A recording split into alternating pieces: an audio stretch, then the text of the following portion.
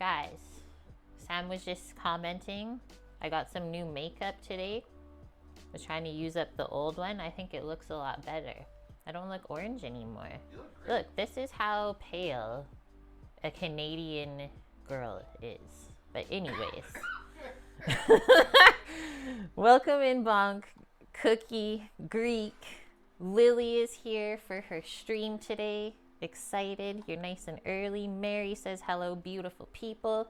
Suzanne asking if we live near an IKEA. If we can get our hands on lingonberry jam. And yes, we do. Give me a reason to go there. I love the food court.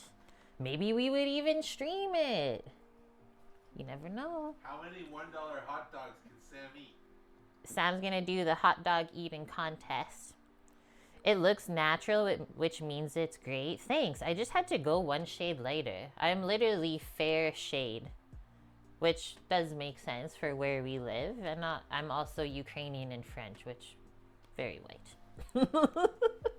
Okay, carrying on. Zero shine. Zero shine too, he says. He's loving it. Considering I don't really wear anything. Okay, and the ice cream is cheap too, Suzanne says. What did we get last time? Okay, so when we were camping in the summer, one of the places that we were car camping by had an IKEA, and we're like, yo, let's just go there for dinner. Like, that'd be so fun, because we never did that before. And so, yeah, we went into IKEA and, like, explored the food court. It is so nice in there. And we got smoked salmon lox. We got, what was the, like, hot food plate? It wasn't meatballs. It was something else. Oh, was it the fish and chips? Fish and chips with peas. And they have like all these fancy sparkling waters that they make there. Psh, you want to go on a date that's cheap but also fun? Take them to IKEA, honestly. Okay, Bossman, welcome. Thought that was for furniture. Mary, it is. But then if you go upstairs, there's a food court and it's like so inexpensive and the food is good. Like the lox was Ocean Wise from Norway, which we appreciated. And then downstairs, like on the way out, a lot of the things that you get in the food court, you can just buy and take home too.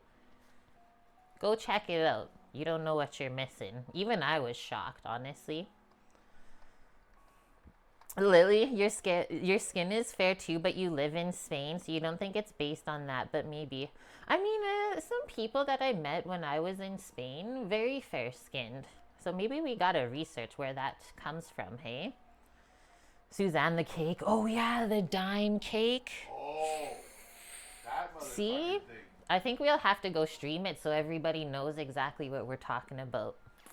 Could be fun to do in the winter. Sure. Maybe next week. Okay. What? And then Bonk, I said, maybe next week. Bonk saying at the very least, you can get a feel for the interior decorating compass. Yeah, so like how they present their furniture, they like set up different little rooms and stuff. Like we always joke about like, oh, just go into bed and see if they like notice you asleep overnight and get stuck in IKEA.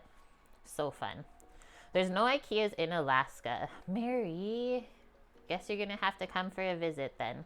Okay, back to Lily's stream. Thank you for the sidetrack there. Love talking about IKEA. Lily has had this menu redemption for honestly too long. I don't know if it's just because I've never made this before, so I was scared to make it. But also, sometimes I'm not perfect, and we do those things. Why? Why do we let fear rule our lives? So today we're going to cross her menu redemption off the list. She's still here. Honestly, I'm surprised. I would have left a long time ago. Okay, we're going to make some Latin food.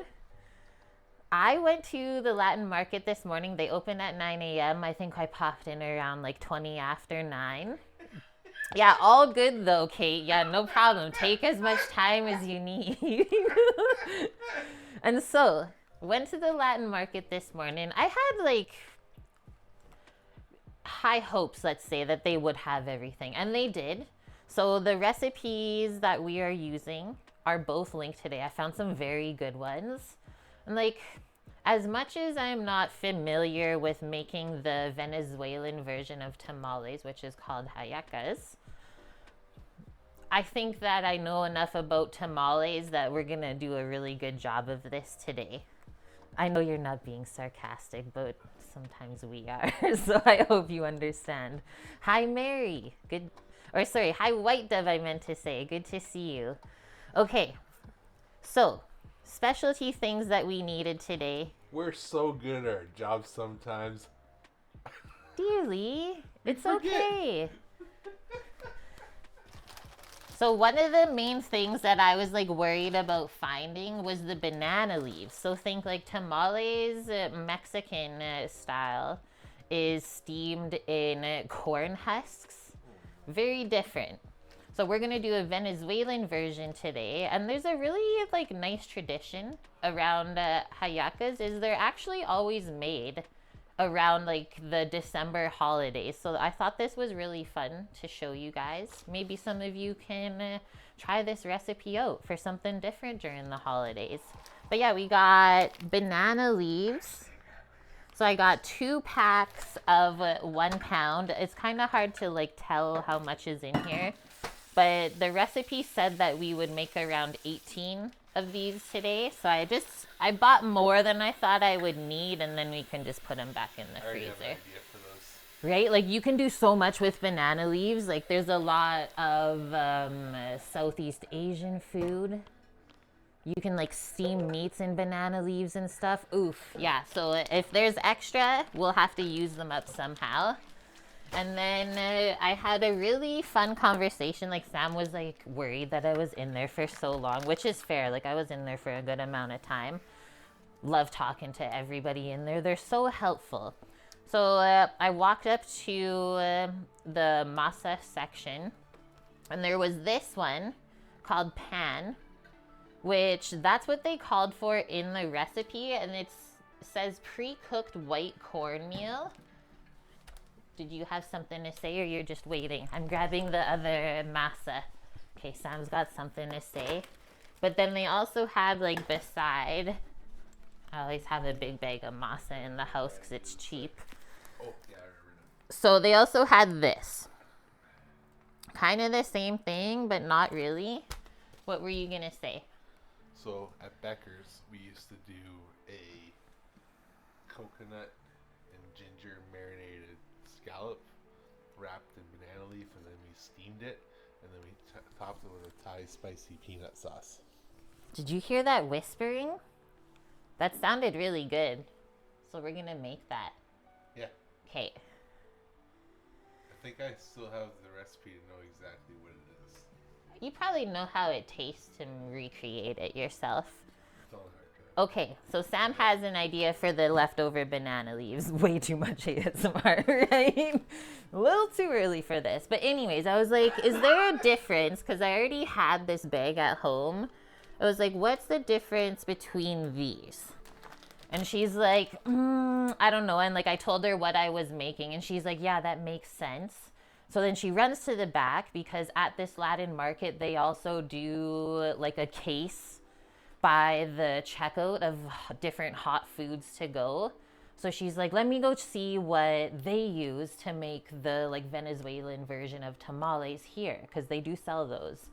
And she's like, okay, so they do a mix of this white pan, and then there was also like a yellow corn version of it, just a little bit more yellow colored. So they do those 2 of the pre-cooked cornmeal, it says, as well as the masa. And so doing the mixture, she said, the masa always comes out like more kind of soft, almost runnier. Like not really, but just for description wise. And then the cornmeal is a lot more firm. So if you mix them, then you get like the best of both worlds, and it's just perfect. So I said, okay, I'll pick this up, and then we'll mix those, since that's what you guys do. I'm just gonna follow along. And then the other thing for the meats, which I've used this before, I just ran out and haven't needed it since then, is the achiote. So annatto seed seasoning. This is how you get like the really nice like red orange hue in those style of dishes, and a little bit goes into like the dough for the Hallacas too, so it'll be like kind of yellowy orange. So that was the specialty things I got. Also like cilantro and green onion. And then I was so excited. They had 50% off tortillas. So I got this entire bag of fresh made tortillas for under $4. I said I couldn't pass that up. So breakfast tacos will be had all this week. Okay, while I'm in here, let's keep going with the foods.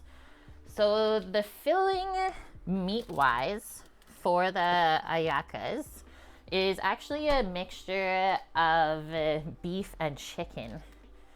So we went to Walmart today, and I like going early in the morning because they often have like reduced stickers on stuff that I don't think it's going bad, but because of the like date on it, they have to reduce it, right? So I mean, this is good until tomorrow potentially, but I found a bunch of beef shank bones. So I got those two as well as this one to braise. And I thought like having the bone with the marrow and then like the delicious beef to fall apart and pull. And then we have chicken legs with the bone in to also braise with the beef. So it's like a mixture of aromatics and spices go in with the meats and then they cook. And then I thought we would make the dough while the filling is cooking so that we're ready to roll. And the other nice thing, because I did a bunch of reading up about this dish since I've never made it, is these don't cook for as long as tamales do. Because tamales steam, but Lily, I wanted to ask you, like, do you put the banana leaves in the water? The recipe was a little bit hard to read. But do you guys actually boil the banana leaves with everything in the water, or you steam it still like a tamale? That was the only question I had. But either way, like it only cooks for I think 35 minutes or so. Which I was like, whoa, that's amazing. Because the hardest part of making tamales is you make them all and then you have to wait for them to steam for like an hour. And then maybe while we do this, Samo can come and help us arrange them so that it goes faster. Because usually when you do this, there's like a traditional thing like this that's made around the holidays is you have a bunch of family over, you make an assembly line, and then you make like 100 at a time and then divvy it up. Everyone takes a little bit home and then you make sure you cook enough for everyone that helped make it so you can taste it all. Just boil it in water. Okay, that's what your grandma did. Perfect. I guess I could read one more recipe to see what they say and then just use our best judgment. It's where Henry Ford got the idea for his assembly lines, Pell. I love it. Yeah, it's not based off of him. Everything else is based off of food traditions. I like that better. Okay, so this is what this one recipe says that I'm kind of scrolling through. So hallacas are the traditional Venezuelan tamales. It's no more than a thin layer of corn dough stuffed with meat filling. This one says made with beef, pork, and chicken, but we're doing beef and pork. And then some traditional fillings are like fried onion, peppers. We're not going to do the raisins. I hope you understand. If anything, I would do dates or something like that chopped up. But I don't really like raisins as I get older. I don't know if I ate too many of those little like Sun-Maid raisin packs. But I just find that they're overly sweet for me. But we'll definitely do olives and capers. So think like onion, pepper, olives, capers in with the chicken and beef and then steamed in the corn dough. Whoa. Whoa. Your family doesn't do raisins either? Yes. See? It all works out in the end. That's actually cool, Pell. Thanks for sharing that. The disassembly lines of animals at slaughterhouses.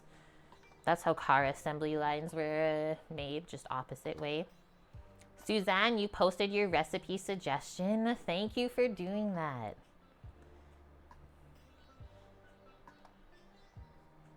What is it? Nice. Thanks for explaining it all. I'm going to finish going through the Hallacas first, and then maybe when we have time later, we can read through that together. Ooh, that would actually be good. Almond inside. I do have almonds that we can put in. Okay, so it says the dish is traditionally served during the Christmas season, so perfect. Tomorrow it's December.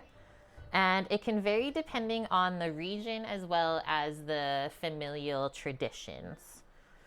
Okay, so this is where making hallacas can be a daunting process. Don't be scared, guys. I mean, it's okay though if you were like me.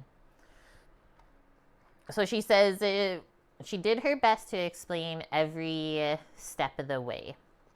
And I think the recipe that I linked from Bon Appetit, they do a good job like showing how you should fold everything together. I was quite impressed with all the photo steps.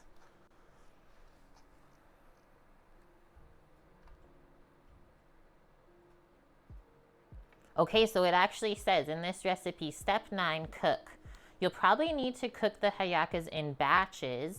Make sure that they are fully submerged in the water for even cooking. So that's why it only takes 35 minutes. But now we're clarified on that. Perfect. And then if you got extras, you could also freeze them, it says, for about 3 months. And then you just reheat it in a pot of simmering water until it's heated through like 10 to 15 minutes. What? That's easy. You can like meal prep this for yourself. You do either chicken or beef, but there are so many different versions. I mean, I could keep them separate, but still flavor them the same if we want to do separate. What do you think, Samo? So Lily said we can keep the chicken and beef separate for flavors if we want. Up to you. Okay, we don't care. I got a little scratch in my throat that I'm trying to get rid of. I don't think it would be a bad thing to have. The mixture? Nope. Or have it separate? Maybe do some of everything. If you like. I guess. Or try the mixture together first before you decide to maybe combine them. If you like them separate, just keep them separate. Yeah, because how the meats are going to be cooked is all separate. And then you pull them all and then mix it together. So yeah, later we can decide exactly the flavors that we want. And then I also wanted to ask, I was just curious, do you guys ever make like a dessert version of this? With like fruits or stuff like that? Because I have some bananas that are starting to get ripe up there. I was like, imagine like banana tamale. I feel like that might be good. But I wanted to ask because I've never seen that before. Okay, so let's get into this. I think the hallacas will take us probably like 3-ish hours. It won't be super long stream. At least I'm going to give myself that long. And then at the same time, like we're going to make the Crema Catalana. I hope I say that right. Which to me, the Crema Catalana, I described it as a easy to make because yeah, you just have to make it and then let it set. Easy creamy vanilla custard, and then there's a little bit of citrus zest as well as cinnamon stick in there. Heil Neg, thanks for the follow. You haven't seen the sweet ones either? Okay. And then Bossman says, I like mine with pork meat inside. Pork is always great too.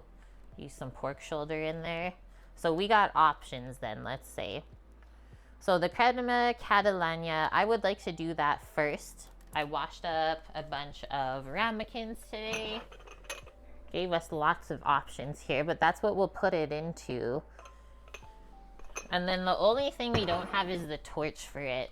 We'll see, I might go to the store tomorrow. Maybe the dollar store has one. But we lost our torch to be able to brulee things. But that is an option to do for the top. Okay.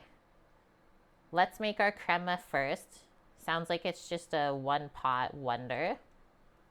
And then we'll fill the ramekins and let them set. And then we'll probably have those tomorrow. It said they need to sit for 4 hours or overnight. We're going to the store with Bob. Everyone buckle up. I went to 3 stores this morning. We survived. It was actually really good. All of our shopping adventures. It looks like it just finally finished snowing. From the last 6 hours, it's been snowing straight. So that was really fun to boot around in the snow this morning around everybody. Okay, Crema Catalana. Whisk the eggs, infuse the milk, temper the eggs. Ready to roll. Sounds good. And then after that, we will get, I'll write down our meats braising. Lily, that recipe was a little weird. I'm going to switch up how we make the meats for it. I'm just going to traditionally braise them instead of doing the boiling process, which I thought, yeah, wouldn't be the best. So we'll get the meats braising, and then in the meantime, while they braise, because it shouldn't take more than like an hour and a half, we can make the dough for the tamale and then kind of prep the banana leaves.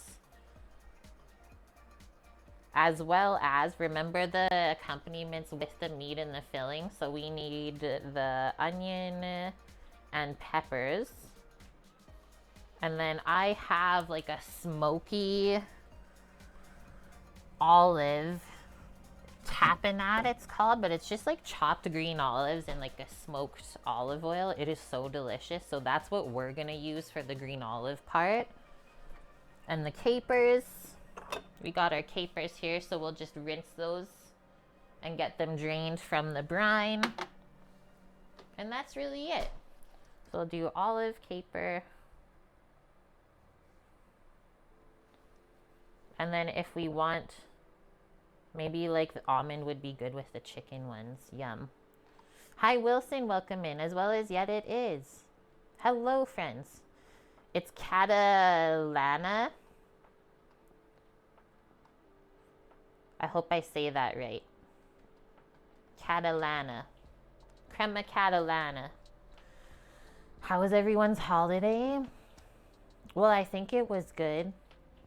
We didn't celebrate here in Canada. But yeah, I wished everyone a happy Turkey Day for all of our American friends. Hope you're all stuffed up. Okay, and then let's say wrap. Once we have everything done, wrap it all in the banana leaves and then cook for 35 minutes. Cool. What are we gonna do in the meantime while it cooks? I don't really know. Maybe we'll get the first batch cooking and then we will continue to assemble the other ones as those ones cook. I think that might be the smartest. Do I have kitchen twine? I do. I do have kitchen twine. I'll go grab it right now before we start. No turkey, no day. Oh. Mary's smoked turkey totally worked out. Nice. But she says cornbread stuffing is not her jam. It's not really my jam either. I think that we've made it once as well just to try it because we love cornbread. But I'd rather have just plain stuffing and plain cornbread. So I kind of feel you on that. Fun to try though, nonetheless. Kitchen twine, my wonderful people. Put that over by the banana leaves. And I forgot if I said, but the banana leaves were in the frozen section. And I think they're like under $4 per pack, so not too bad. You had turkey, but was it in a tetrazzini? Oh, it was in a tetrazzini. Turkey tetrazzini, not traditional, not Thanksgiving dinner. No, not traditional, but you still had Turks. Wilson. Excuse me. Dying. Maybe that's the tickle in my throat I finally got out. Thanks for making me laugh. We got it. You haven't had these since you were a kid? So I'm going to bring back some flavor memories for you. I'm very curious to see how they turn out too. Okay, let's get our crema recipe up. Crema Catalana. Scented with cinnamon and citrus zest, finished with a caramelized sugar crust, it's a lighter version of creme brulee. slightly easier to pull off. I would say this is easier because creme brulee, like you have to make the mixture first and then cook it in a water bath in the oven after. Whereas this, we just cook on the stovetop, pour in the ramekin, let it set, done. It says make it the night before your next dinner party or special occasion. Mary, you never had sweet potato casserole, but you tried it this time and you liked it. Did you put the marshmallows on top or did you do the pecan streusel?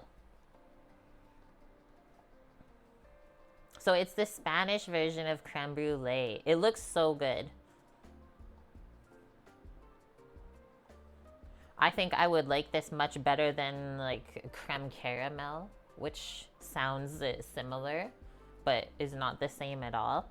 No marshmallows. Yeah, that's the one that I do too. The pecan on top is so good. And then yet it is, you had turkey, stuffing, mashed potatoes, green bean casserole, sweet potatoes, and of course, the pumpkin pie. Legendary.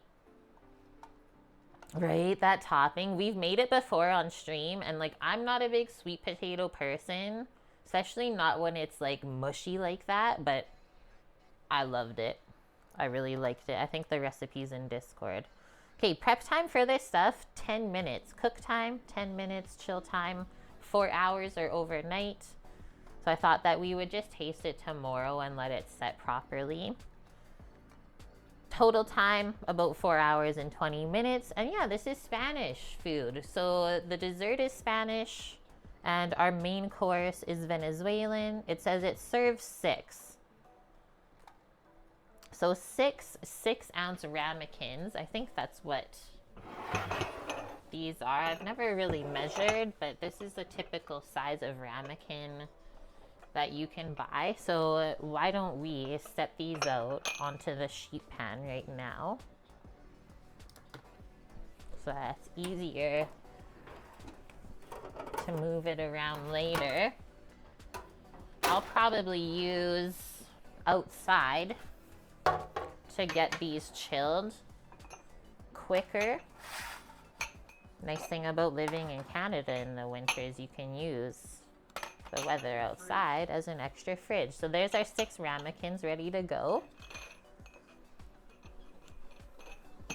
I washed 2 extras just in case. I wasn't sure.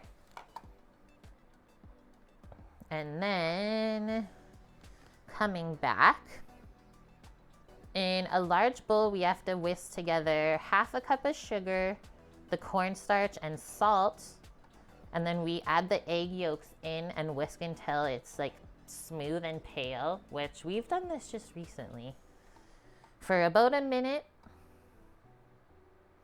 And then from there, we just have to bring up the milk with all of the aromatics in it, the cinnamon and the citrus zest. Get that nice and warm and mix it with the egg mixture. And then because of the cornstarch mixed into there, as soon as we heat that all back up together, it's going to help firm it up and kind of bind everything together. So it's not as scary as if you were doing just the eggs with the milk, like how creme brulee is. A lot of like stovetop custards will have the cornstarch in there, and don't be scared of that because you're not going to taste it if you cook it properly. It's going to just help you out a bit. So let's get all that stuff together. Sounds easy enough.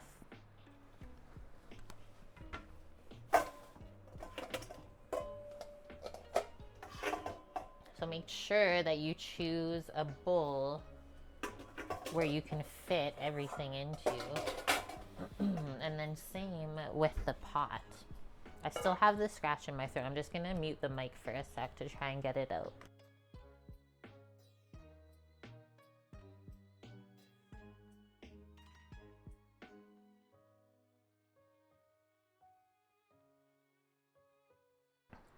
Okay, success. You should have seen San's face when I cleared my throat. Terrified. Okay, going down here, we need sugar, cornstarch, and a cinnamon stick. We're gonna make it, chat. We are gonna make it. Sugar, cornstarch, cinna sticks.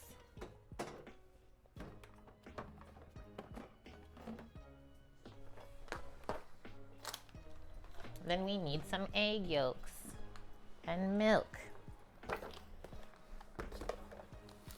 Has anyone in chat made vanilla custard like this before?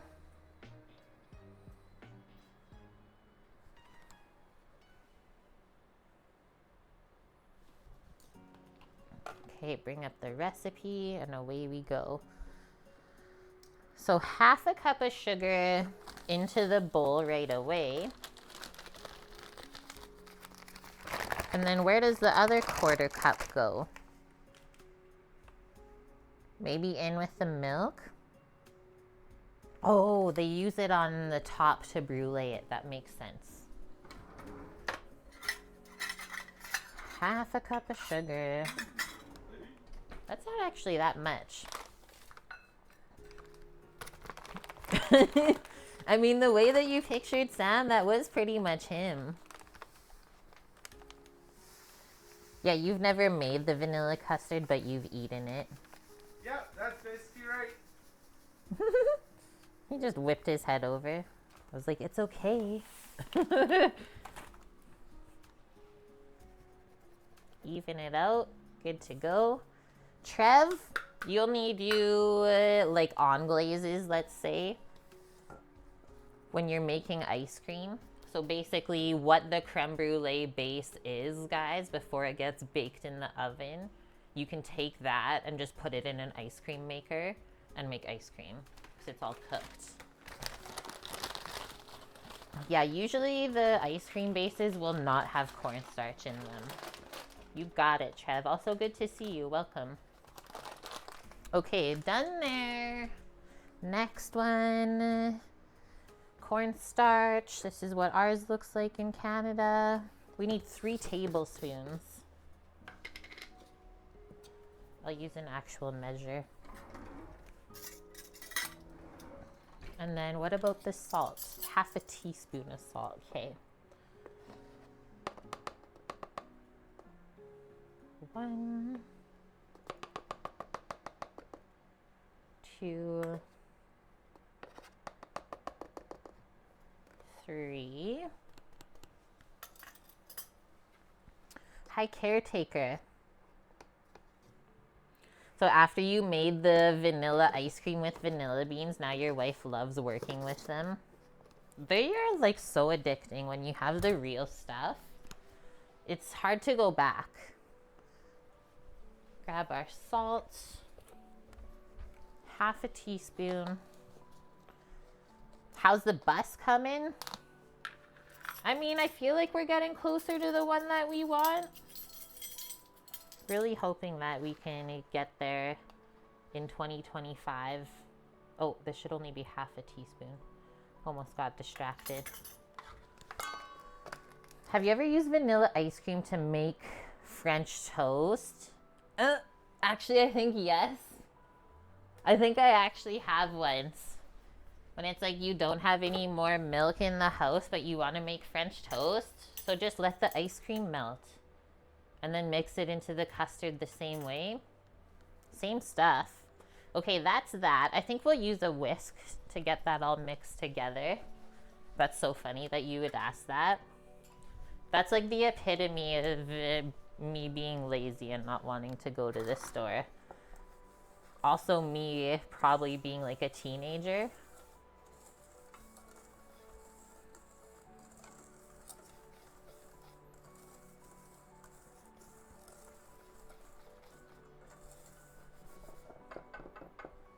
There's that. And now in a pot. So make sure you use a pot that can hold everything. I'll switch it to this one that's in the dishwasher clean.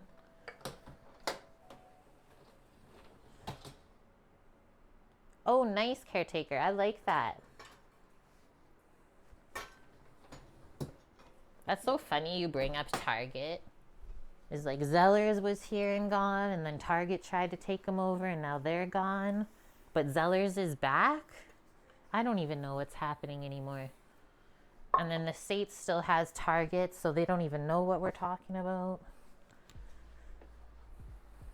Infuse the milk. In a medium heavy bottom saucepan, bring 1 liter or 4 cups of milk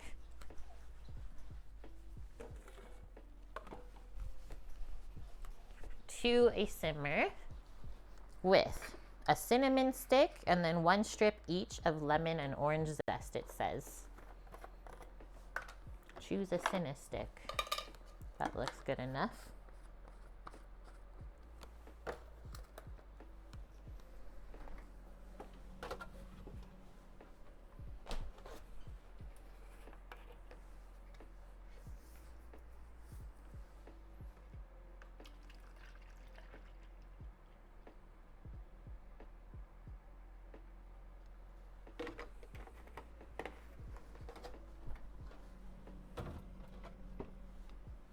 Yum.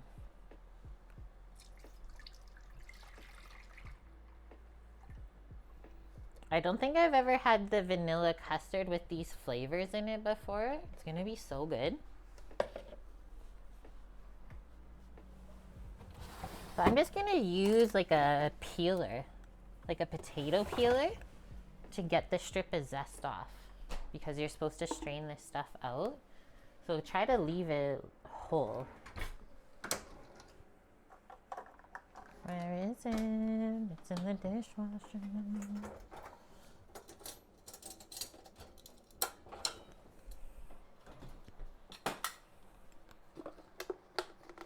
Come hither, lemon. Yes. Yeah, what is that called, Trev? Just an Elvis sandwich? I forget. The banana, peanut butter, bacon. The fat Elvis. There we go. And then griddle it. That's what Mary says. Okay, so let's zest this. Try not to get too much of the white stuff underneath because it's bitter. I'll do like a couple if it comes off. Because they said 1 strip. I imagine like 1 length, sort of. That should be good. Holy, like I could see the lemon oils going around in there on top of the milk. That's actually crazy looking. It looked like how when there's like gas in the rainwater on the road. Crazy. But that's all the flavor. Boom. Same with the orange too. All the essential oils. Yum. Okay, so that's that. We'll get that going. And okay, they actually didn't use any vanilla in there, but I think we'll do a little drop in this bowl because you always put the vanilla in after it's been like super heated.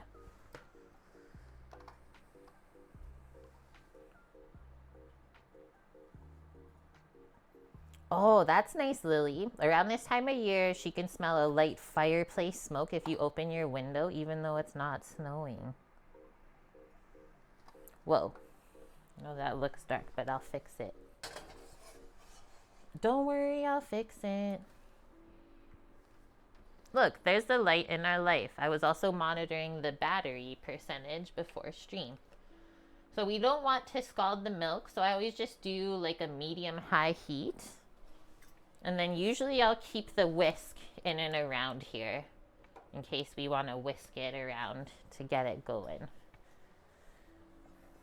While we wait, I'm going to put away the things that we don't need anymore, the cinnamon, the cornstarch, and sugar. And then come back with the vanilla, because I think that will be delicious in there. Just a hint.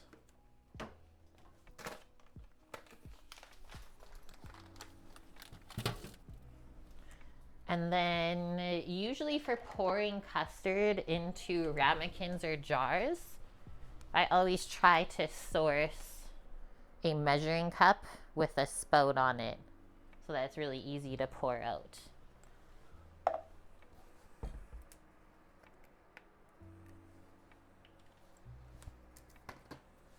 And then here's our little drop of vanilla over here.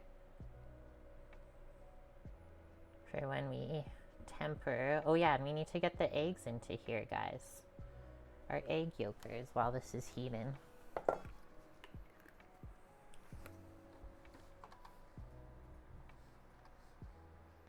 Eight egg yolks. It's rich. I mean, there is 4 cups of milk though. Okay, so let's do a double view then. We'll come back over here. This is where I'll work. So I'll grab a container to crack all the eggs in, and then we'll fish the yolks out. So we'll need 2 containers.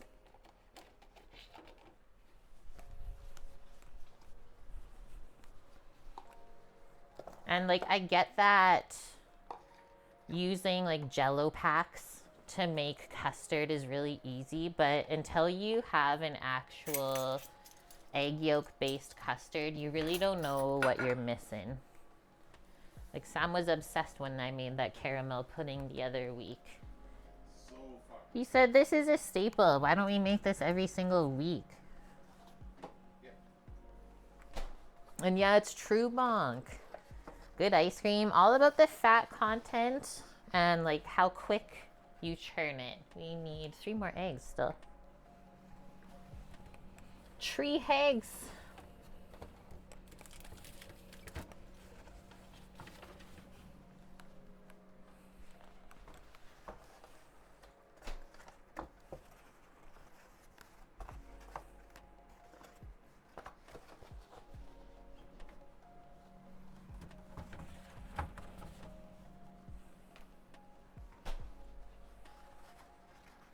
Crack them all into one, and then we'll go in and take the yolks out, put them into the other. Maybe we'll give this a quick stir before we get our hands dirty.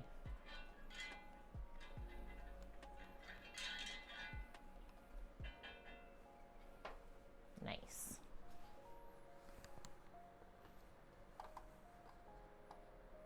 We can even do that switch instead. Yeah, that's true, hey? Good people as well. Chad is saying the best people, they got a higher fat content too. I love it. Those are my people. But like we say, right, is like everything in moderation is how you live the best life. It is nice to indulge every now and then. And like, especially I find when you indulge, if you make it yourself, it just tastes better. You feel fulfilled and like you've learned something. And that's something that we've learned like a long time ago when Michael Pollan put out his show on Netflix. And like, he talked about how easy it is for us to go get like all the garbage food at the store when we're like craving cookies. Oh, we just go buy it. Well, that didn't take us any effort, and there's no like effort even in cleaning up from that, right? There's no energy expelled from us in that interaction.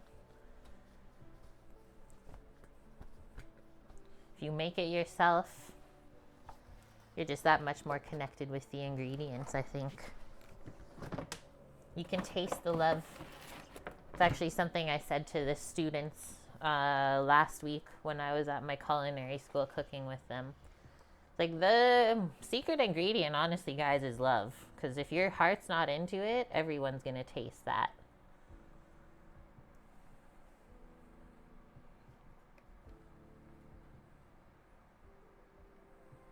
Totally caretaker, right? It's like, if we don't put any energy into what we're eating, then of course it's not going to be that good for us.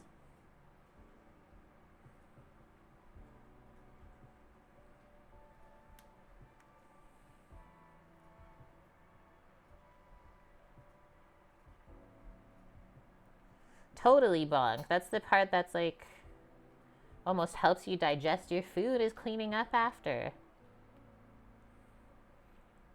And like, maybe you're like me when sometimes I get in a bad habit is you don't want to clean up after you eat dinner. But then you kind of drag out the previous day into the next day when you do that, right? So we were talking this morning, actually, Sam and myself, because we are putting a bit more effort into our YouTube again. It's like one of the sous chefs that we've worked with before, one of his sayings we really like is leave not for tomorrow that which could be done today. And obviously that works in the kitchen, but it also can be put towards other areas of life, right? Yeah, if you had to hunt for a pint of Haagen-Dazs, like a freaking treasure hunt, number one, nobody would eat ice cream anymore because they're too lazy to go looking for it. And I mean, by the time you find it, you're going to be so low on calories that you're going to need that pint to keep you alive. How funny is that? That's called fighting procrastination. It's a forever fight, I think, for some of us. Okay, we're steaming over here, guys. We don't want to go too much hotter. I'm going to just turn this down to simmer now. Just want to pack up the egg whites into the fridge, and then we got to whisk this together, and then we're good.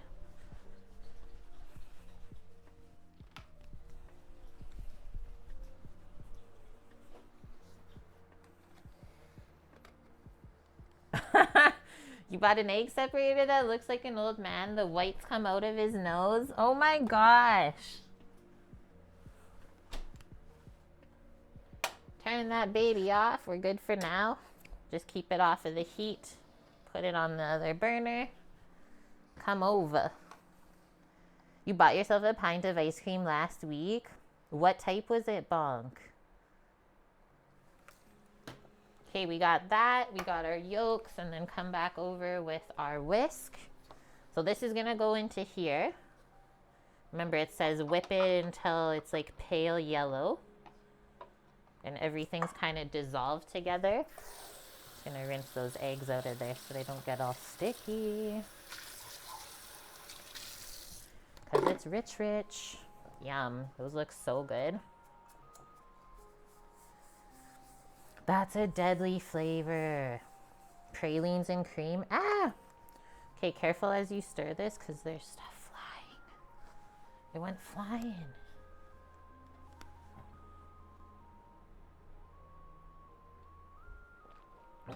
When we did the canna brownie stream with the ice creams, holy smokes, that was so good. I hadn't had ice cream before that for a while too. Don't know if this whisk will be the best. This is pretty thick, but let's see how we do. We're gonna whip it until it's smooth and then it goes pale in color. You'll see how the like sugar and salt dissolves into the egg yolk. It's kind of crazy. Really, Bonk? You were disappointed by the amount of caramel and pecans in it? It was lacking because like what did we do? Ben and Jerry's? Yeah, we did some Ben & Jerry's and then one Haagen-Dazs. We thought that they were like filled insane with stuff.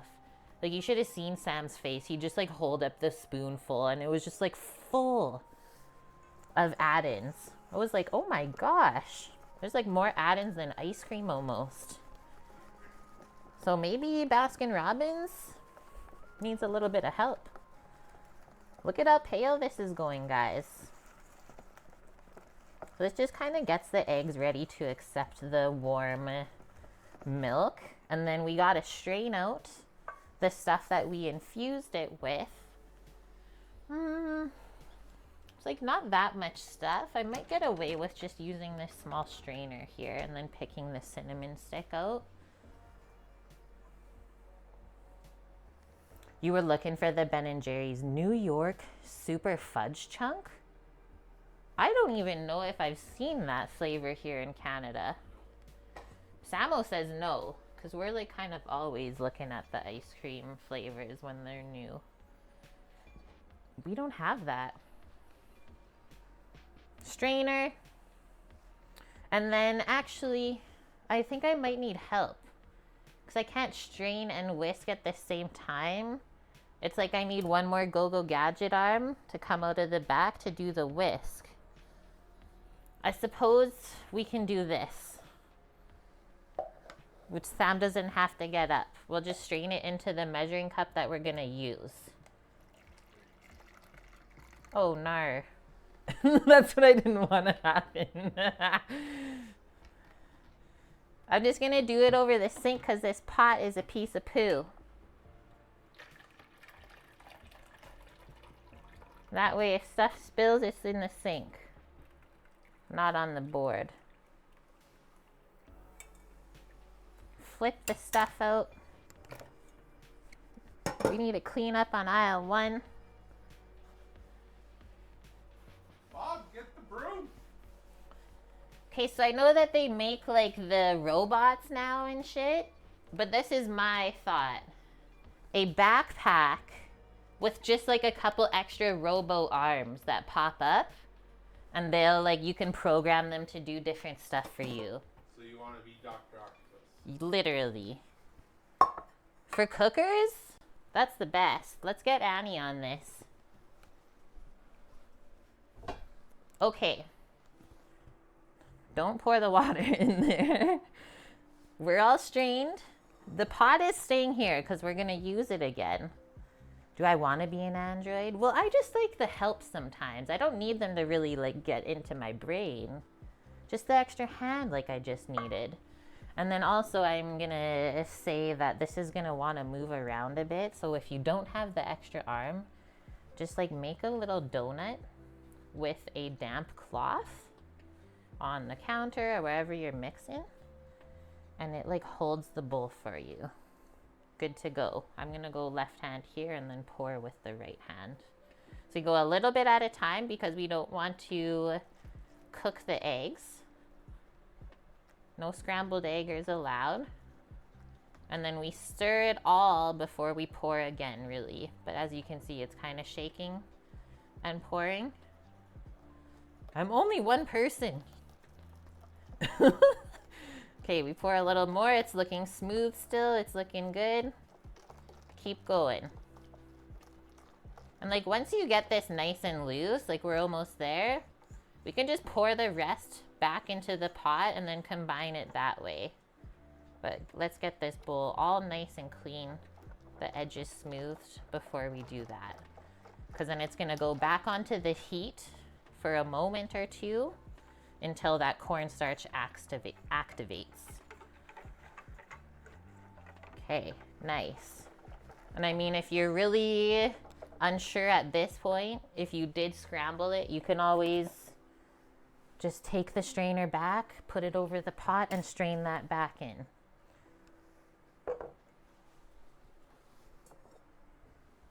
So same process to do for creme brulee, guys. Just there's no cornstarch involved. But now look at the beautiful yellow color. Scrape that out. Make sure I got all the vanilla beans that we snuck in there.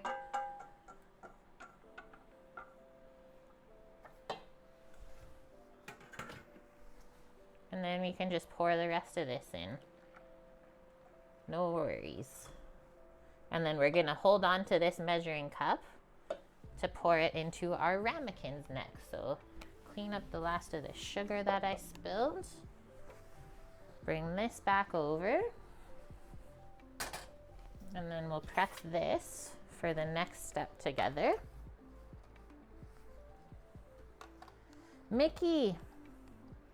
Hiya, Kate Sammy, just finished putting Christmas tree up. Awesome. We were talking this morning. I said Tuesday this week. Coming up, we're going to go out to grab our Christmas bin too. I'm excited. 'Tis the season. Okay, guys, we don't want to go far from this. As we heat this back up, this is what I usually notice because I've made a couple custards and puddings in my life.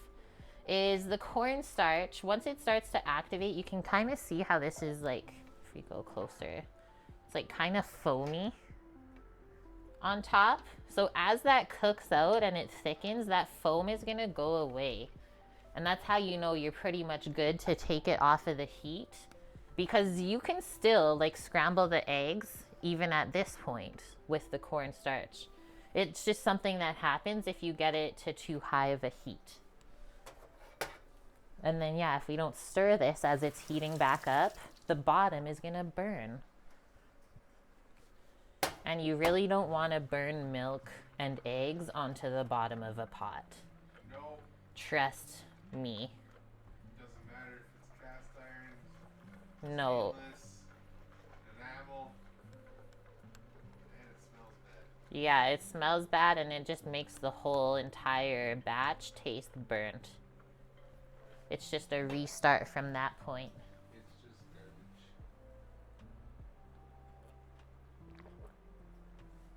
garbage. Nice, guys. Finishing up your shopping. It was a little bit crazy. We went out after stream yesterday and like we live by one of the bigger malls in this city. It was a little bit crazy. But it also like made me happy that people are like still able to go out and shop for their families. We're not doing as bad as we think.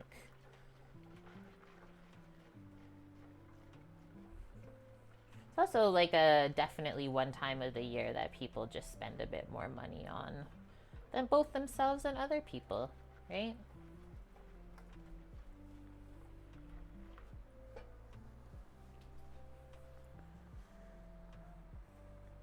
Yeah, scalded milk is for a different recipe, not this one. It's a destination mall. I guess it is, hey, Cross Iron. When was the last time we were there and it was nuts? I forget. But I feel you.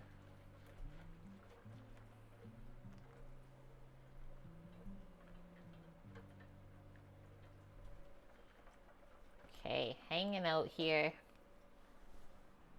Shouldn't be very long now. I'm going to cross that off of the list since we're almost done it. Crema Catalana.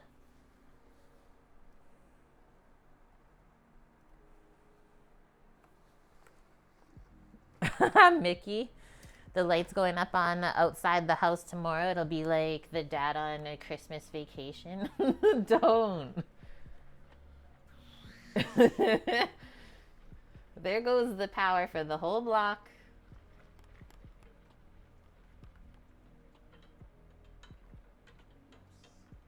We haven't driven by, actually, the one house that does Christmas. The last time we were over there was the 1st of November, the day after Halloween. Remember they were taking everything down? Clark Griswold, that's the one. Oh, bonk. Sam refreshed my memory of the girl or the woman in the red dress that we were talking about on yesterday's stream from The Matrix this morning. He's like, I don't think you got that reference that we said yesterday on the stream. I was like, no, probably not, but I always just go along with it. I'm like the dog that never knows what's going on, but I'm there. And I'm here for it. But then when he showed me the clip from The Matrix, they literally programmed the girl in the supermarket to look exactly like it. I was like, no way.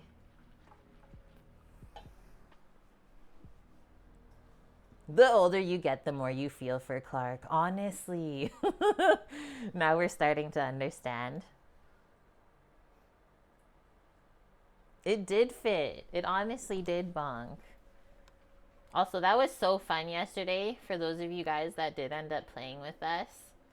Some of you maybe weren't around for yesterday's Friday stream, but we're starting to play games again on Fridays. That's it, no cooking. Since a lot of people are usually at work anyways, and they know that we often cook on Saturday and Sunday too. But yeah, if you want to have fun with us on Fridays, 11 a.m. Pacific to 2 p.m. Pacific, free game to join. We got a long ways to go together. There was, what, 6 of us together yesterday? Yeah. And it was still ultimate chaos. Or maybe that was just me. Okay, this is almost there. You guys can see the foam isn't quite dissipating yet. I might turn this up just a touch if you notice, like, it's not really coming up any farther. Let's do that.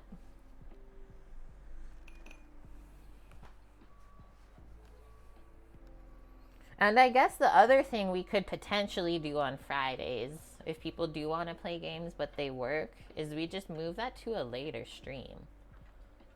We keep ourselves busy throughout the rest of the day that way. That's always an option too.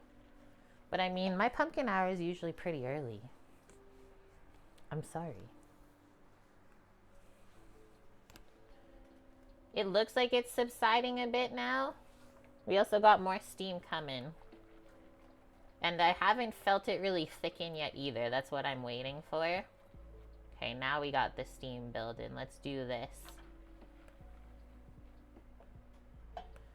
It's action time.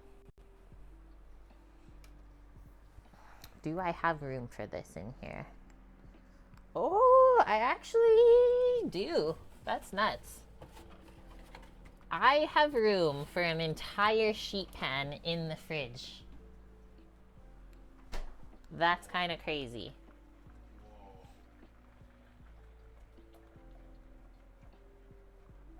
Come on, milk.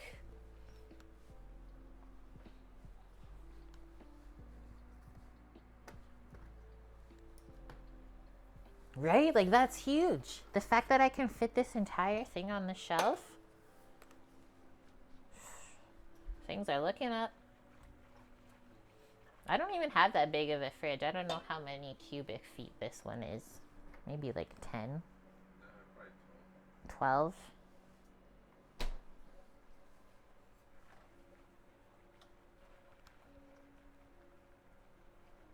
Cook it.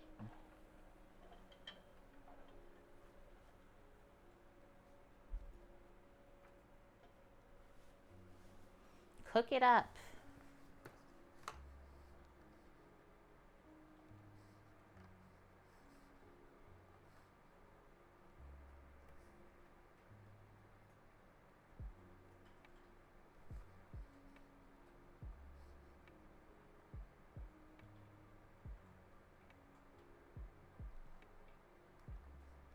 I turned my music up again for myself, guys. It's like I turn it up every time. Either I'm going deaf or it goes quiet. Whoa. There was crazy sounds when I put the whisk over by the front.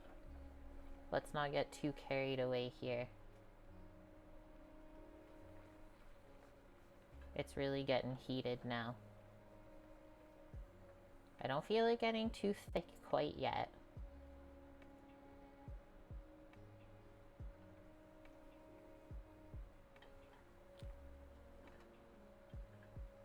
Oh yeah, the bubbles are definitely dissipating.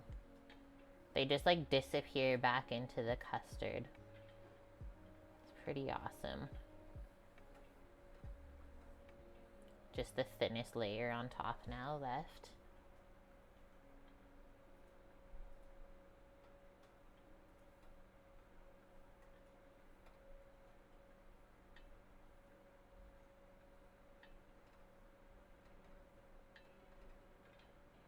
Okay, they're almost all gone. Do you see that, guys? It's like magic. It's like, oh, now we're so close. Magical custard. Turning it down a touch. Oh yeah, she's getting thick.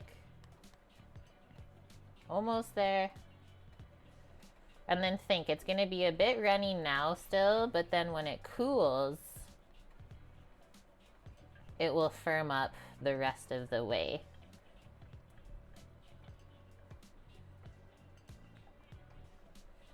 That's got good jiggle. I'm taking it off. Let's go over here. No, I turned it up too high. What the heck? You miss your industrial freezer bonk? Wait, you had that? Okay, this. Just move this here for now. Pour the custard into there. Careful because it's hot, right? Use a cloth. Let's see if we need 6 or 8, but this is how it's looking. See how nice and smooth it is, and that's how the jiggle is. And then this is how it pours.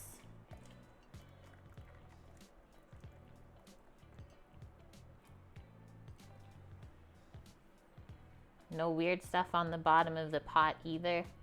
No scrambled eggers. Put that back off of the hot burner. Let's pour this. Mary says, how do you clean those coils, Kate? It's always hard to do. They are honestly the most annoying thing ever in the kitchen of existence.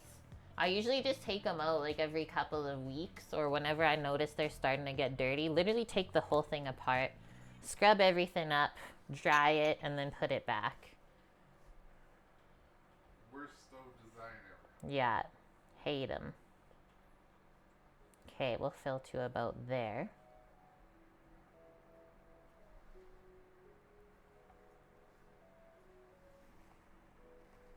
I love the little vanilla bean flecks, guys. Whoa, it's so smooth. I can smell the cinnamon too. Is it gonna taste like Cinnamon Toast Crunch?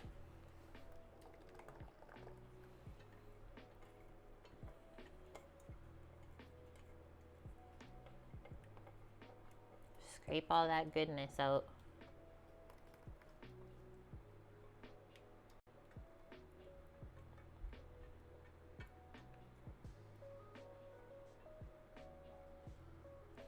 Guys, I used to have to make custard like at least once a week at the brewery when I was the pastry chef, because we had banoffee pies on the menu. That's how I got really good at making these styles of custards.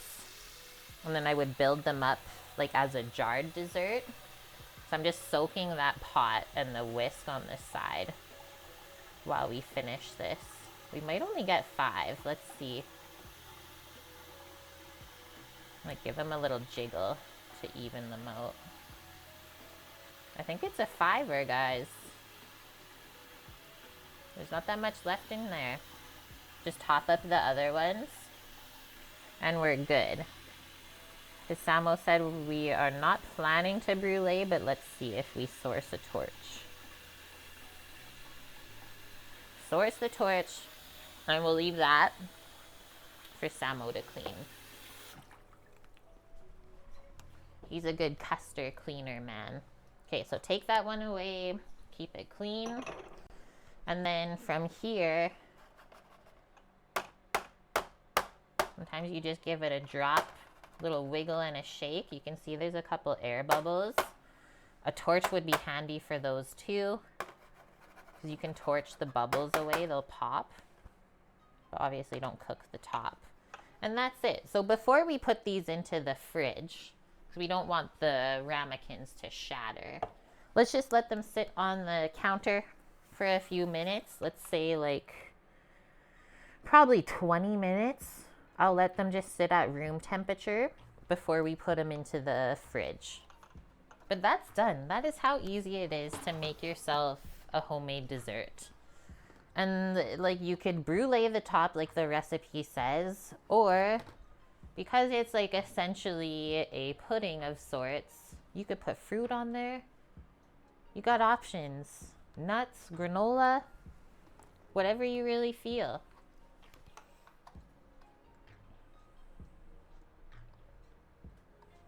For the first time ever, Mickey, you bought duck breast. Good job, dude. You're cooking it. Caretaker, your mom bought a stand-up freezer years ago when she discovered a new butcher. We often reminisce about our 2 stand-up freezer fridge combos that we had on the island when we were doing the butchery for our friends all the time. Whether it was fish, venison, literally anything that they brought us, we would process for them. You've never cooked a duck breast before? We have lots of good recipes in Discord. And then I'm always around if you have questions too. No oil in the frying pan cooking duck. You don't need it because there's enough fat in the skin. You just have to make sure that you start it skin side down so that the fat comes out and then it cooks in that fat. Okay, next one. The Venezuelan ay-yah-cahs. For the filling, which they call guiso, I hope I say that right, Lily. Guiso, G-U-I-S-O. We need olive oil, our achiote that we went over earlier. This stuff, we didn't open the box, but I'll show you. Yeah, you could finish it in the oven after, but you don't have to. You can probably finish it on the stovetop, no problem. That's what that looks like. So you can kind of tell the color that it's gonna make everything. If you look at the photo on the back of the box, that's what happens. Okay, so that, we got our beef and our chicken. They said boneless for both, but I'm going bone in for both of those things because we all know that you're gonna get the best flavor as well as nutrients that way. All good things come from those bones. Salt, we need some tomatoes, garlic, onion, our peppers, and then scallion, cilantro, brown sugar, and then we'll get into the other stuff for assembling afterwards. The U is silent, so you just say gizo. Gizo. We're learning today, everyone. I'm learning, you guys are learning. Greek says boneless for convenience, but bone in for best results. That's what it really should say, I think.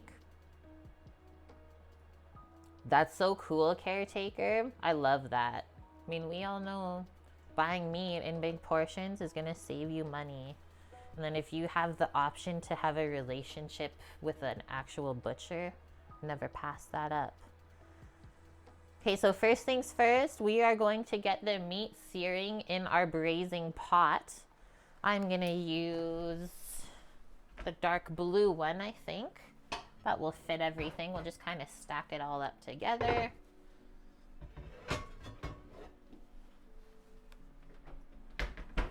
Dun, dun, dun, dun.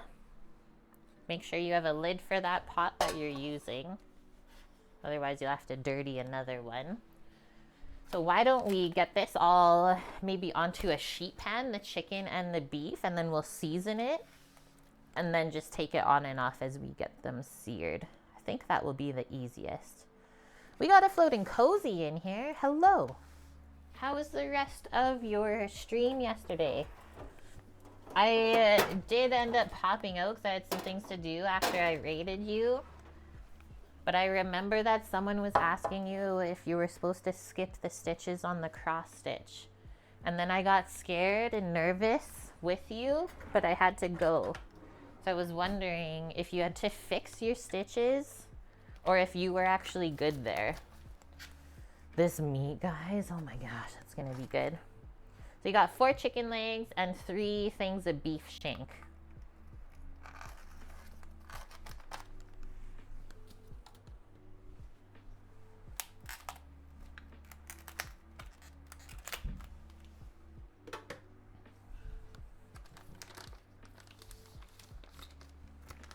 Honestly, Mary,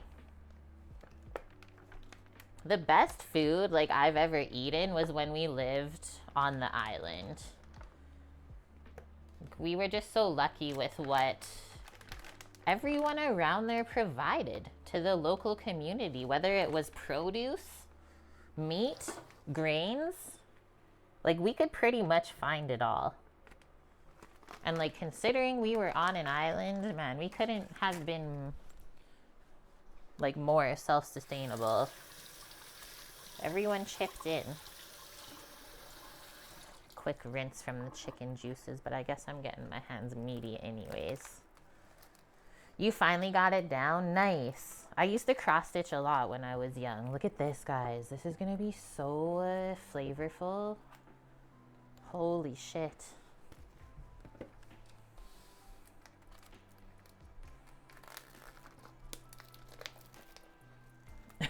Bonk. We all know what happens to snitches. It's true. It's true. Holy tasty bits. That is a spread of meats. Like, I don't even know if we'll use all of that for the filling.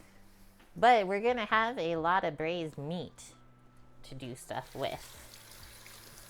Okay, wash the hands and then we'll grab some salt and pepper. We'll just go simple with the seasoning on the meat because there's lots of flavor going into the pot with everything. And then I'll get that pan heating up too.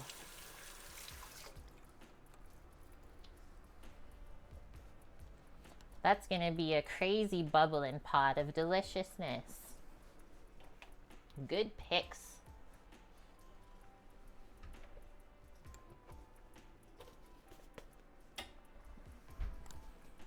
Sexy meat tray. Thanks, Mary. Go this way. There we go. I think that's like what we want to do, caretaker, later down the line when we're like more kind of retirement age, like in our 50s and 60s, just be traveling like butchers. 'Cause out of one thing that we hear the most of like all the farmers that we watch online, that's one of the harder ones to source. We can travel to a farm and butcher the animal right there. Right. Incredible. Sam was actually talking to one of our good friends who had a butcher shop for a while and like a charcuterie business. He's actually working at my culinary school now and teaching a charcuterie and fermentation class. But yeah, he's like, you should take the butchery course. It's not that long. And I think it would be so valuable.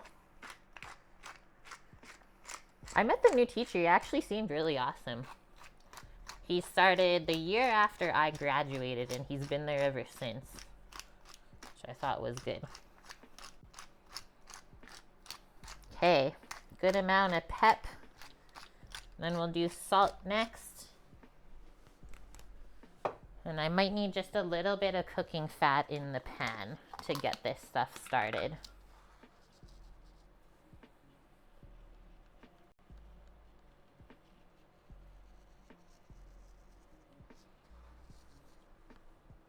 Source a butcher, bring him to the commune. Problem solved.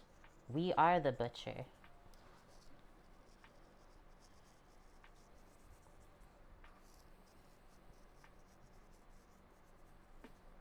There's actually a like well-known hotel here in this city that just went up for sale. I think, what did I say? 3.9 mil? Yep. For the whole thing. Liquor store attached. 29 rooms and could be designated as a historic house later on down the line. I was like, oh my god, that would be so fun. But alas, I am not a millionaire. Yeah, liquor store included, 5,000 square foot. I was like, that's where you'll literally make all the money that you need to run the rest of the business. I'm obsessed. Let's go over. I need to get some fat into here. I can smell it. Turn that down a touch.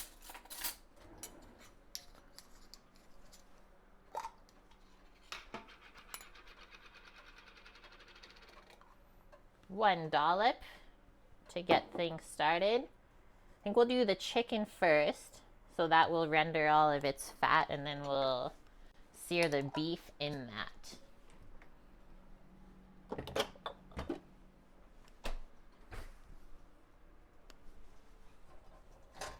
Give that a swirl to get everything coated. Ooh-wee. And I think we're good to go. Just get a pair of tongs.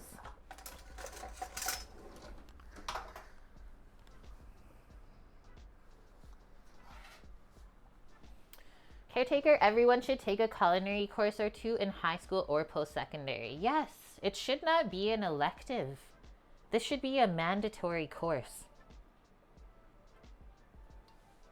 How to sustain yourself as a human being. Okay, so Bonk says, how does Canada handle liquor licenses? In California, there's only so many to go around? I think they just give them out literally to everyone, but it depends on the province. Because where Sam grew up, it's all like provincial, isn't it? Well, I don't know how the business side works, but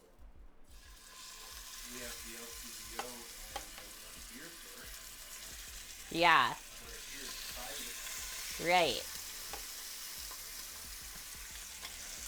So they had like the Liquor Board of Ontario to buy like your spirits and stuff. And then they had a separate beer store, which was provincial.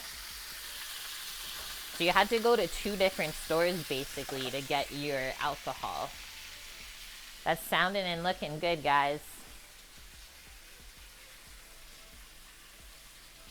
And so they charge $500,000 for a liquor license. What? That's wild, actually. Are you coming to find your custard? How do you want to clean it out? This? Your custard container? He's visiting. Yeah, that was the other one. Yet it is like finances and tax stuff, or like starting a business, especially like here in North America where capitalism like runs society. We're not taught those things. We're just like set out to the wolves because we're made more to just be workers, right? We're not meant to think for ourselves in those ways that you guys think.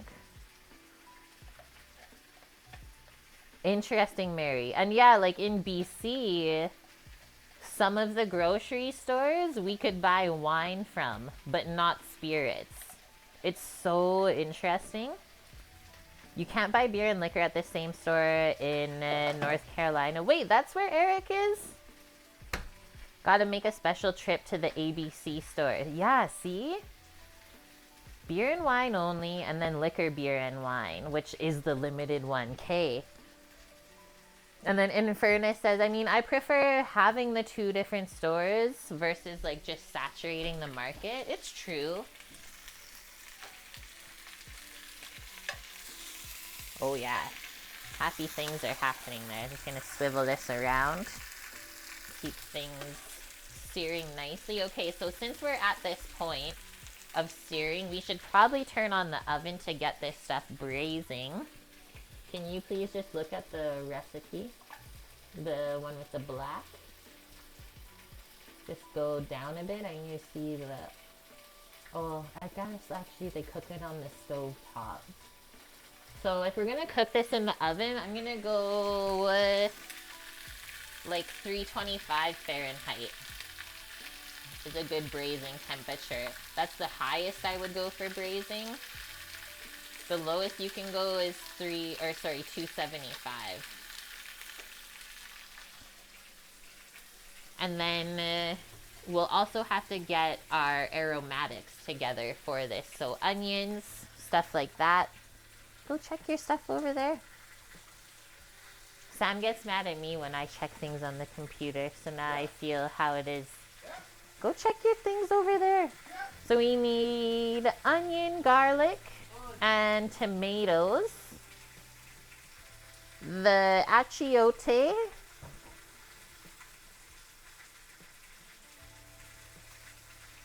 And then I might just do a bit of broth poured in the bottom to deglaze.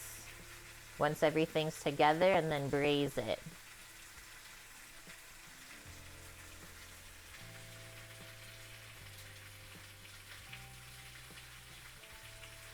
And then, okay, whoa, you blend the tomato, garlic. Oh, and with the red and green peppers, scallions and cilantro, blend that all together until smooth. And that's what you add back to the pot with the braised meat. Holy shit, that sounds good. It's like not really browned yet. Let's check the other ones. Well, let's get in there. We can go a bit more though still. Just on a medium heat. At least it's not burning. Everything's happy. Love it. Go a little more. And then while we're waiting on that, we'll get our aromatics. Oh, Savon has it too now, Greek? I remember it used to only be like Superstore. Garlic. Onion. I got tomatoes. Whoa! Whoa-ly. Samo's over there.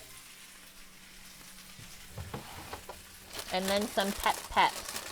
Ooh, actually, I'll use the pepper bits from last week. Amazing. And maybe one more red pepper. They said green, but I don't like green peppers that much.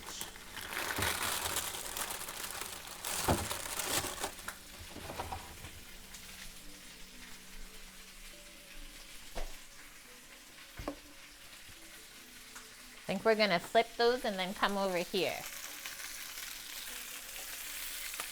Whoa, the meat's sticking. Don't do that. This skin shrunk so much.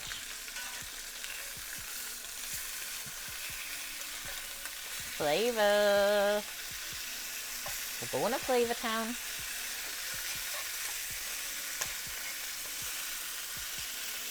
It's not even like splattering that bad either. I'm quite impressed.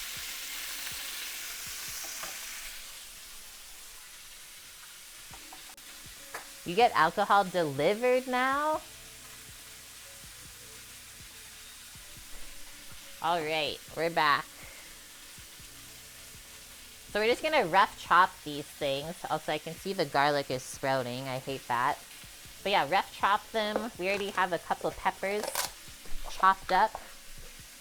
Just use this container to transfer them over. Maybe I'll get one more kind of medium size to put this all into.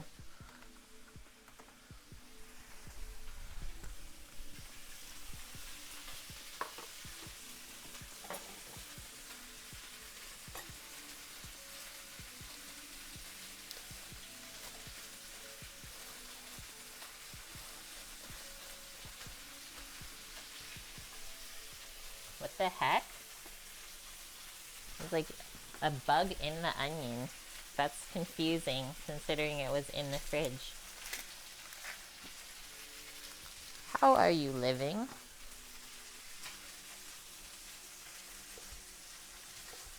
Make 3 slices through the onion like that, and then we just do nice chunks this way. Done. Hibernation, Mary? They got me. I did not expect it. This is gonna be yummy. And then, Lily, if you're still here, so I was wondering, because we've made arepas before, which is another Venezuelan food. I was wondering if she was the person that requested it last time. Because that was another one that we learned. And they were so good.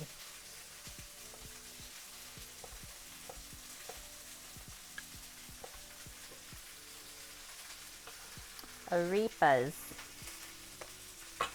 The timer for the custard chilling on the counter is going off, so we can put that in the fridge whenever we're comfortable. I'll show you how the top looks. It's kind of like cracked a bit. I don't know why, honestly.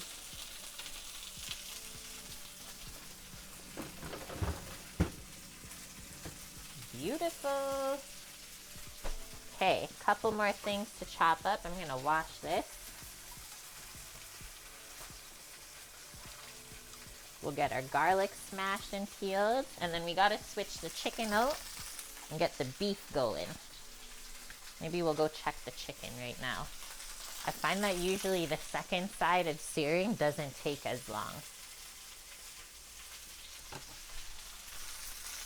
There's one more light in our life. Yes.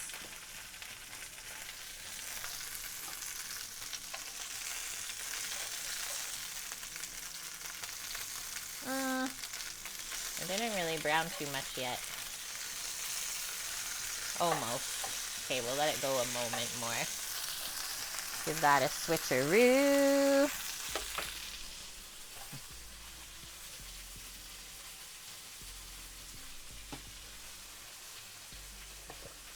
Whoa! This pepper was full of seeds. It was a booby trap. I hate that.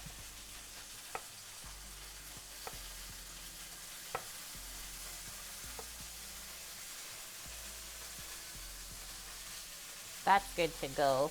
Let's tap the rest of the seeds out and then we can get rid of the core.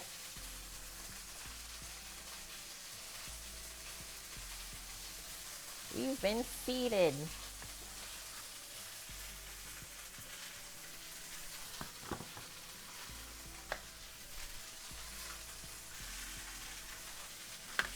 Okay, since we're blending these, we don't have to like clean out the, what I call usually veins. We're just eating them raw.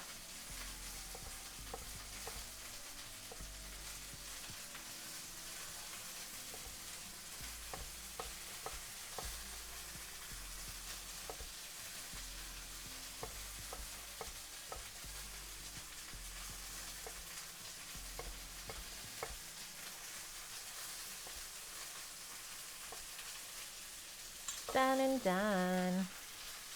Okay, we'll go switch the beef in there and then we'll come back for the tomato and garlic.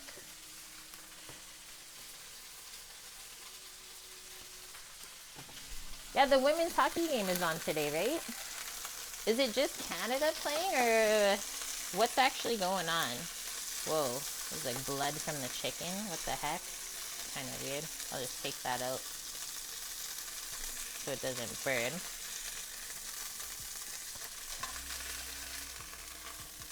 The chicken skin stuck. No. Okay, ready for more? Whoa, now it's flying out of the pan. Ready for more tasty sounds? Whoa. And then we'll do this smaller one. The beef time. That is so red looking. That's crazy. Boston versus Toronto. Okay, so it's actually like cities. I like that. Okay, so they said like 3 medium tomatoes. Just kind of judge if you have small ones. Something like that should be good.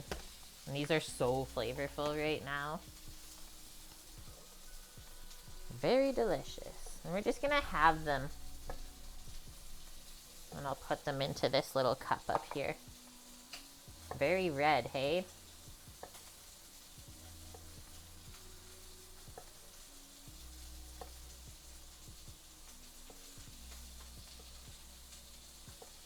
I'm gonna just turn on our fan a bit.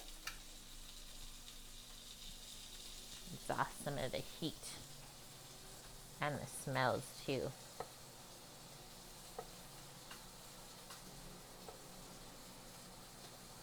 They have 6 teams, all Eastern.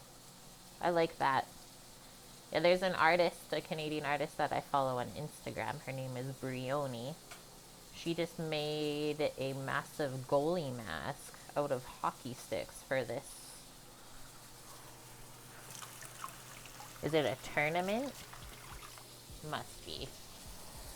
It looked really good. You made little turkey sliders, Mary, with a side of mash and gravy. Yum. That sounds like a good snack. Now some chocolate chip cookies to go with coffee. I'm coming over. That's it, guys. The stream's done. Gotta start making my way. Okay, lastly, garlic. Done with the tomatoes. Get those gone. I'll use these crappy ones up in the braise since we're just gonna blend them. We'll do this entire head of garlic.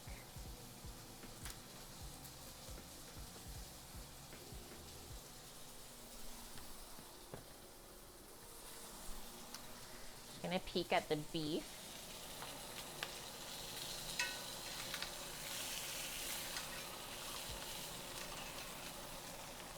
Get in there.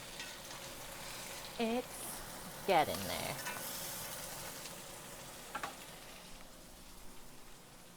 Smash these so they peel easier.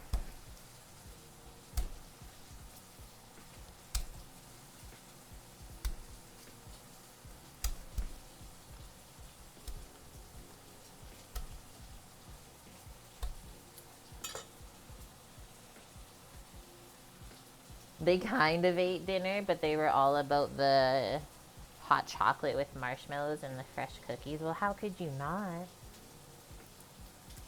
It was a dessert before dinner day.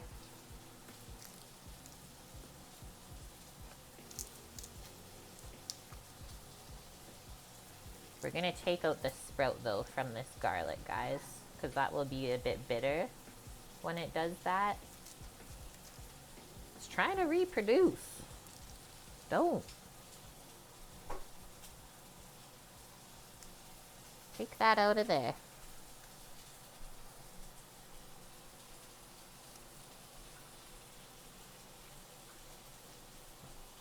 And the other one.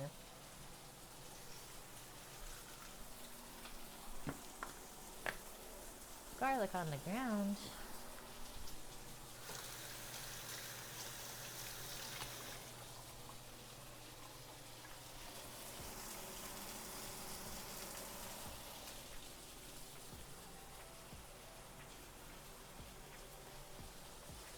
That's all the tasty bits going in.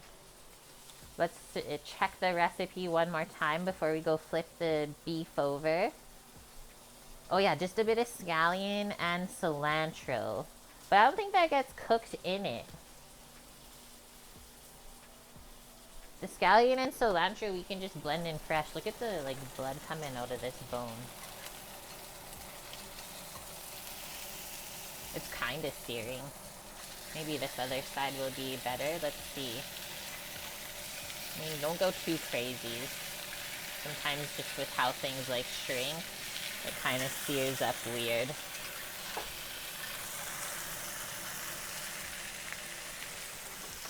We're getting there.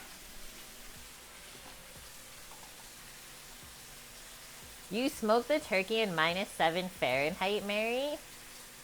I know that Traeger gets mad at like -30 Celsius, so I don't know what -7 Fahrenheit is.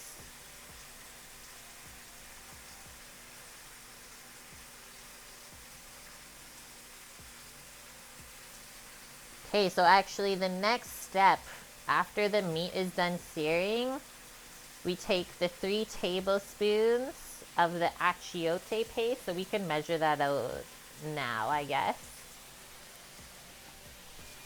And then that gets fried in the oil first. I put it up here to make our oil nice and red. Tomatoes are gone.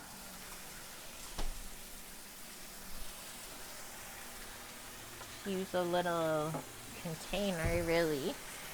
You guys see if I do it over there? Yes. So then I'm just gonna cut this open. And yeah, this is a paste. So when it's fresh, it's like really nice and soft.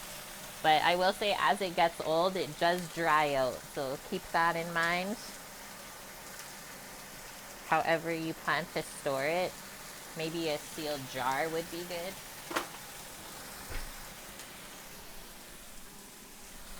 And so then I'm just gonna squeeze out a few tablespoons worth. I think that will be lots.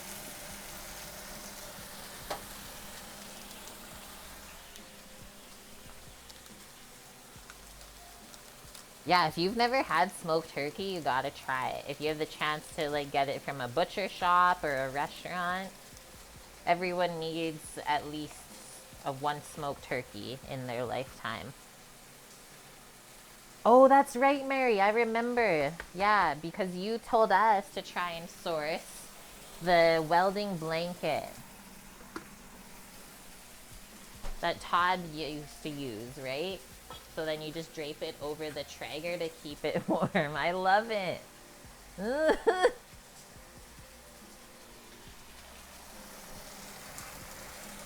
How is this going?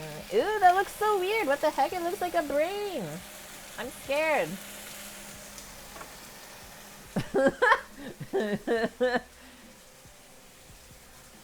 It looks like a brain. What the heck?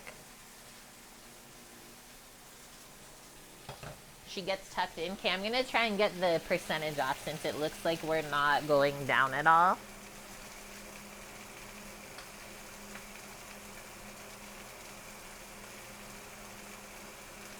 Goodbye. We're taken care of. I need one more light in my life? Looks like it.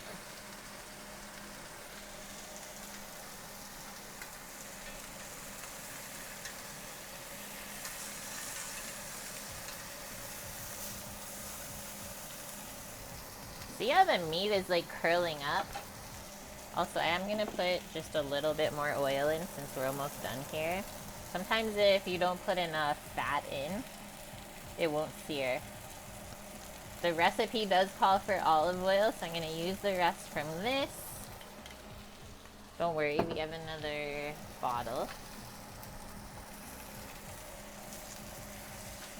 And then just put one more dollop of cooking fat in. Okay, so now I can see why that meat kind of curled up the way it did. Because look it over here. This part looks crazy. Almost does look like a brain.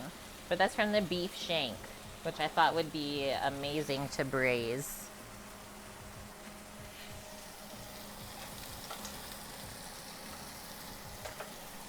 One more spoonful.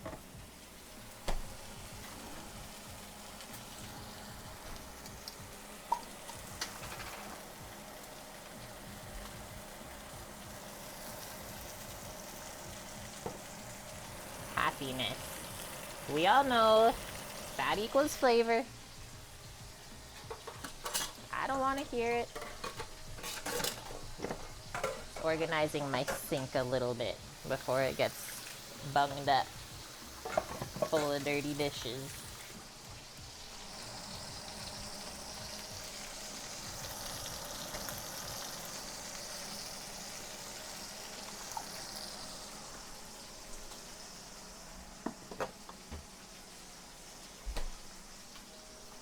Wilson, it's the truth. Okay, this one's gonna come out too.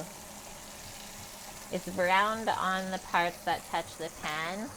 Okay, ready? So now we're putting the ay-yah-cah down over there. And now I'm gonna switch to a spoon to get it stirred in. I'm gonna just smash it into the oil.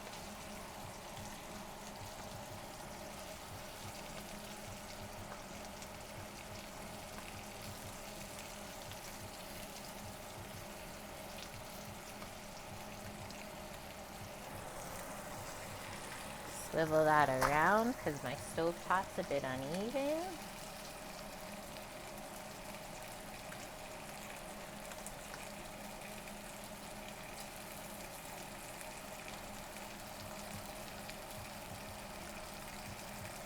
It's not really dissolving in the oil like it kind of said it would. I'm just gonna start mixing in the veggies with it. Treat it almost like a tomato paste. That's starting to look good though already.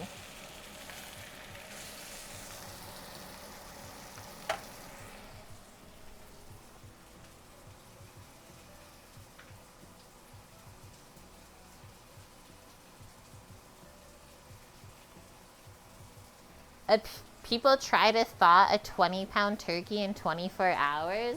What the heck? Even if you put it in water, that almost sounds like an impossible task. Thought it'd be yummy to start with the onions, guys, for this. Get them browned a bit.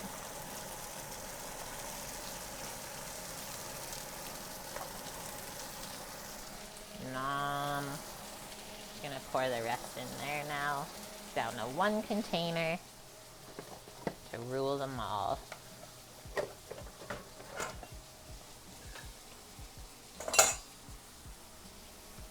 Thawed in 4 to 6 hours in a sink. I guess if you kept the water running, maybe.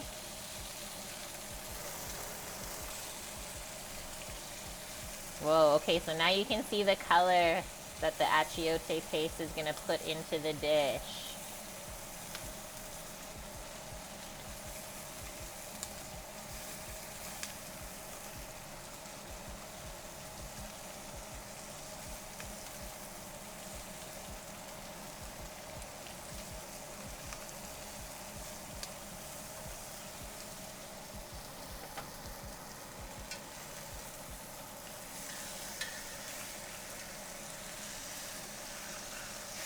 Lift it over.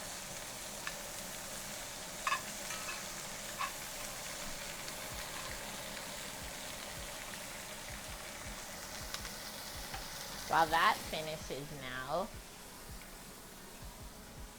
get my broth for a deglaze.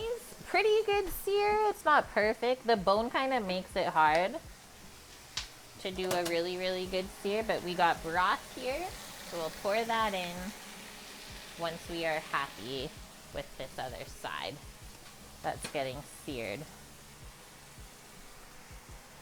It's pretty good ASMR, hey?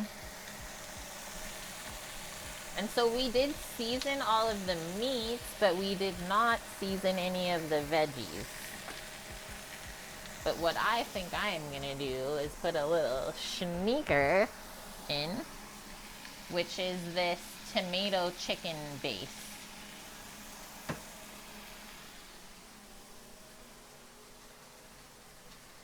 Samu's taking behind the scenes, he's taking B-roll content for YouTube. Say thanks, Samu. Feels like a lot of food. Oh, it is going to be a lot of food. I had the chicken legs in the freezer already, so that's why I just did 4 chicken legs. And then yeah, I saw these 3 amazing looking beef shank chunks at the store this morning, and I said, I think I need those. They found me. So I'm just gonna put a spoonful of this over with the onions. Let that start to melt in. Should add the same like really nice color of red. But I am quite obsessed with this. It is so, so good. I got this from the same place that I got the rest of my Latin ingredients from. We don't get that one at the regular store.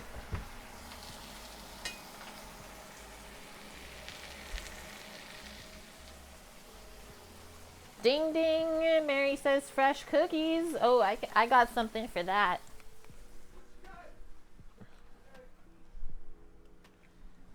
I don't have cookies, but I'll provide the bell service. Cookies are ready, everyone. We just gotta make our way to Mary's house.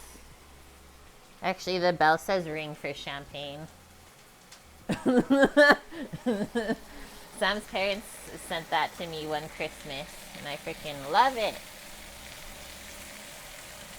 Okay, I'm gonna call this good with everything else. So usually when I like to braise meats, if there's veggies in the dish, I just kind of nestle all the meats on top. Taking this chunker out. Dump that in. Is it all gonna fit in the pot? I honestly have no idea at this point in my life. Stir this around a bit to get it all coated.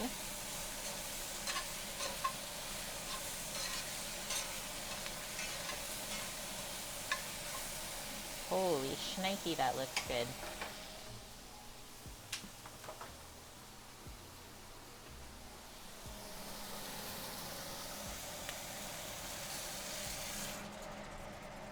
Silence. I like how as soon as you pour the liquid, it just goes quiet.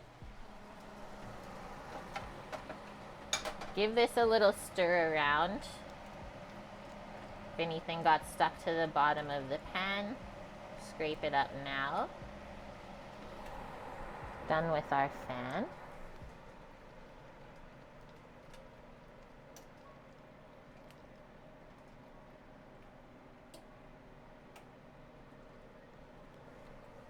Spread it back out.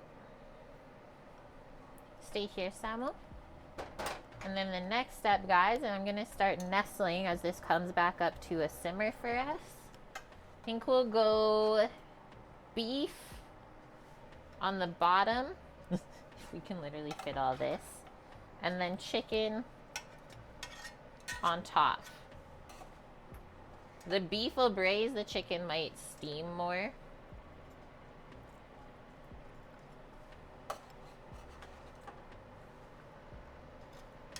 And And the thing is with braised foods, everyone thinks that braising means that it needs to be completely submerged in the liquid. That's not true. You always just need a little bit of liquid and then cook it with the lid on. So once we get this all smashed down, it's gonna be happy. What do we do with all the juices from the resting pan? We pour them in.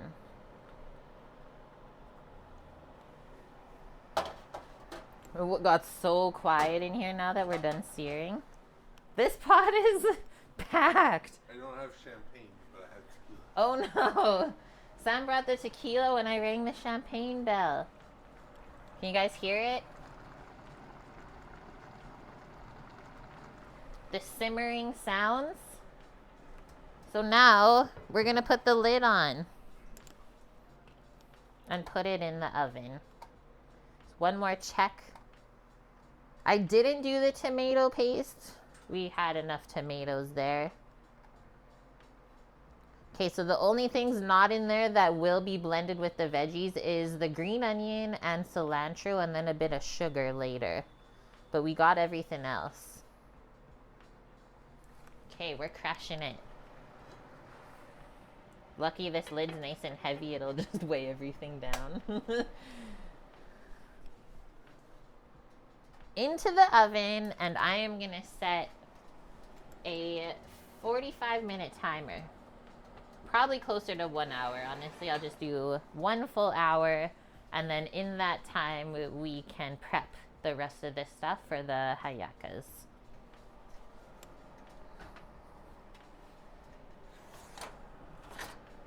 Yeah, that's heavy. That's a core workout right there. Say goodbye.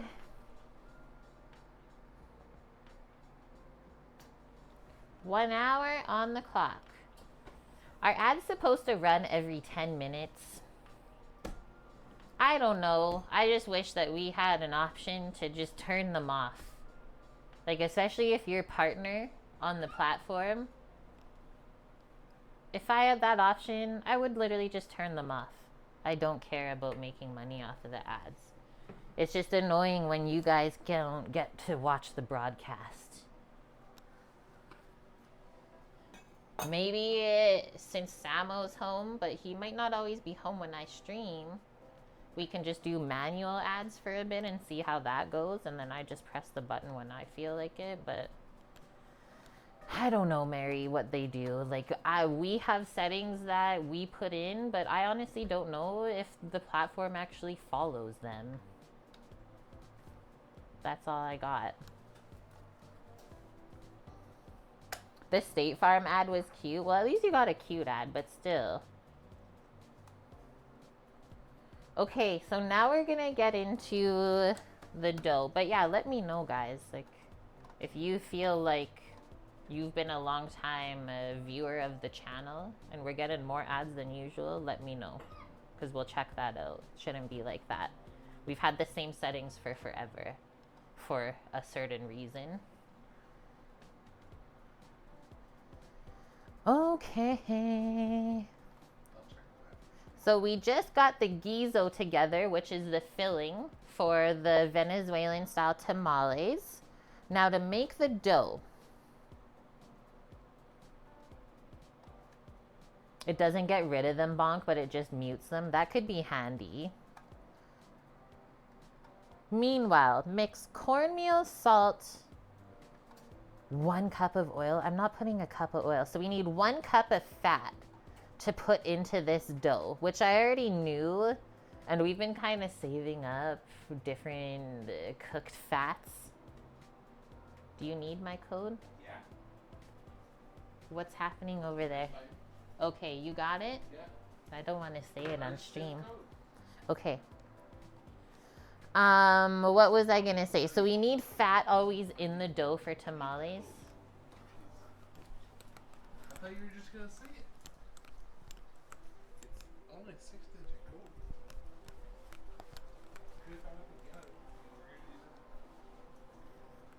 Shouldn't be saying verification codes live on stream. That's all I got. Okay, so to make the dough, mix the cornmeal, salt, Reserved a cup of achiote oil. I'm not making a cup of the oil with that stuff. That's just too much. What I was going to do was pour a little bit, like skim the fat off of the brazier on top and put that into the dough instead.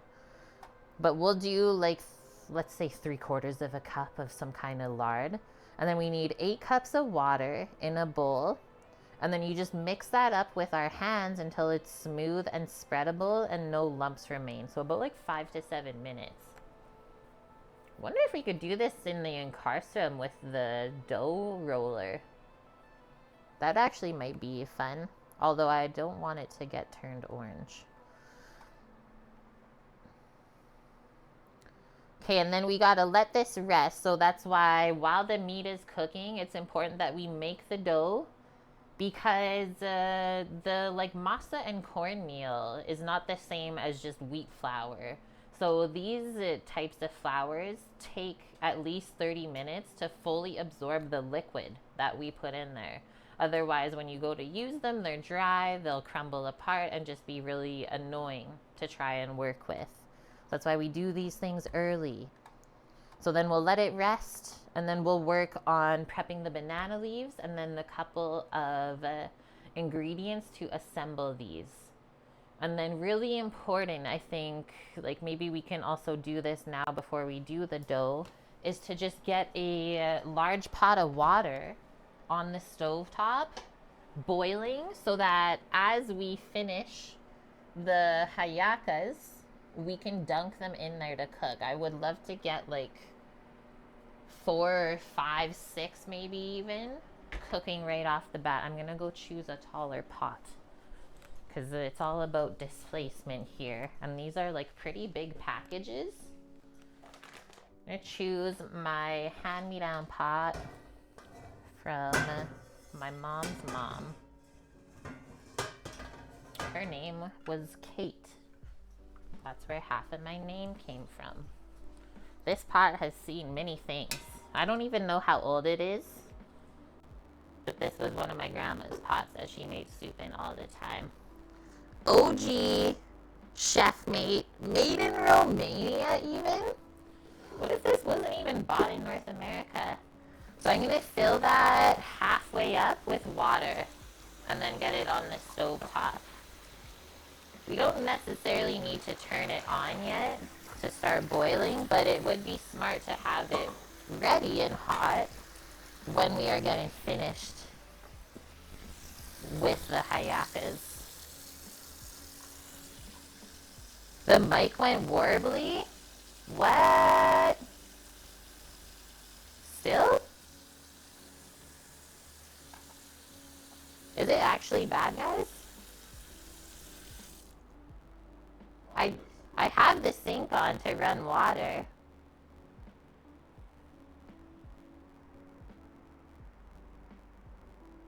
Now what could it be? I sound like a robot again? That can't be happening again, literally. There's no batteries that exist, you guys. We got in a complete new mic pack. Wouldn't even be a thing.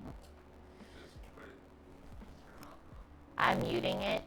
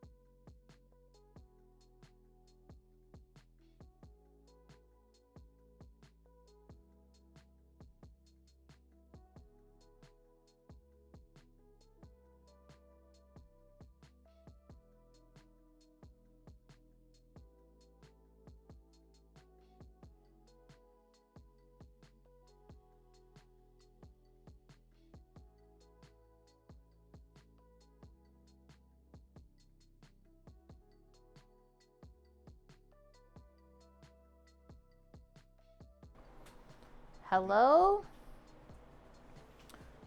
Hello there? How does that sound now? It's good? So I went too far away maybe then? But that's weird. The plug-in was not loose. Yeah, like even Sam checked it. I don't know. High five, good job.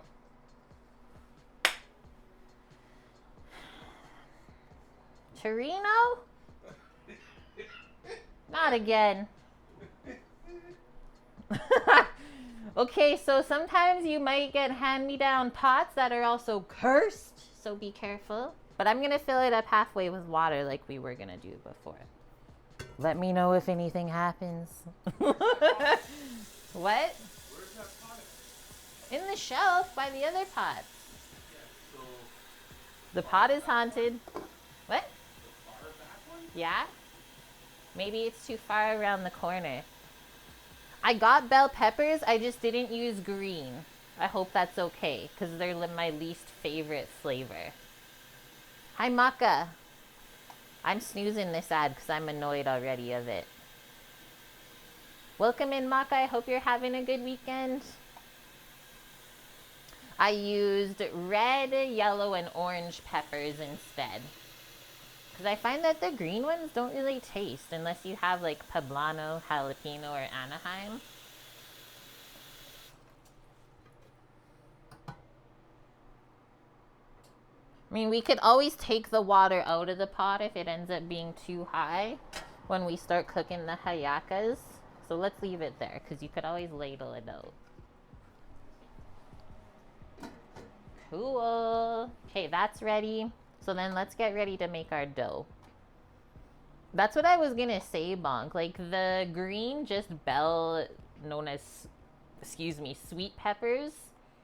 Those are just picked unripe. And I only learned that from when I grew peppers. Is like, yeah, the pepper starts out green. That's when it gets picked. And then as it gets more ripe on the plant, that's when it turns red. So that's why, yeah, it's got like a little bit of bitterness to them. They don't have that nice like sweetness yet. Todd likes the red ones too. I love that. Yeah, Lily doesn't like the green ones, so we're safe. Once again, we are like really on the same page. We usually are though, I would say.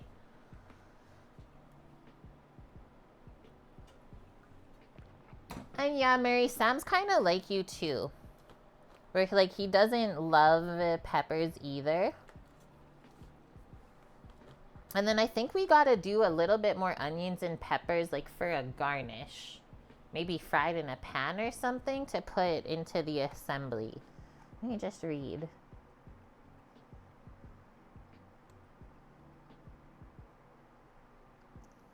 So you put the dough and then you put the filling. Oh no, you only top it with the capers and olives. And then you close it. So yeah, I thought the like peppers and onions got put in as a garnish, but no, we blend that to make a sauce to coat the meat for the filling. Whoa, that's gonna be good. They changed how the ads are ran. I got it all fixed now. Sam would like to report they recently changed how Twitch was running ads. He should have it fixed again to the settings that we had before. But once again, that should be like a permission from their side. Hey, we're gonna change things up. Is that okay? Not just, we changed it. Okay, back to our dough. So let's get a bowl. And then we will have to warm up some lard, I think. Get a nice big bowl to mix in. 4:20 a.m. radio says, have you ever made a huaracha? No. Do I need to Google what this is?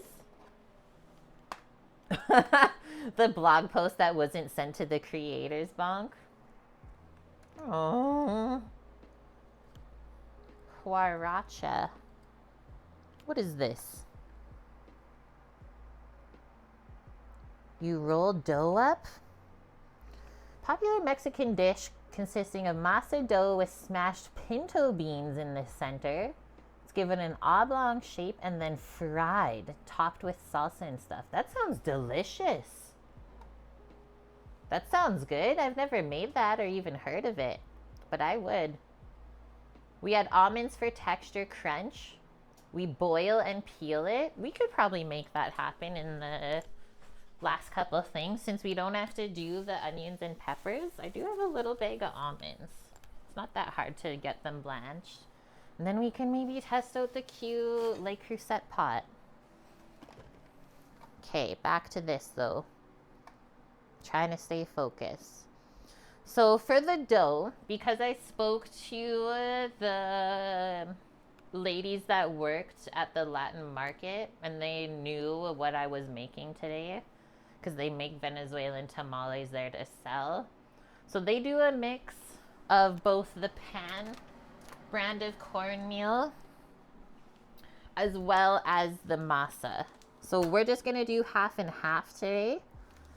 They said this will give you a more firm dough. This will give you like a softer, looser dough. So when you put them together, best of both worlds. So we'll do 500 grams of each one. We'll get the scale.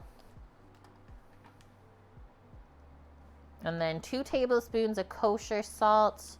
And we need 1 cup of fat and 8 cups of water. Guaracha means sandal in Spanish. I like that. Mickey, you're getting lazy. You bought another cottage pie. I think it's still better to buy those types of foods though than to go out for fast food. So is it really lazy or you're just thinking ahead for yourself and eating better? Maybe you gotta think differently. We're always the meanest people to our own selves. I don't know why it's like that. Grabbing a few containers here and the scale.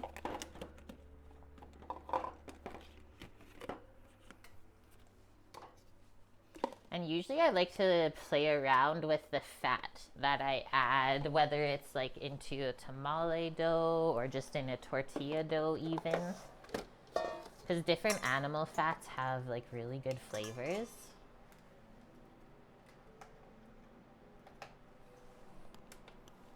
So 500 grams each of our cornmeals. And I've never had this one. Have you had this, Lily? Is this what you guys use? I don't know if you said or not. Did she answer About the which, sorry? the other things we made? What's that? The pepitas. Oh, arepas. Arepas? I don't know if she was here actually. Hi, Princess Marceline. We are cooking some Latin food today, care of one of our long-term community members, Lily.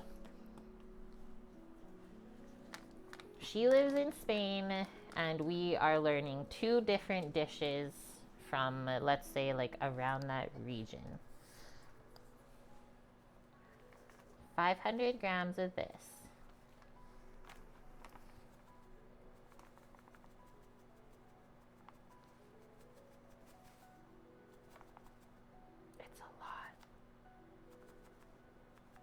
There might be some going into the freezer.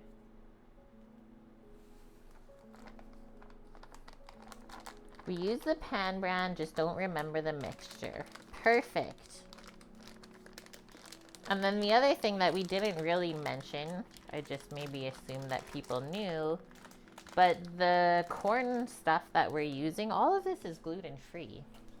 So if you know people that are gluten-free, these are good things to make for them. Oh, it was opened just a little bit. Okay.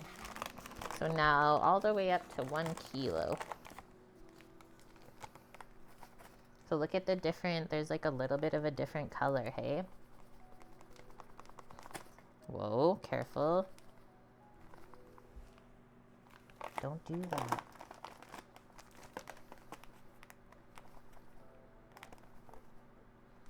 It's a lot. I've never made this much before. Holy schneikendike. CJ Dewey, welcome in. Hope you're doing good.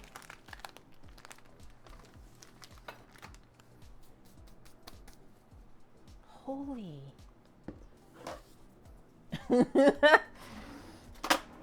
Making food for the whole building. These are my favorite streams. Okay, done with the scale. So now we need water and we need fat.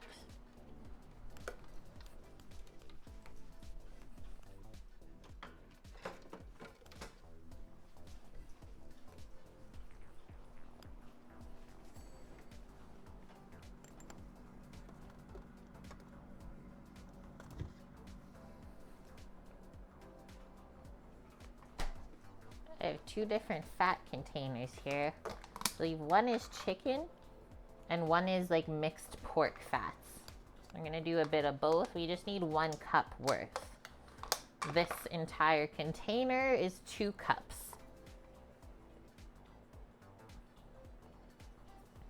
Hi Sayla, instead of water, can you use brodo, like broth?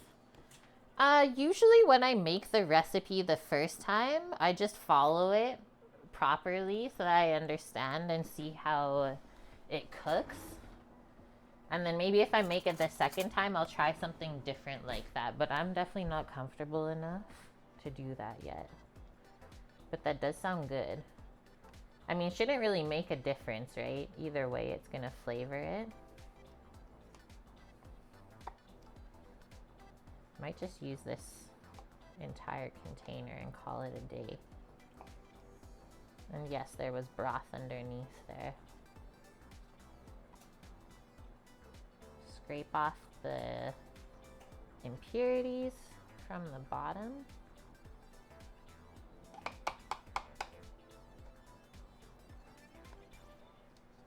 Nice, we got rid of 1 container. I'm gonna get another spoon because I don't think this is quite enough.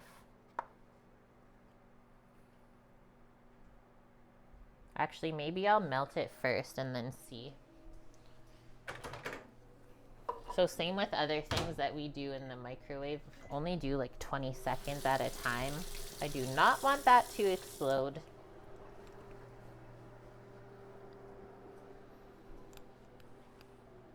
And this might time out perfectly. We got about 40 minutes left before we check the meats that are braising. Good amount of time to rest the dough as well. Well, it might actually be perfect amount of fat. Let's do a little bit longer. And then I'm gonna start pouring some warm water. We need 2 of these whole containers to mix this up. This is seriously the biggest batch I've ever made. Other than maybe the first time we made tamales on stream. We made so many too. But yeah, they freeze really good. Just under a cup. So we can do a couple more dollops.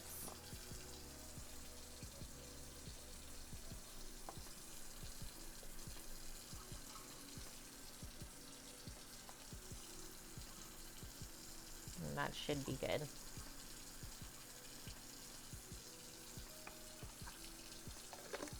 That should soften up. Put that up there.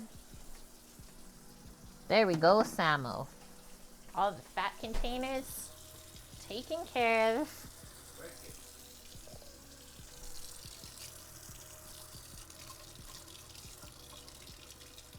It's a winter wonderland outside today, chat. Everything's just covered in snow. And then, okay, we can't forget the salt for these either. I'm gonna do the salt first. It was a tablespoon? 2 teaspoons? 2 tablespoons of Diamond Crystal kosher salt. That's the one that we use.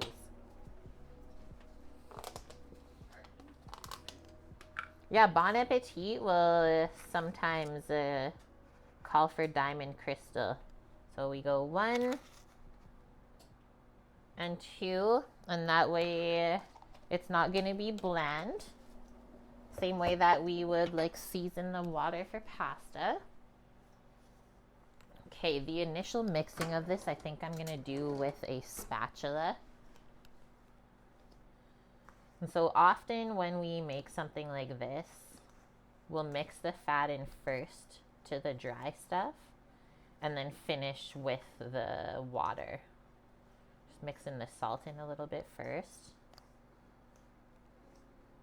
Quill, you missed the snow.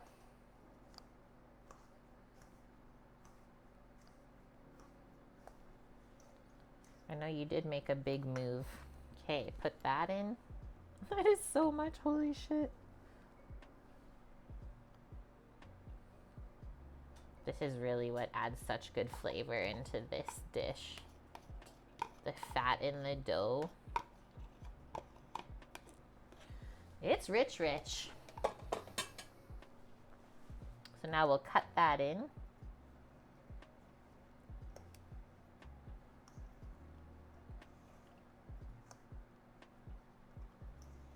I'm being careful so I don't spill it.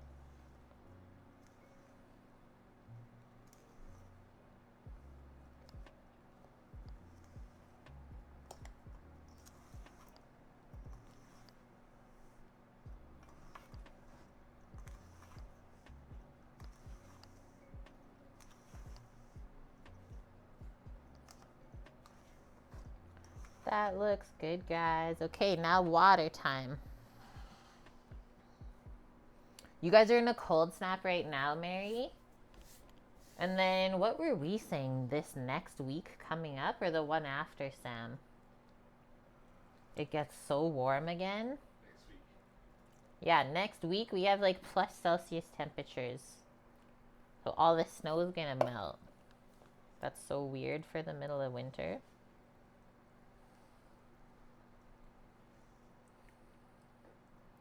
If you make a Mexican spice blend, do pasilla, guajillo, ancho, and chile de arbol, blend it with a Mexican beer.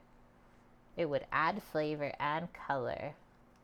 Make tamales with a beer braised brisket or pork shoulder. Me and beer don't really get along. I have been trying a couple lately, but yeah, it's still not a good thing for me. I don't know why that is. It's unfortunate because I do enjoy some beers. Okay, look at what happened here. Just like absorbed everything and got dry. But Samo would fox with that hard. Yeah, that's nuts, caretaker. So dang warm out. Mary says, Kate, guess what? Daughter and son gave you 10 pounds of king crab as an early Christmas present. Boom. 10 pounds? What the heck a doodle do? Going to Alaska for cookies and crab. So sometimes I don't use all of the water right away. This is so much. I'm setting up a Hallacas shop downstairs in the building tonight. $5 a piece. No problem. Warm out of the cooler. Find Kate in the building lobby. I guess there's a reason why we made so much meat then, hey? Now I'm gonna get messy with my hands. You guys can kind of see how the texture is changing now.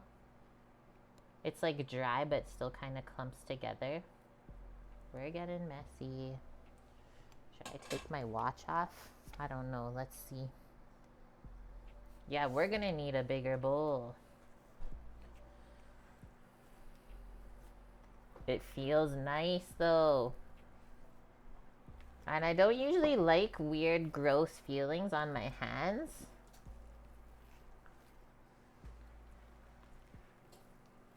So what's in that? Just fat and... The flours, fat, salt, water.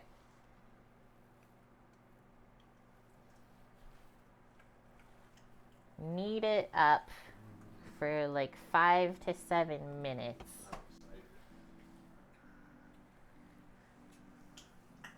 I thought the big bowl I chose was gonna be big enough. We needed an even bigger one. So I'm going all the way down to the bottom and then kind of like smooshing it together. I was gonna add the annatto, yeah, after the meat has cooked. Just add a little bit to this once it's rested and mix it in at the end.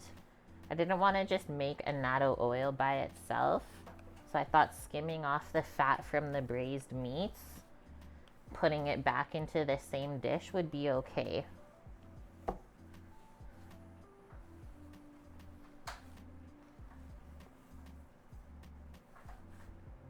That feels good, guys. So the thing about this is it's got to be like spreadable onto the leaf or the corn husk, whatever you are cooking it in. I'm not going to worry too much about the crazy mess I'm making right now. But I do have a bit more water here, which I think that we can add. It's got to be a bit softer. And then we'll let this rest. Can this be overmixed? It doesn't have the gluten content, Mary, like how wheat flour does. I've never overmixed this. I don't know if it can. I don't use it enough to really know the answer to that, I guess. Let that absorb in around the edges and then we'll do the same thing again.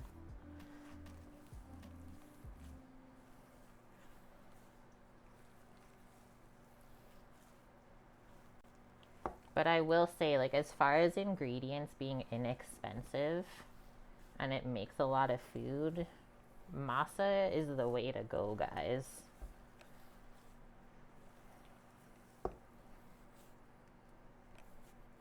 That looks a lot better. Now everything is absorbed and it's not really sticking to my hands. So now we'll cover this nice and tight and let that rest. I do have a masa crusted ring. You've seen it? I was like, oh. I've also had like a pie crust ring before. It washes off pretty good though. That's why I didn't get anything massive. Like a lot of chefs won't even wear their rings in the kitchen. They're scared to get it hooked on stuff. So just get a smaller ring then. Put those couple bits in. Okay. Biggest bowl of masa I've ever mixed. Good things are gonna come from it. Will this fit? No. We need 2 layers.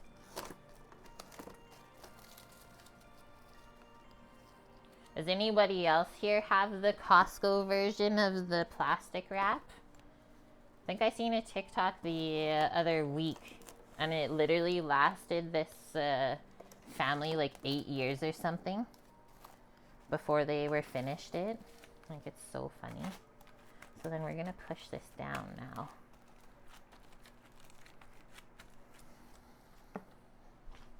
Say goodbye.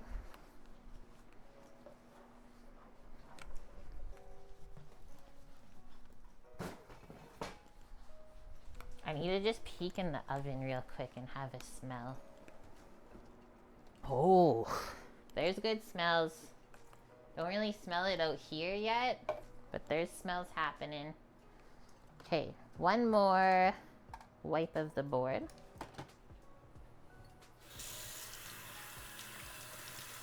Because of me, you bought the Costco wrap, Mary. So now you're gonna have plastic wrap for 8 years. We've had that box for a long time. I don't know how many years, but it's definitely years.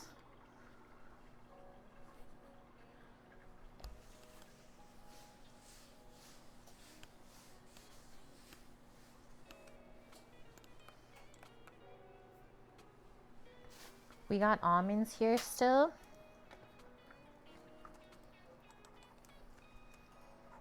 Onions and peppers are done. So the olives and capers are ready to go for the assemble part, but we thought maybe blanching some almonds for a little bit of texture, flavor, and crunch. And plus I really want to use this cute pot that we got secondhand.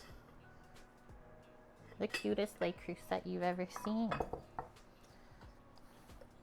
That kind of blows my mind, is that there's people that like live in North America that have never been to a Costco.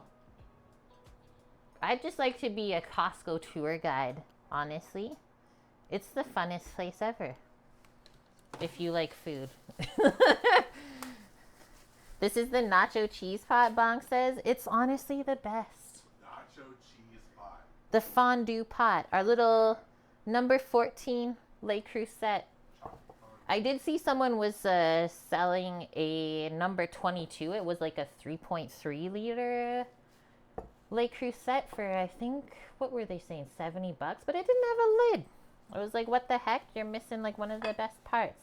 So we're going to fill this up just with enough water to dunk all the almonds in and give them a little boil. And that will take the skins off. And we'll take them out, rub them in a towel, and everything will come off. And then that's honestly how you make blanched almonds. And then they just dry again after. But yeah, cutest pot ever, I thought. Had to have it.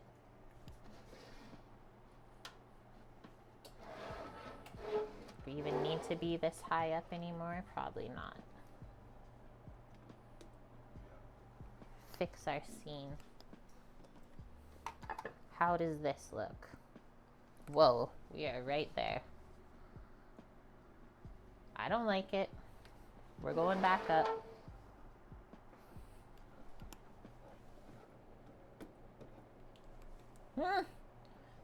The filter on the thing. We're waiting for a new one, guys. I literally have it taped on to the lens right now. There's a lens cover. Stop it. Put the lid on. I have that on medium heat to get going. And yeah, we just pour the almonds in. It is as easy as that. Try one out, make sure they're good. So then while we're waiting, come back. We got our packages of banana leaves. So they were in the freezer section. I've just left them on the counter to thaw until now. What did they say?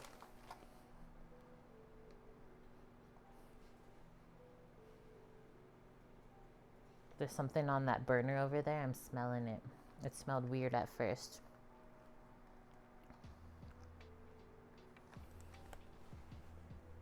Wash and pat the banana leaves dry. Carefully remove any center stems with kitchen shears, avoiding breaking through the leaf. Cut into 14 by 10 inch rectangles.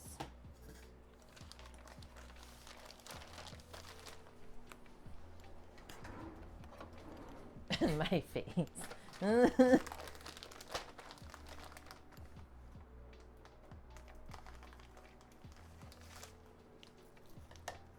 don't think I've ever unpackaged a banana leaf before.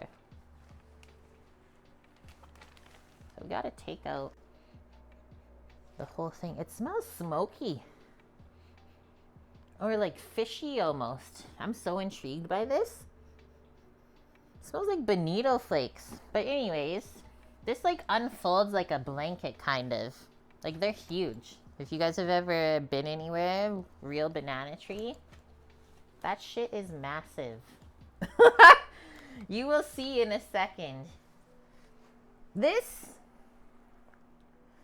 I can't even back up enough. This is a banana leaf. Literally how big it is. You could wrap me almost up in it.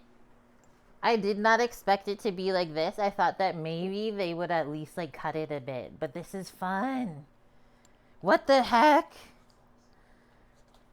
Did they cut it in half? Okay, so they cut it in half already.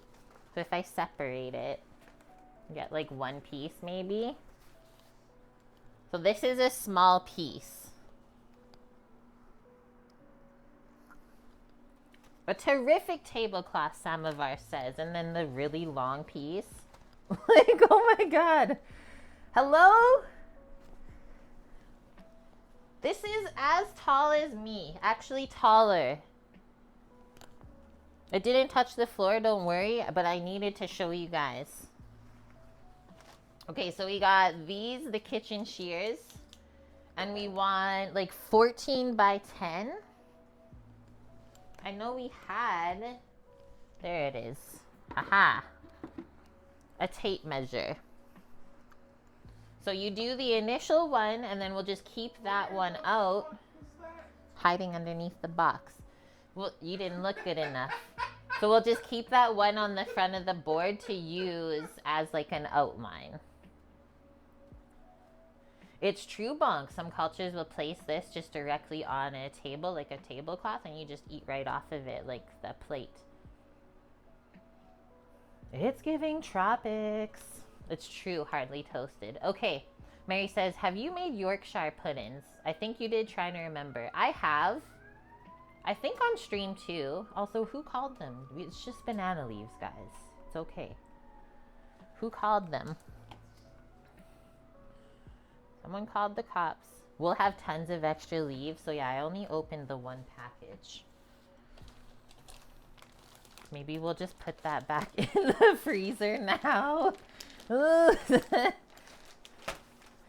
Ruh-roh, but Samo said he's gonna make us a dish. Okay, so they said take the really tough inner like vein out.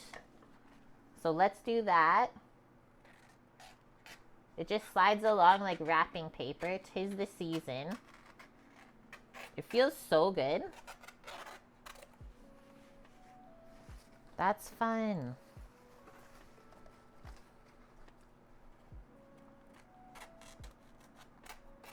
And then we'll measure the first one 14 inches by 10 inches. And that should be the perfect little parcel size for the Hallaca. Which I actually looked up the pronunciation today before stream. And the H is silent. So it's more like ay-yah-cah than Hallaca. Lily can confirm or deny that. But that is what I learned from the internet. Edible Christmas wrapping. And like I said, it kind of has like a smoky smell to it. I'm so intrigued. You also, like, I was thinking this part could be used if you guys don't have twine. You can make this into your string to tie the parcels, which maybe we will try. And then we don't have to use the expensive butcher twine. Could be kind of cool. Okay, so this is the first one. Let's get a bit more organized here because I just made, not really a mess, I just got excited. There. Move it. Move this.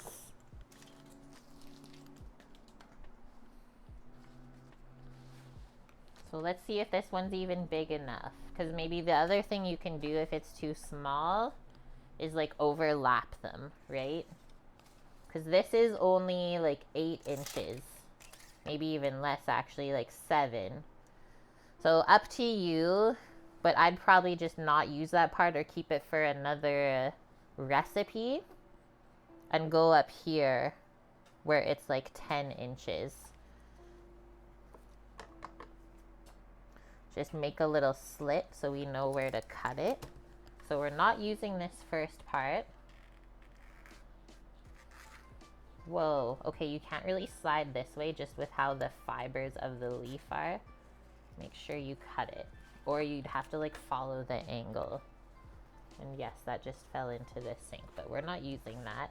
So we got the 10 inches. This is the short way, which I thought would make sense because the leaf is mostly this width.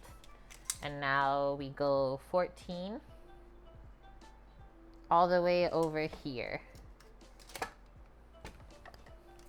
So it's not the smallest parcel ever. Ah. That's what it's gonna be. Makes sense though, because you smudge it here, we fill it, and then we have to wrap it completely without this breaking. But you can see it's pretty nice and pliable, almost like, kind of feels like wax paper or something. But yeah, this is our one leaf to follow the size with now. And I think the recipe said we need about 16? 18, 16 or 18. So let's see where we end up. Done with the tape measure too, because we got it all measured out. And then 15 minutes until we check the meat's braising. Are we boiling over here yet? Not quite. Keep waiting.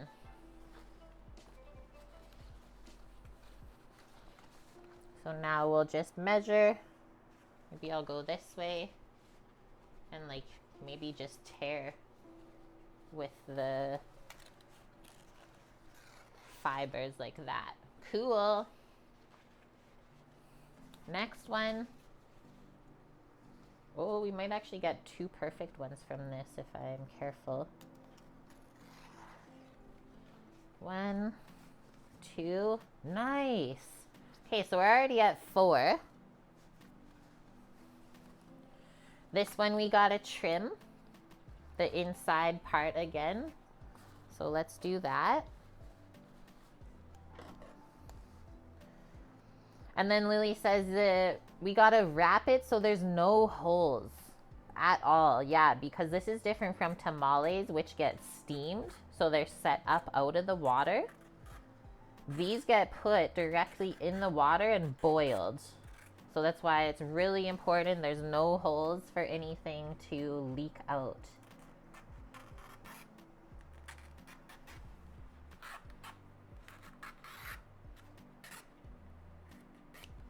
So you definitely want it bigger than smaller.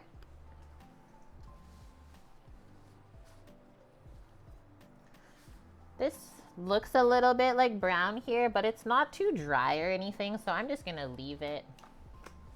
Okay, next ones. There and here. I like that you can just kind of tear it really nicely like that. This one's gonna be like that, so we'll just, any kind of smaller pieces, just put together on the side. Where are we at now? 6? Yeah, 6. So we need about 10 more. The recipe said I needed 3 1-pound packs of banana leaves, but I only bought 2. And it looks like we're already gonna have more than enough. So I'm glad I did not buy 3. This one is like as big as Sam. Like, hello.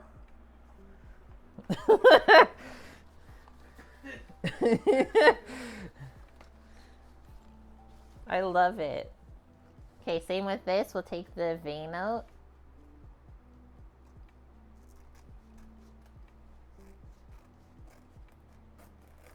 Oh no, don't tear it like that.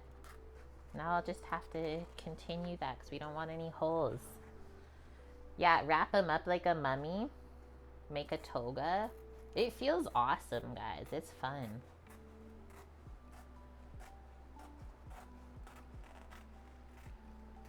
Do they not use a lot of banana leaves in... Oh no, I tore it. We'll have to commit to that. In Hawaiian cuisine? I thought they use it in Hawaiian cuisine too.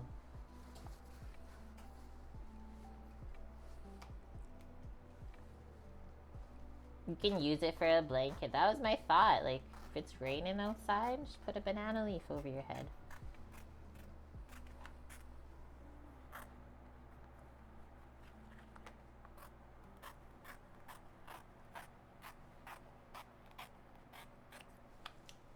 So now you guys can see why when people and families make this dish, there's a lot of helpers involved. Because like probably one person takes care of one part.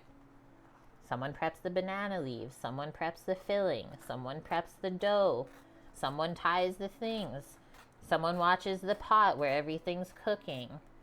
And then it's not as overwhelming.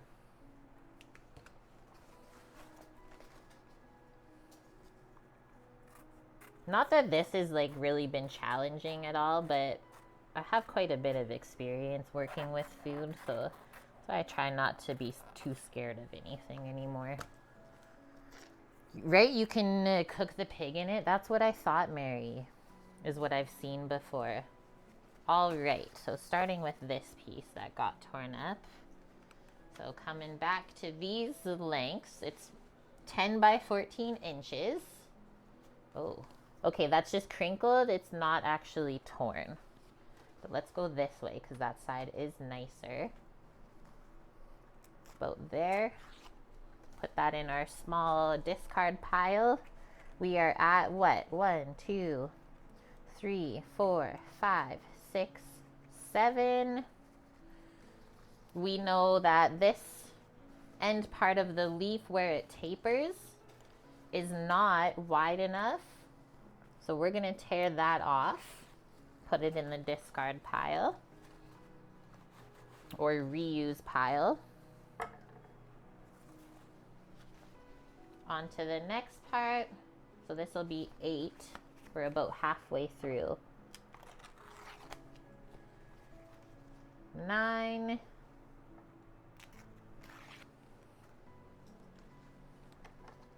How's this one? One's a little bit torn up there, so let's see how we do. We gotta cut this out again.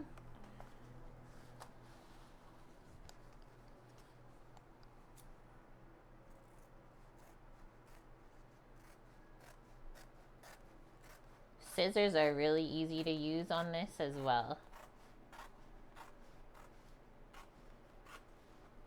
So good. I really feel like I'm prepping like a whole present wrapping station. We gotta check if our water's boiling yet for the almonds too. She's taking her time. Almost up? I'm just gonna turn that up a little bit farther now. Okay, so it's definitely wide enough this way, the 10 inches. So we'll start there because this one tapers again. Okay.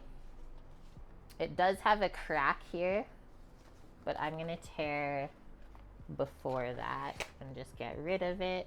Can we get this? Oh, it'll like just be long enough. It's a little bit short, but I think that is still close to 10 inches on this side. So now we're at what, 10, 11? We got this one piece left. We might just make it, but these are definitely smaller. So that one won't work. This one won't work, but these two might. No, that's not long enough.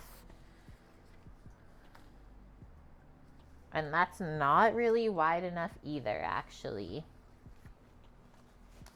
So a little bit of a discard, but we're gonna plan to use it in another recipe, so stay tuned for that. Let's get our other package. We're almost there.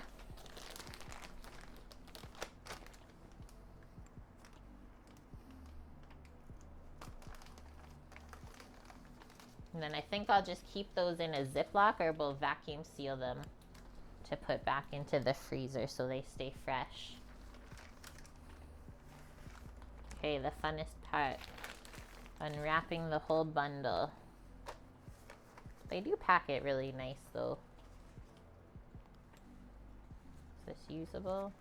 No. Put it over there.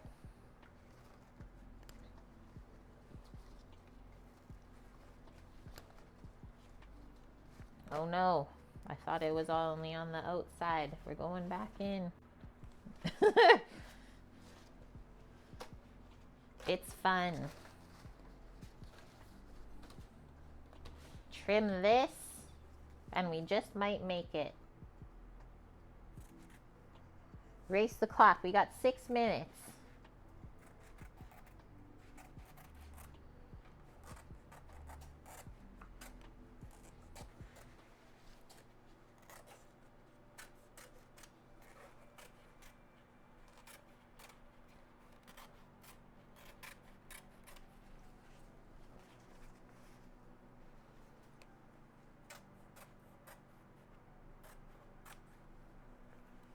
That is gonna be where I stop because the width is starting to get too thin. I'm just gonna tear that off, put it in the other pile. All right, starting back here because we can unfold that side. That is all good.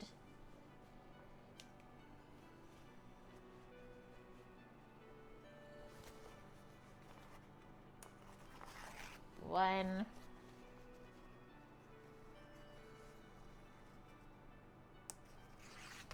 Two. But wait, there's more. That one got like folded over.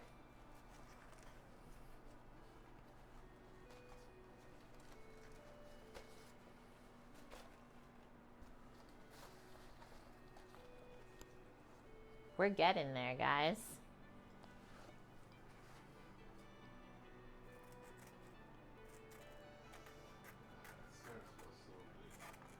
It's wafting over now. Nice. I'm excited that they don't have to cook for so long.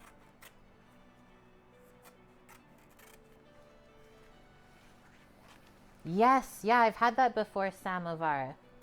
It's like if you've ever had dim sum, guys, a lot of times you'll get sticky rice in the banana leaf packets. So that's a good intro into food being cooked in banana leaves. Oh, me, Mary. I definitely. She says, who else sizes up in pajamas that are soft? I like it roomy. Me too.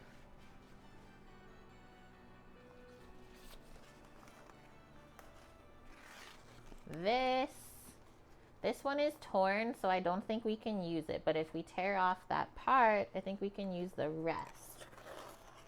It'll be close. I have faith in us. Okay, I'm gonna do a count now. 1, 2, 3, 4, 5, 6, 7, 8, 9, 10, 11, 12, 13, 14, 15. Keep it going. And then we gotta rinse all these off too, it says. I can see there's like a bit of dirt and stuff. Makes sense.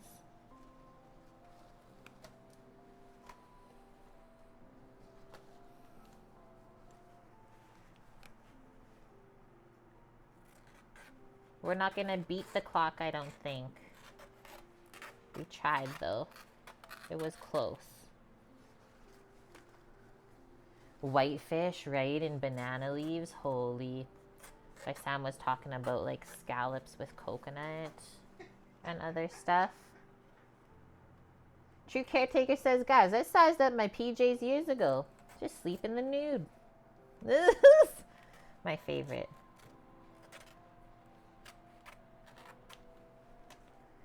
Guys, it says I'm almost there. Just keep standing and I'll get to my goal. Like, where do you think I've been the last almost 3 hours? Not standing? This watch is crazy.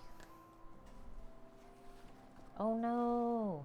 We can't use that part. I just trimmed it all up and we can't use any of it.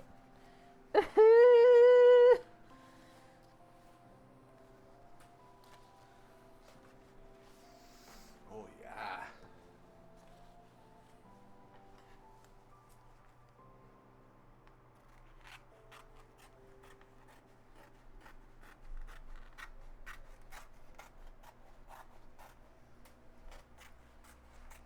Can you check the pot if it's boiling? Pot's boiling. Pot's boiling. Sam's putting almonds in for us. Sam's putting almonds in for you. Thanks, Sam. Actually, Kate's putting almonds in. I'm gonna video it. Okay. Sam says I'm putting the almonds in.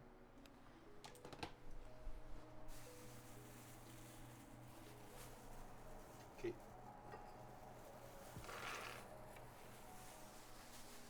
Set a 2-minute timer. Boom. Good job.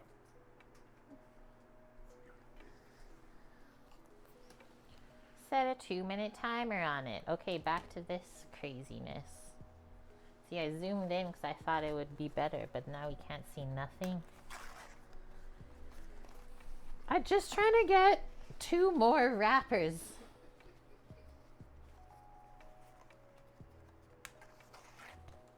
Oh, I've said that a few times. Hey, What? what type of wrappers? The banana leaves to do that. Oh, scallop dish. you remember? Because you had to do this too, or did they Yeah. come prepped? No, So Sam's laughing because his memories of making that was at Becker's. a dish with banana leaves is coming back. So he's laughing at me saying, I only need 1 more. Blondie, how's it going, my dude? Good to see you this weekend. We're keeping our little ties. Okay. Can we split this one into 2? Where's our middle part? That's what we're gonna roll with.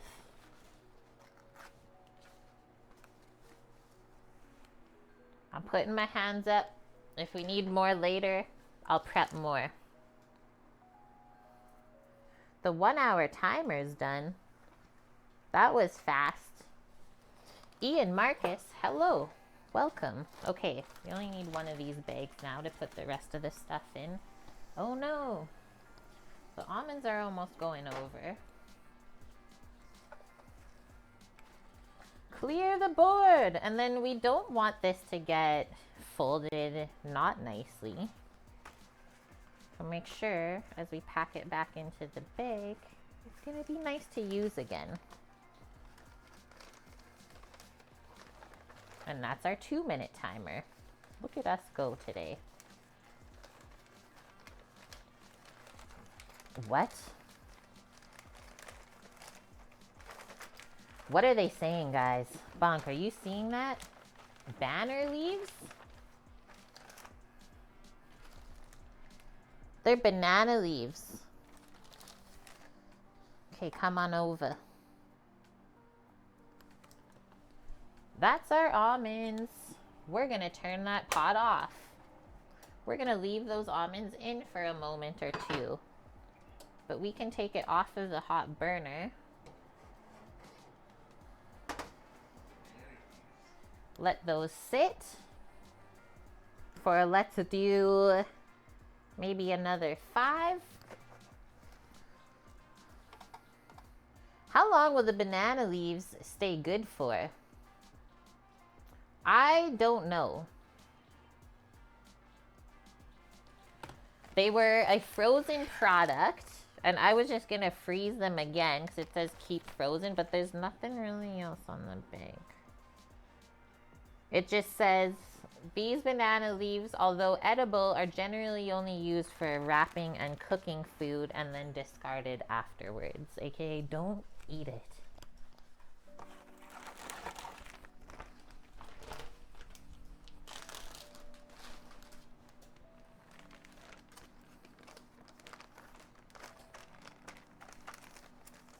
That's what we used in Jumanji for toilet paper. I actually love that movie so much. So I just folded up the pack. Now we'll put it in a freezer bag. Why are you stressed? It's okay, don't be stressed. I mean, I always say most times I can't even talk on stream. So don't be worried if you can't type. So those are all of our leaves that we came up with. You can see how this one is a lot smaller, so we'll use it last. One last thing before I carry on from here is we're just gonna wash all of these up. It just says to give them a rinse. So I will do that on this side and then just lay them out maybe on a sheet pan.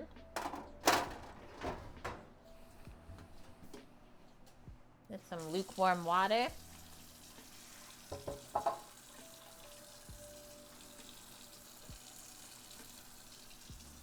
What are we making? We're making a Venezuelan style tamales, which are called ay-yah-cahs. We got meat and yummy things braising right now in the oven, which we're gonna check next. And then the difference between the Mexican style tamale and this one is it gets cooked and wrapped in the banana leaf, not a corn husk.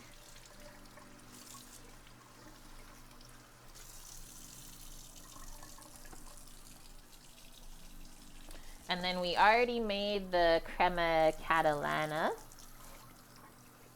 And that's in the fridge chilling.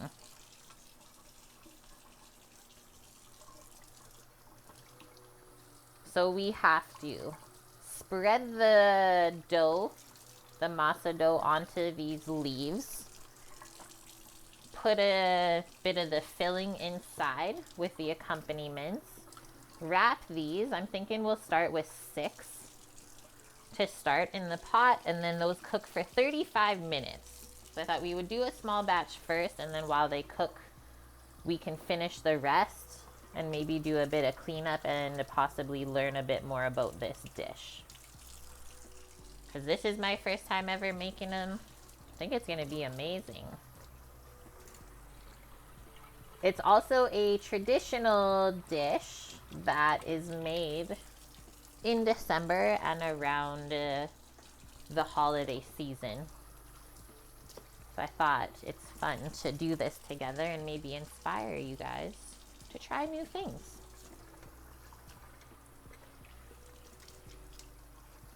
But yeah, there's definitely a really nice like smokiness to this. I don't know if it's coming from the leaves or just like from the vicinity, the area that they were like packaged in. Like a lot of places in Southeast Asia, they will just like burn their stuff. So you smell fires a lot. That's what I'm thinking, but I don't know. I agree. Right? It's definitely like smoky. Lily says the Bon Appetit recipe says 35, but it might be closer to 40. Okay, we'll check them and then let everyone know. I got like 5 more leaves to rinse, and then we'll check on the meats too. Hopefully they're done braising. And then we just gotta blend up our yummy sauce. Get some capers out. Or just a little maybe fork into there to scoop from. And our olives. Yummies. And then we gotta learn how to wrap these. There's some diagrams in the recipe that's linked to kind of show what we should do. And then yeah, after boiling, that's so true. I kind of forgot that because I haven't made tamales in a while. Is after they are cooked, usually good to let them rest a few minutes before opening them so that the filling and stuff doesn't go everywhere. Just wiping my face, I was a little sweaty. Okay, so those are all prepped, ready to go. I think we'll just check on the braised meat together at the cutting board here. We are packing for KL. I was gonna say, what's KL? What is that? I smell the peppers and everything. Smells so good.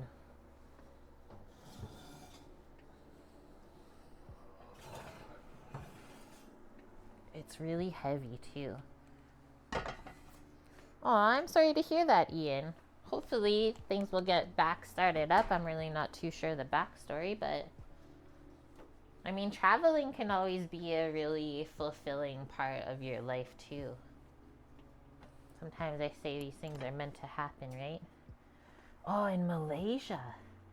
Whoa. That's cool. There's some chicken skin stuck. Oh no. This is what it looks like from the oven, guys. My gosh. I'm just gonna put the lid over on this pan from earlier and bring the tongs over. Okay, so you can definitely tell the chicken when it pulls away from the knuckle and bone like this. Yeah, that's like falling apart tender. Hurry up.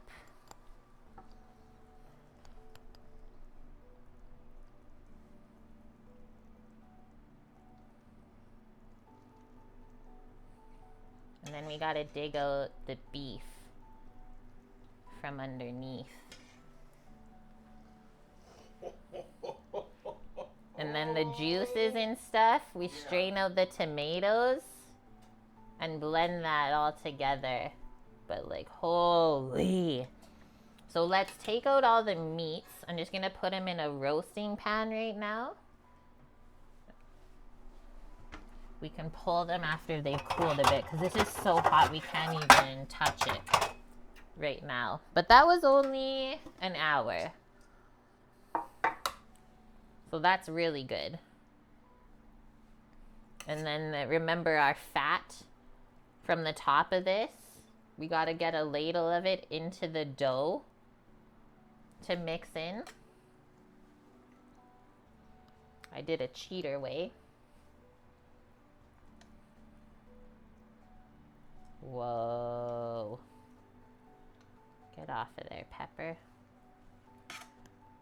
If the beef is not quite like falling apart, I'm just gonna chop it up with everything. I've never really cooked that style of beef before, but I thought that it would add so much flavor. Oh, the whole garlic clove. Whoa. This looks insane, hey guys? Wow, look at that color. So then here's all of our yummy meats. Whoa. Steaming up the place. Put them back there for now. And okay, first things first, bring the dough over. Careful moving this because it's hot. Get a small ladle. Oh, fun. I mean, I love Thailand. Never been to South Korea. Other than, I think, for like a layover, which was cool. But I hope you have a lot of fun traveling.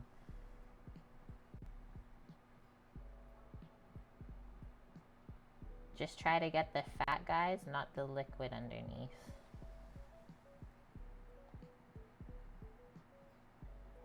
If you get a little bit of the liquid, it's okay, but might have to add more masa.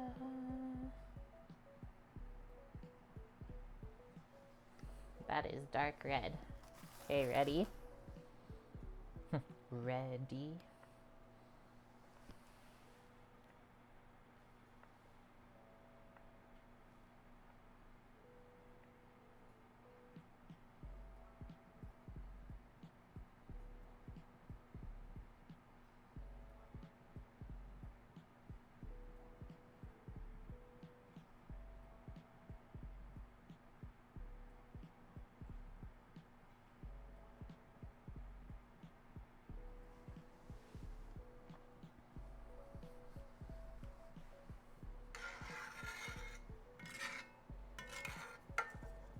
It looks nom nom. Thanks. Whoa.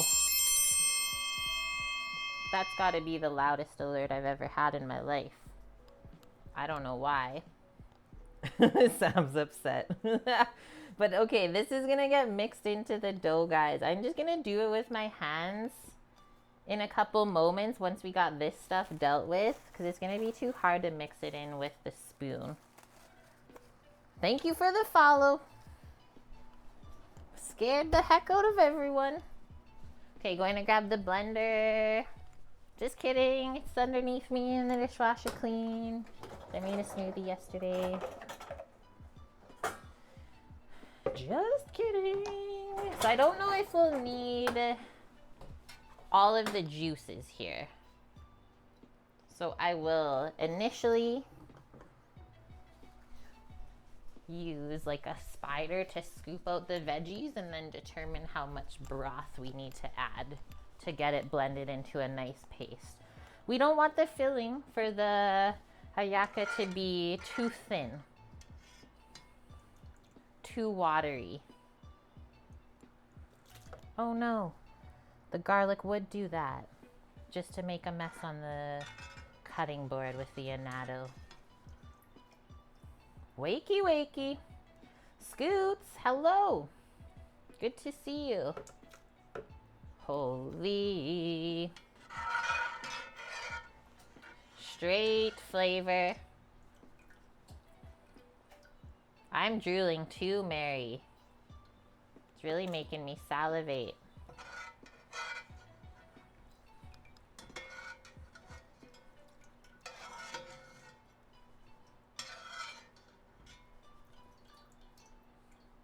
The food is going good. We're almost at the assembly part of the Venezuelan style tamales.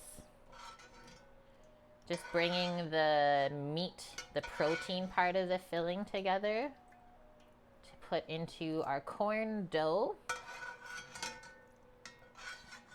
And we need the meats picked. And then I think we're good. Tap, tap, taparoo. First, wipe this. Oh, there's more garlic.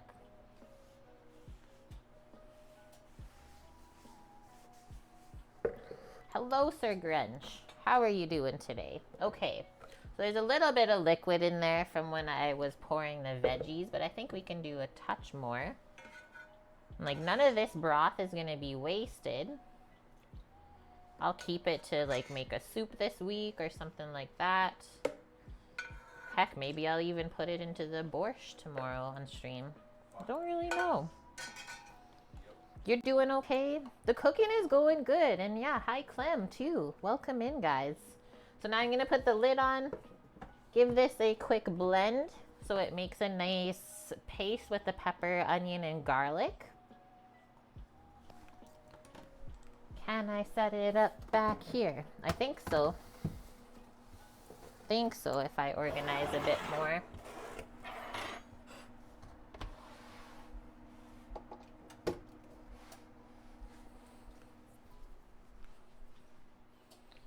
Thicken it up and use it as gravy. Oh, yes, right?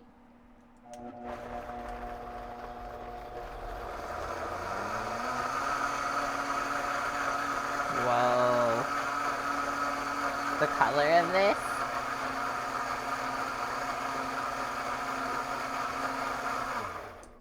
Because everything was cooked, it takes like no time to blend it. Look at that. Give the lid a little taparoo. Watch the steam in your face. Nothing in there is spicy though, so you don't have to be scared of that part. And then we'll just use the spatula to take it all out. Oh, it almost smells like a red pepper tomato soup or something like that. I need to taste this.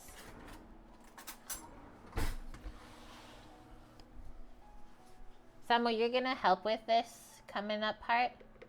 Is that possible? Yep. It's flavorful, not like overly seasoned, which I think is fine because we got to mix it with the meat first, which was seasoned, and then taste it again. Very delicious, like meaty, sort of roasted pepper flavors in there. Let's get rid of this big pan. Just gonna keep it over here for now.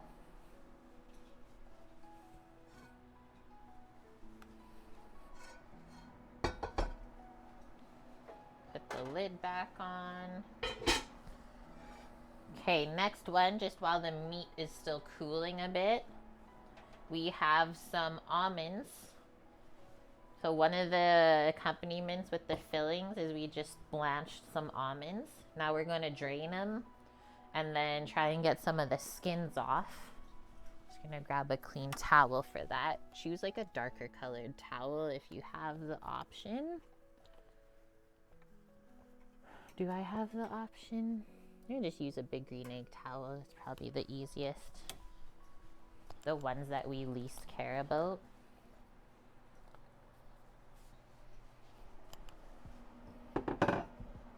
Just gonna use the lid to strain it. So we just boiled in water for 2 minutes and then they've been sitting in there ever since. Hopefully that works. I've not often blanched almonds in my life, but out of all the nuts that I have dealt with, like hazelnuts are sometimes annoying. This is what you do.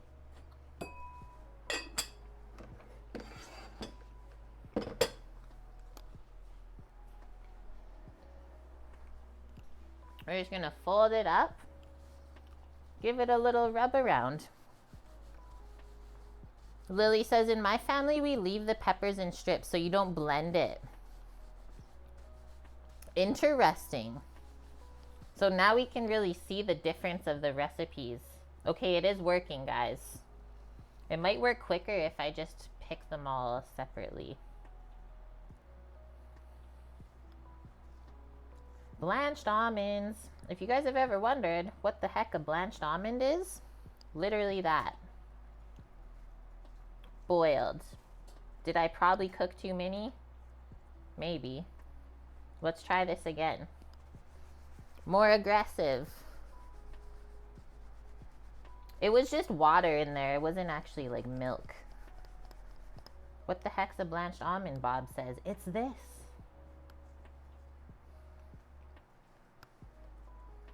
It's been boiled for a few moments and that helps the skin come off.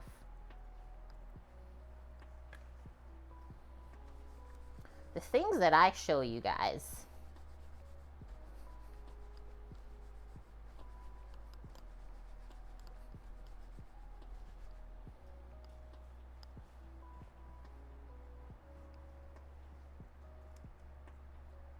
Do we use the almond skins for anything after?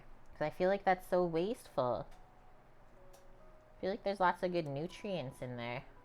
Wow, so if you just take the bottom part, it like squeezes out. Goes flying.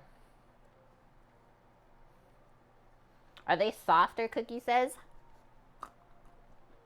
A little bit. I'm sure you can still just hear the crunch though.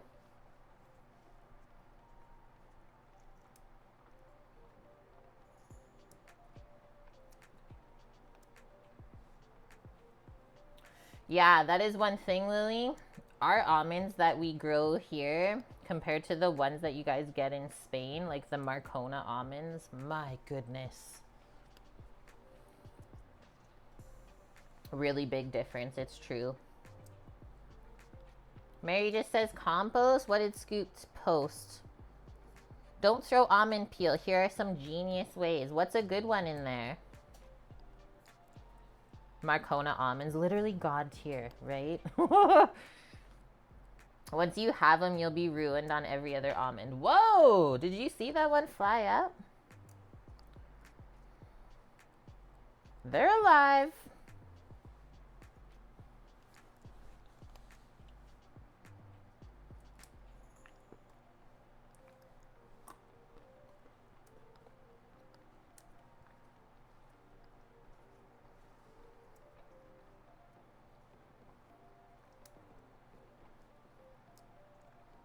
Almond chutney with the skins, interesting. Make like a vegan bacon from the almond peels. I have seen that done actually with coconut before, where they'll smoke really big chunks of coconut. So it's like smoky and crunchy like bacon, and then you season it the same way. That's actually insanely good. Okay, we're almost there.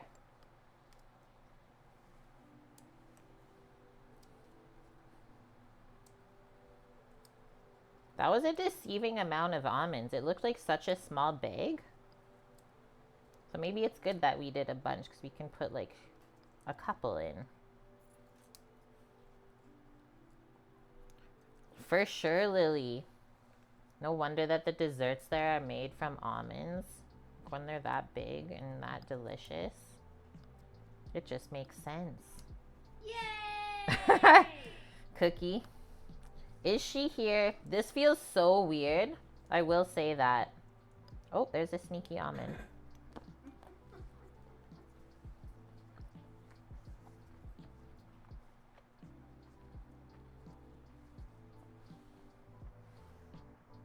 Almond skins.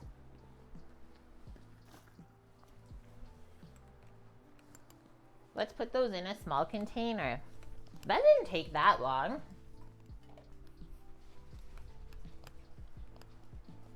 I wonder how they do it in the factory. Mary's got all the tasty stuff at her house. I keep saying I'm gonna go there. You don't poke the bear bongs like, it's been nice. Don't. Okay, that. Let's bring this dish of meat over. You want to pick the chicken or chop the beef up? Sam's gonna chop the beef. Just gave him an option. I'm gonna pick the chicken. Psh, you can't change it. You can't change it. Hey, Sam's gonna pick the chicken and I'll chop the beef. Right, Scoots? No backsies. The meat's been rested. I might save all these fatty bits and the bones and put it back into the stock pot. Because that looks so good.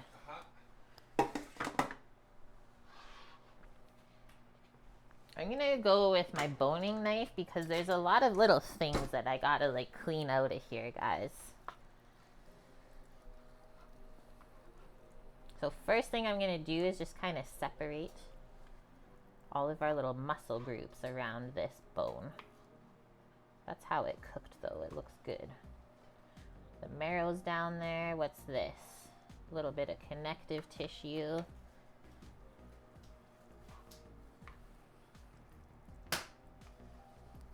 Samo's got glovies on.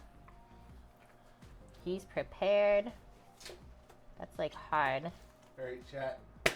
Whoa. Time.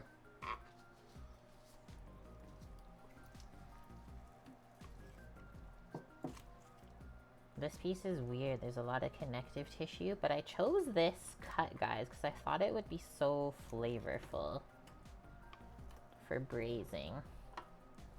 So then the next thing I want to do, that's not really my choice cut, it would have been this one. That's how it looks. Let Samo try and then I want to try. I've never cooked this cut before. Mmm. It feels really firm, but it's not. There's a pepper for Lily in its whole form. Okay, that there.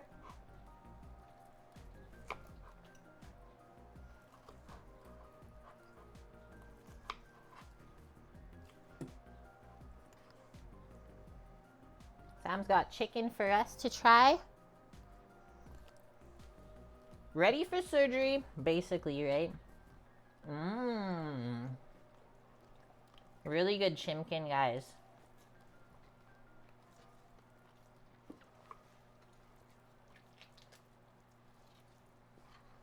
Okay, that's the trash.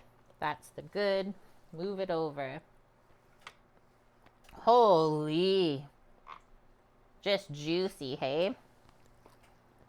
Marrow spoon barbecue sauce, you're going in, Sir Grunge. I like your style.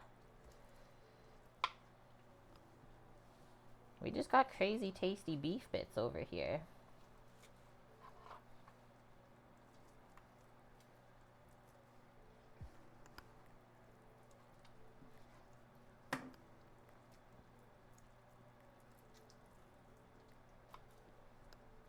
And yeah, I'm saving all of this stuff that I'm trimming off right now, and I'm putting it back into a pot later. I'm doing another stock. A Remy? Yeah. Is it a demi? No, it's a Remy. A bit of connective tissue on there. I'll clean off. And then the next one, before I start the next piece of beef, guys, I'm going to turn on our cooking pot so that can start to heat the water up. So that once we get the first couple of hallacas built, hi. Did you tell them about the accident last night? I didn't tell them about the accident. I don't know if anyone can handle that. Can you guys handle talking about an accident? Okay, we're going like medium heat on the pot. Let's get this last one. Cookie, oh no. So we were gonna charge the car, but then we decided that we didn't feel like it last night. We just wanted to go home and hang out. And Sam went out later on. So on our way home from that, it was kind of busy because it was like, what, 5:30? Rush hour. We live downtown, pretty busy area all the time. Start driving through this one intersection, and all of a sudden, we're just like driving up on a car that is completely smashed to bits. It was a Honda Civic. In our lane, facing the opposite way of direction. Nobody's around even in the vehicles involved in the accident. There's airbags and stuff that had gone off. And it's just like you're driving through a debris field, but nobody's around, and there's just broken vehicles sitting everywhere. So what did I do? Because I assumed that no one had even like called the cops or anything. Yeah, I called 911 and like told an ambulance and stuff to go there. I don't even know what happened, guys. There was some other vehicles in front of us before the intersection. Like, we didn't even hear anything. It's just so crazy to drive up onto something like that, and it's like, what is going on right now? Where is everyone? Yeah, at least we were okay, because that's something I always think of, right? Is like, what if you were there 10 seconds earlier? You never know when you're at the right place at the right time. Okay, so that's the meat I trimmed. This is what's going back into, I think, just into that brazier pot, or like I'll transfer it later on after stream. But that's gonna live in there. Sam picked all the chicken and I just have to chop it. Yep. And we can put the bones back in the pot too. Yes, ma'am. Awesome. Oh, fuck yeah, it is. Piece of skin and a dirty piece of thigh. Did you guys see him on the side? Is that why?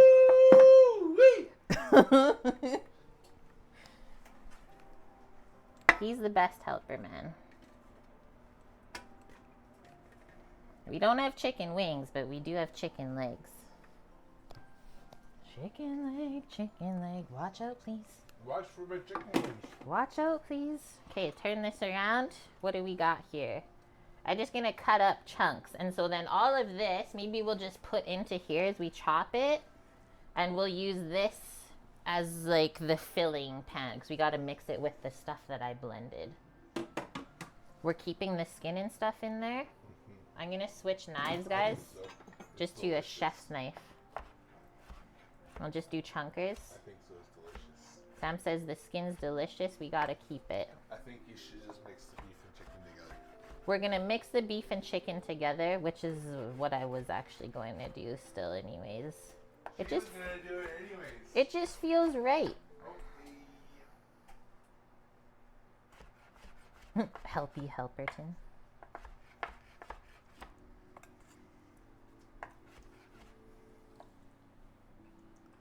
We don't need the oven on anymore. Thank you very much.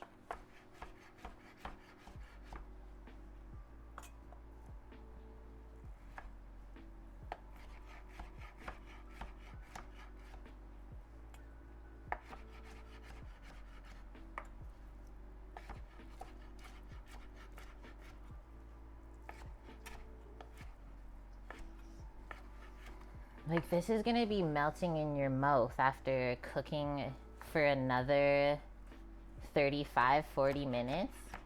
Whoa. The fat from the skin of the dark meat? Yeah.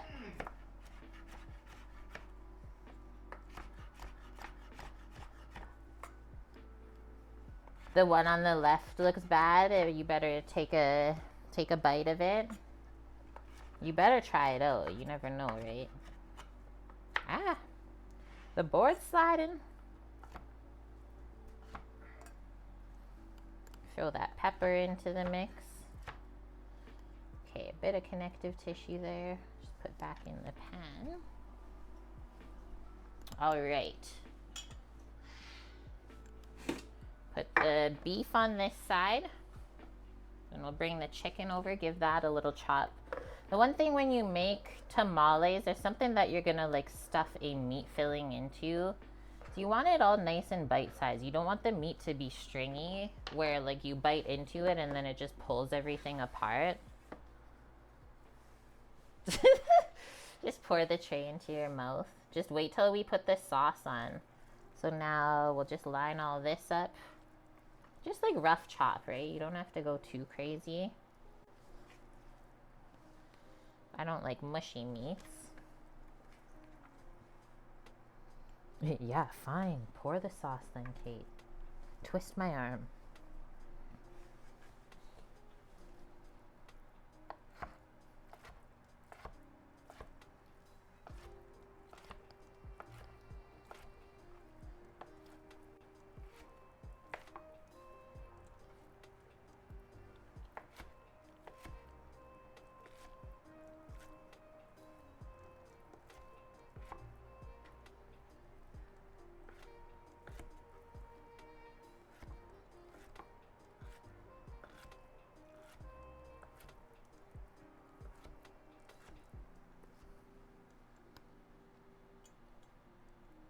It's been chopped.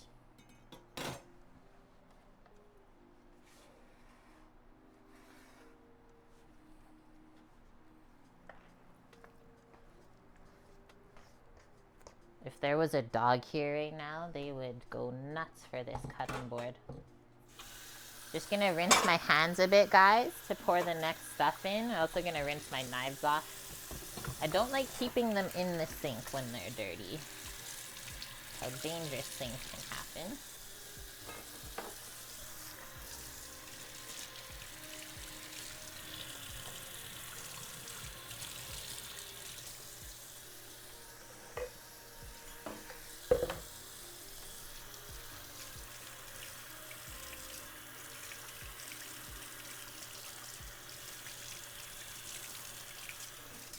Hi, hunger. I'm Kate. I've actually been got with that one before on stream too, Mary. It's okay. Hi, my name is Hungry. Nice to meet you. Taking the spoon that I used before out of the tamale dough. I want to use it to mix this. Now I think we have enough sauce, so we're just going to use it all. So the peppers, onions, garlic, and everything else that cooked and braised underneath these meats just got blended up together and made into this delicious sauce. So we'll get it all coated and tossed together, and then we'll taste it. So we can't have this part being bland. But then keep in mind as well, because the two additions to go with the filling are kind of salty. Capers and olives. So don't overdo it. Kind of like a mole, Mary says. I would say no. Because this is also not Mexican.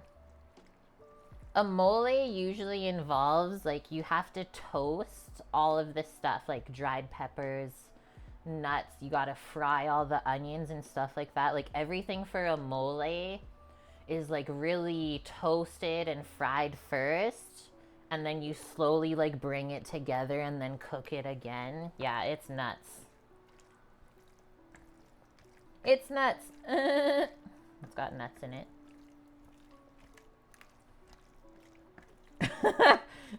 Sam. He loved it. Bonk says it's usually 20 plus ingredients. We were taught how to make mole in school, actually. I remember that. Look at this. Let's taste it. Tasty taste. That's gonna just get melt in your mouth, I can tell. I need a little bit of chicken and a little bit of beef.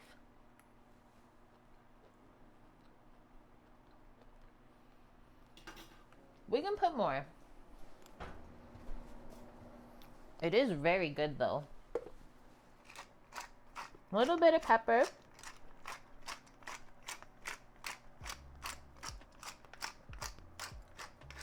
The beef like feels firm, but when you eat it, it like melts in your mouth. Kind of weird.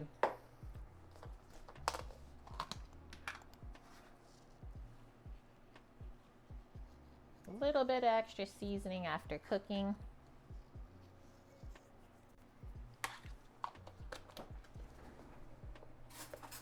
Give that a mix and we should be good. So now dough goes on to the banana leaves. This goes inside. And then a little dollop of caper and olive. So I would suggest, instead of just free spooning this, use a portion scoop. So that you can always get the same amount in. Oh, and don't count out this. Also, I almost forgot one important component. I have to chop up some cilantro just to mix into there, which I think we should not leave out. Hey, Samo. And then we're finally there. 4 bibs? Count me in, man. Whatever we're doing, I'm there. And the green onions. I know, Mary. Let's just do this. It looks so nice and fresh, though, I will say. So I'm going to use like most of the stems too.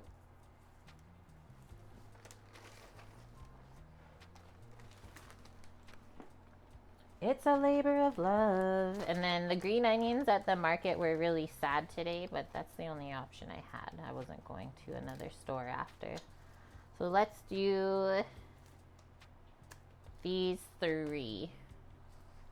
Like equal parts green onion and cilantro. Our water's still coming up anyways. And then we will start our assembly station after we get the first ones in. Put my knife over here because I just rinsed it from the meats. Actually, kind of perfect. Okay, pick out any cilantro that's not so nice. Trim those up.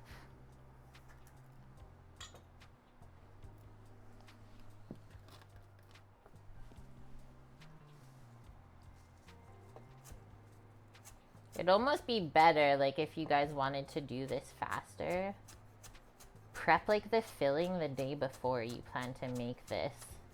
So it doesn't take quite as long. Or, like I said, is usually you have a lot of other helpers in the kitchen. Not just one person, so it would go faster that way if you designate one job to each person.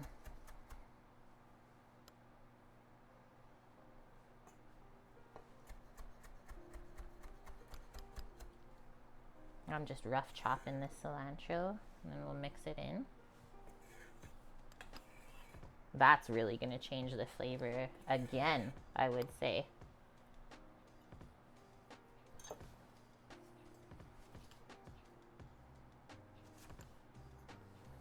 Yeah, now it's healthy, exactly. There's green stuff. It's healthy. I don't make the rules.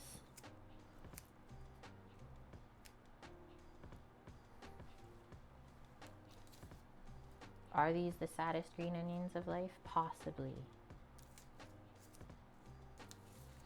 Still usable.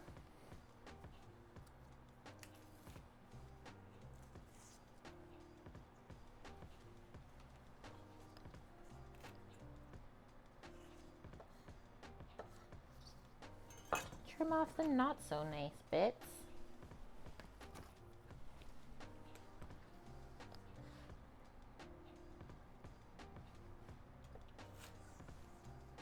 And away we go.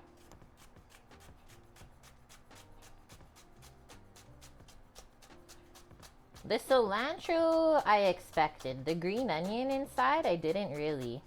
I'm intrigued.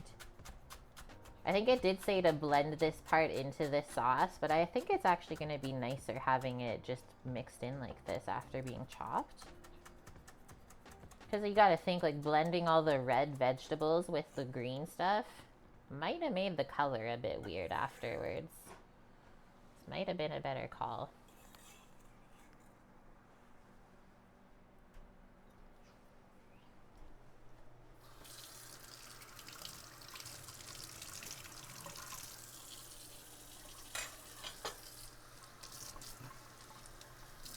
All right, one more wipe of the board. And then I gotta get my hands dirty with the masa dough.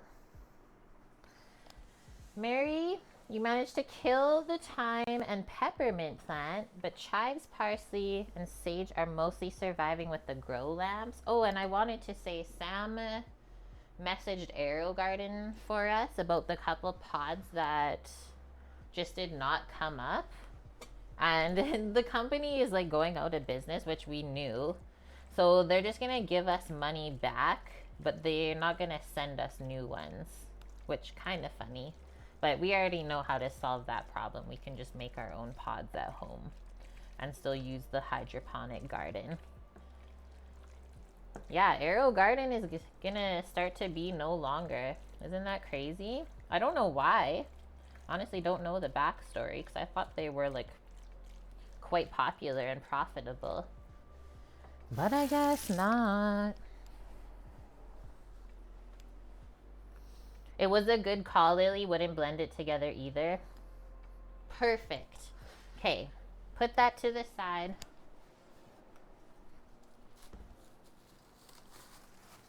Hopefully this gets a little bit of color from our small amount of annatto oil. Look at that just sitting on top.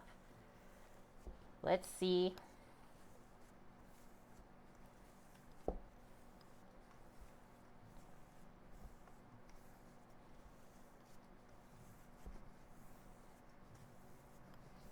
And then I think it will get even nicer color in the middle from all of the meats and stuff in the filling. This might get a bit diluted once we mix it. Also didn't put as much of the annatto fat or oil as they called for.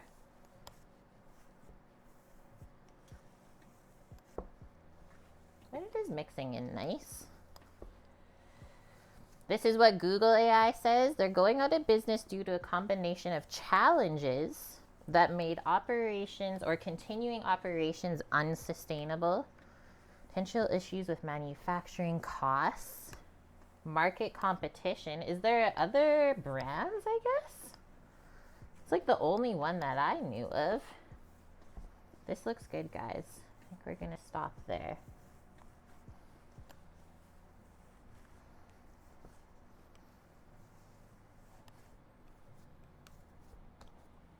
The masa ring. Okay.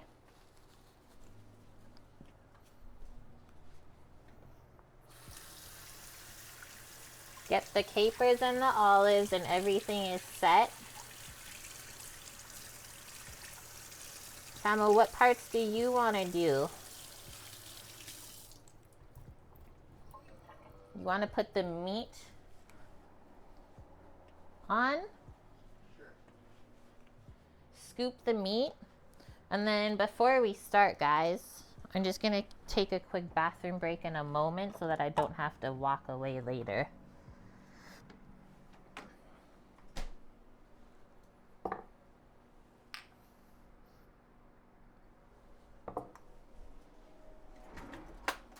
Because once the hands are dirty, we ain't leaving till we're done. Fork for the capers, spoon for our little bit of olive. What the heck is that on there? I don't know. And then what I've used in the past. We'll also see how soft or firmness masa is usually you want like this to spread it, but it might be easier with a spoon.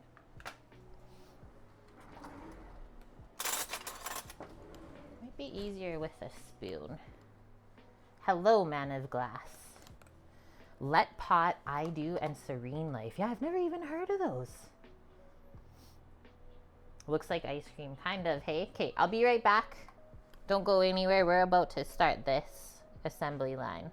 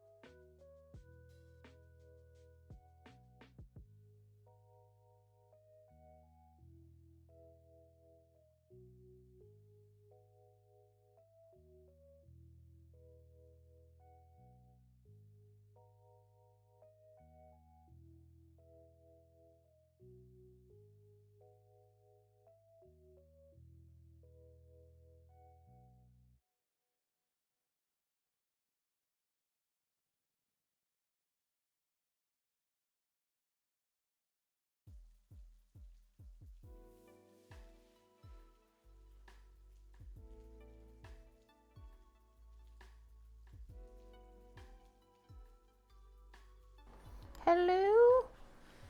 It's Tedious Tao. Welcome back. You changed your name. What happened? Dirty fries with pulled pork, Sir Grunge says, or dragon tempura roll for lunch tomorrow? Whoa. I mean, I just had sushi, so I would choose that. It has honestly been forever. Okay, one thing I do have to look at just before we start is like, how do we wrap this? You take the leaf, fold it in half so the edges meet. Did we need 2 pieces per? It didn't say it.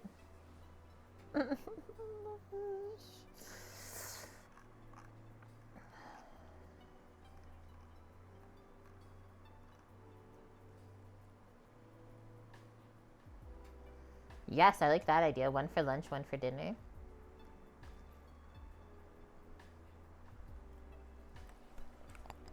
Lil, this is what they're saying in the recipe. They use 3 pieces of banana leaf per 1. I'm gonna cry. I think I'm just gonna see how it is with 1 and then go from there, because we made them so big. Cookie. I'm gonna cry. That's what it says.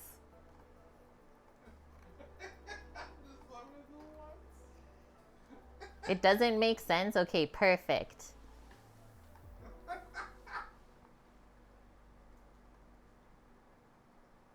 And then it also says to mix a little bit of oil with a cup of water in like a container, because that's gonna help the dough not stick to your hands when you're trying to like mush it out.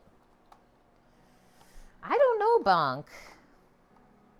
Maybe they're just doing it for like extra protection if people don't wrap it up nice enough. Then no one's gonna go to Bon Appetit and be like, you didn't tell us this. So they just covered their own butt that way.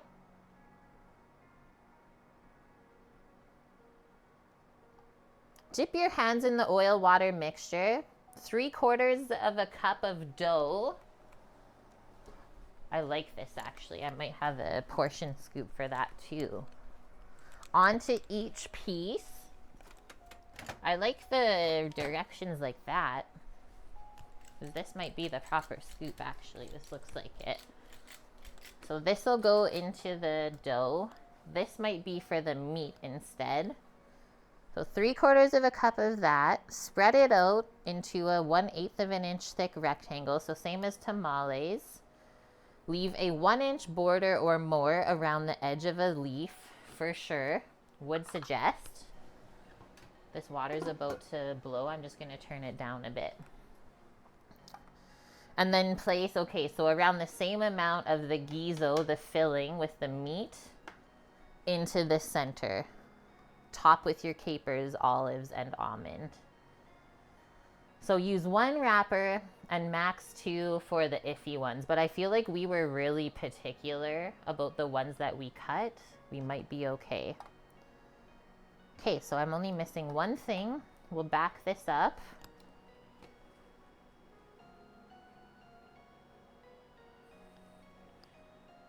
I think it's gonna go banana leaves over here for me. And then we'll set Samo up beside with another pan. I don't know yet.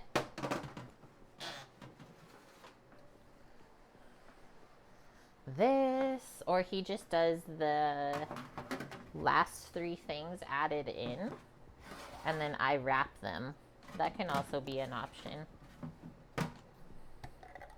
Almond, olive, and capers.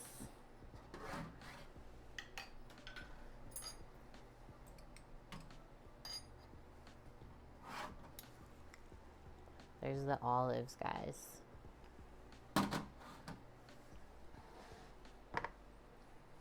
We'll leave that there for scooping purposes.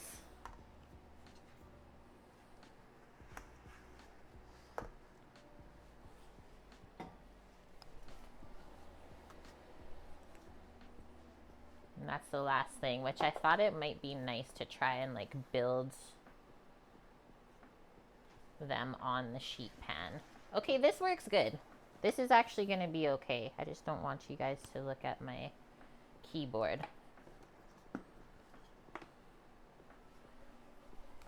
I just need a little bit of oil and water. Do like a touch of peanut oil.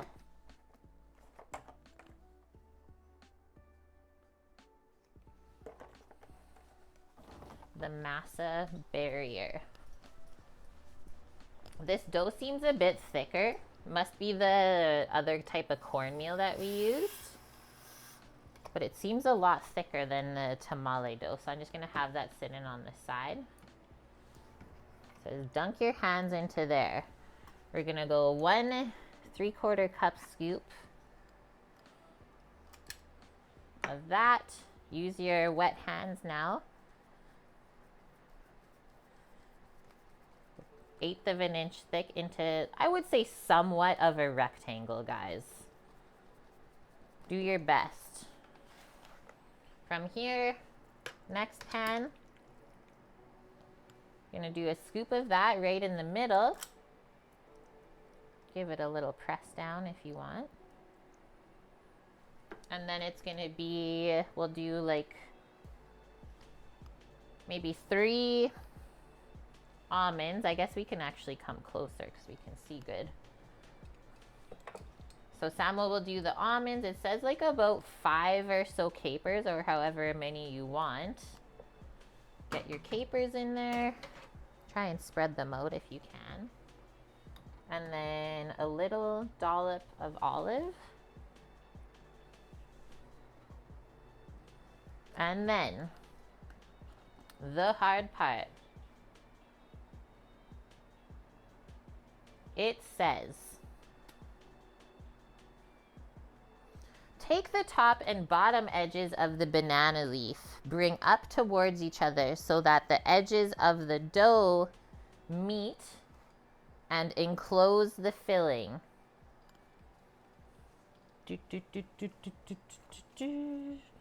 Boom, just like that. So I kind of watched, made sure that it flopped over in half. Fold the remaining 2 side ends toward the center and make a small package. So you kind of remember where you put your dough and you can feel it. So then these fold, fold. This is currently where we're at. It's looking actually really nice. And it's pliable too. So then from here it says place it on another banana leaf and wrap it up again. But I think if we just do this, maybe fold that one over again. Over, and then again. That should be like pretty sealed. It's like triple wrapped. And then make sure the package is compact, the leaves are not ripped, and nothing is leaking out. We got this. They don't say to tie them up at all, but I'll show you what we're gonna do. And so that was one. That didn't take very long. Our water is up, so we're good to go whenever. Tie it like a present, guys. You can tie it just one way. Or I was thinking of doing a little, like, loop like that. Nice and tight. And then back over like a present. You guys are dueling me? Can I even duel? I actually don't know. And then this will probably give you another little barrier as well. I might have went too far, like it might get a little bit smooshed. So don't go too crazy. But that's the present that I made. I am going to stack these honestly onto like a plate until they go in.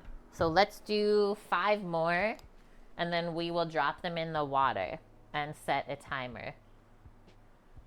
I am using, yeah, it's like a smoked olive. Like it's just kind of chopped. It's mostly just green olives, Lily. A little bit of pepper in there, which I thought would go good with the pepper flavor that we already have. But yeah, it's still green olives and all the goodness that we want in there. I'm picky about how many condiment jars I can have in my fridge at one time, and currently there's too many. So boom, that, dunk. Go a little bit quicker now.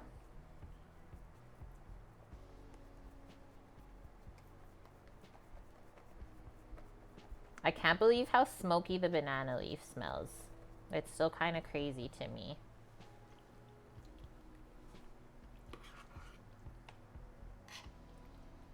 It doesn't want to go in the scoop.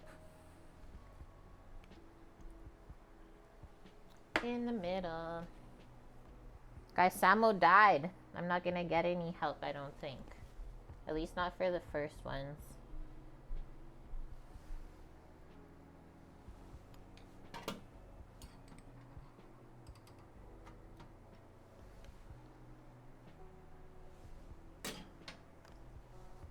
So if you get your hands dirty, just dunk it back in the water. It's so much work, hey? Now you guys can see if you ever have anything like this in your life. It's a labor of love. So then we'll turn this.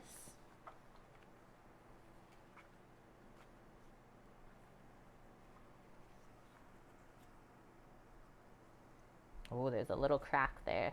Make sure we fold that in. What? Oh, he did come back. Guys, he says, is it time? I think I got the first, like, 6 that I'm going to put in, and then maybe I'll get your help after.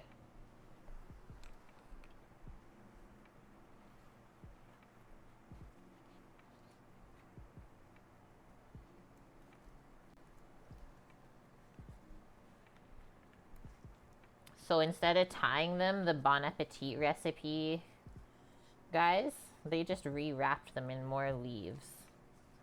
That's the option they went with.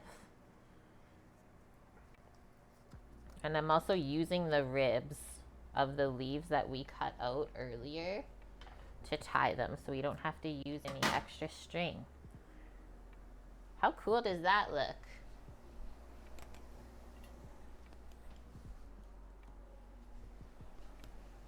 Make sure my water's not boiling away. I keep turning the pot down, but it keeps getting hotter.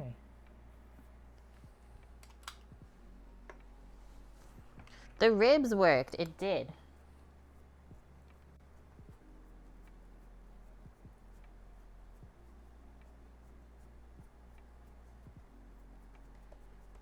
Bob is back.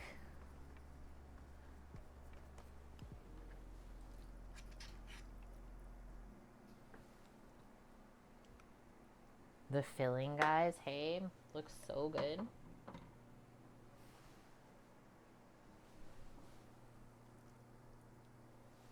Chopped olives.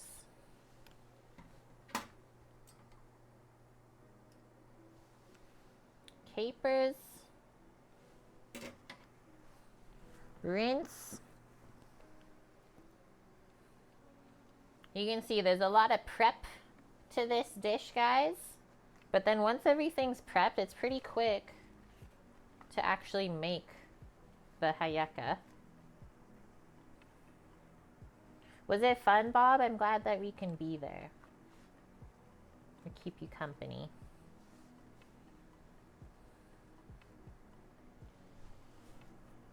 Okay, some of these are really long. Gotta like cut it in half, I think.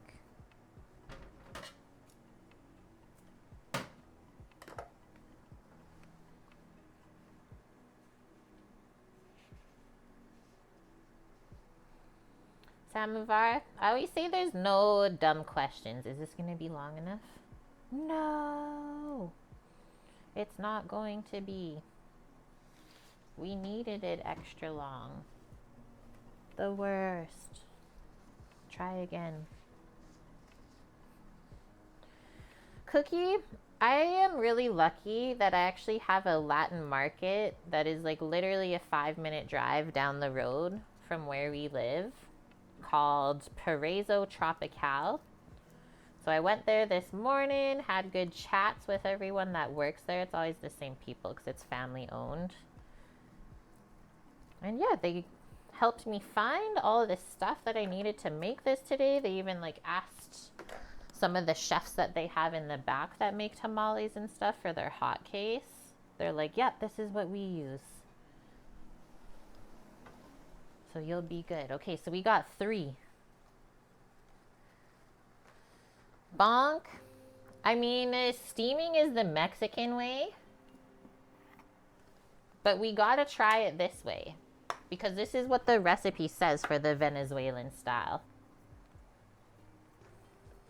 We gotta commit. Don't be scared.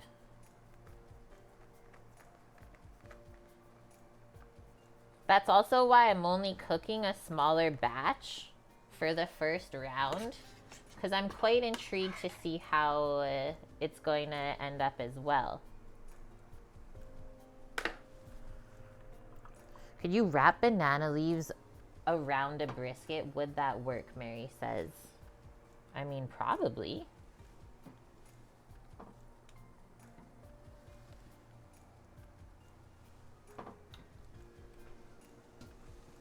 Like, I literally keep turning the pot down and it won't simmer down. I don't know what's happening there.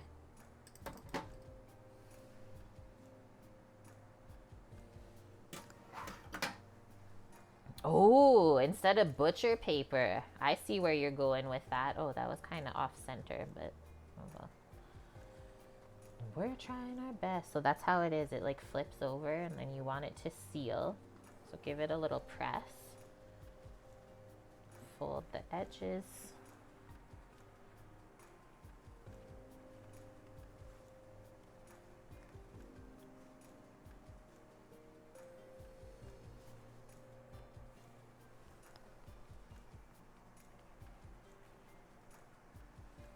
Scoots, you got a new Christmas puzzle? What is it? Try do 1 or 2 where the filling is encased in the masa. Like actually close it together first, or like put some on top, Lily is saying. Okay, don't tie it too tight either this round, because I keep like pinching it a bit. Is it kind of like sushi making? Kind of. It's not like super finicky, just a bit time consuming. But that's our fourth one. Like, this is our nice pile that we have already.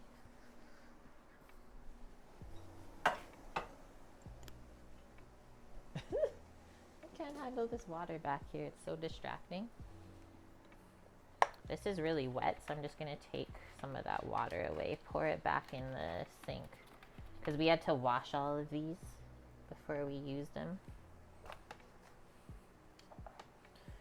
Put more on top or put the overlap of masa on top. I honestly feel like we can put more masa on top instead of like folding it over like that to use the other side. Let's try and make it like bigger.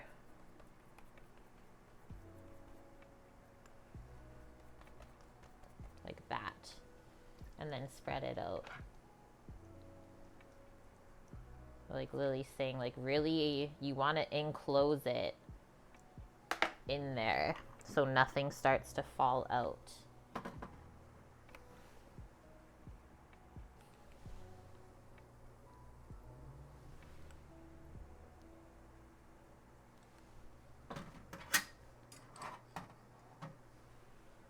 One, two, three, 4 capers.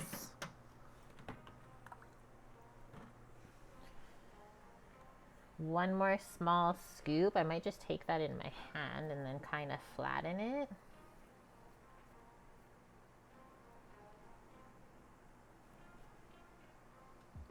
I don't know. It's like a filled arepa, basically, you're saying. Okay, but now how am I going to close it? Because that's not going to work. It's going to be weird. Let's see.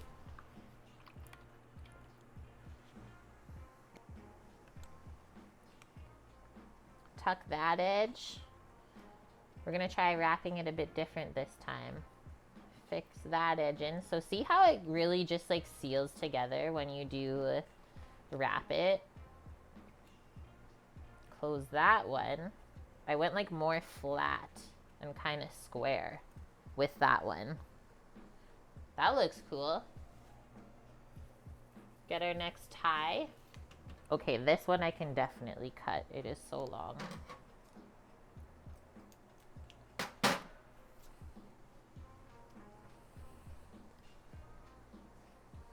I'm learning with you guys. I'm not a tamale pro. I'm definitely not ay-yah-cah pro. This is how Sir Grunge feels in the winter, like a wrapped up pocket. 14 layers on and you're warm.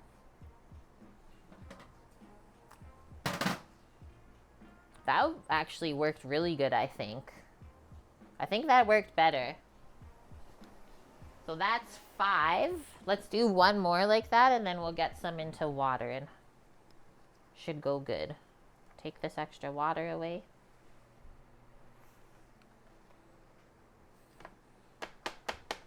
Might have to like pull my... I feel like this always gets pushed back. I don't know why.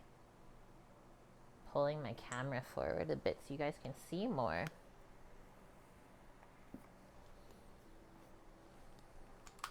Okay, so about 3/4 of a cup. That's why, yeah, because we didn't read kind of the history. Usually we read the history of the dishes, which I think we'll do while these are cooking. Give myself a little break in between.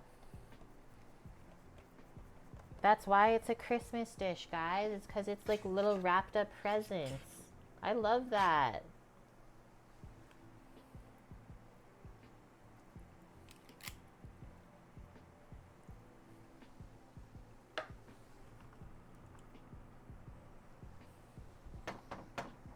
I like it, Sir Grunge.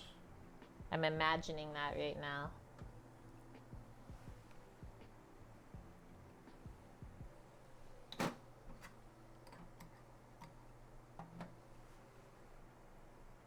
That was a big caper. Do like one more.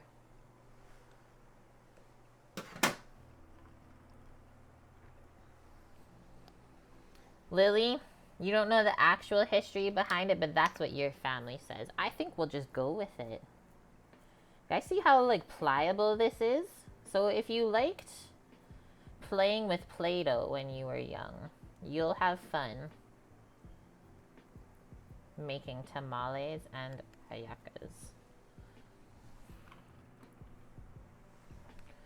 What did I do last time? I tucked these ones in, right? Yeah. Tuck the sides in first. We'll do folds, folds,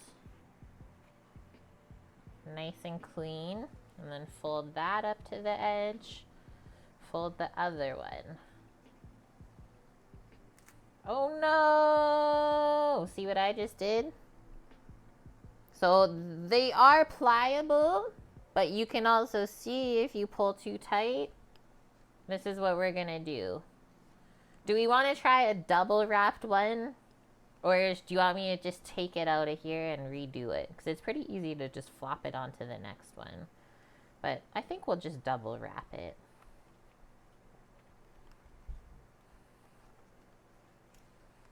When in doubt, just put another wrapper on.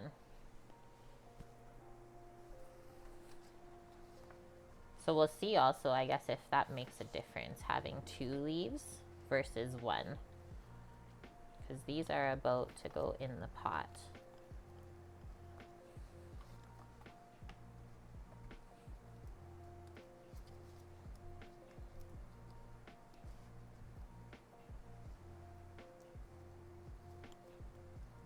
I really like that we reused all of the parts of the banana leaf for the tying.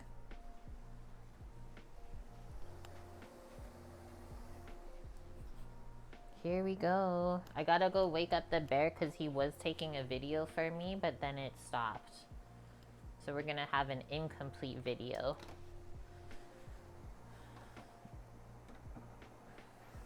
Sorry if that was scary. But this is the pot. Try and get you guys one higher so it's not super weird. There we go. We are boiling. Look at the time. I hate when it does that. Because it's gonna be dark out by the time we're done. Are you gonna still take your video? Or we'll finish it later when we finish these after stream. Okay.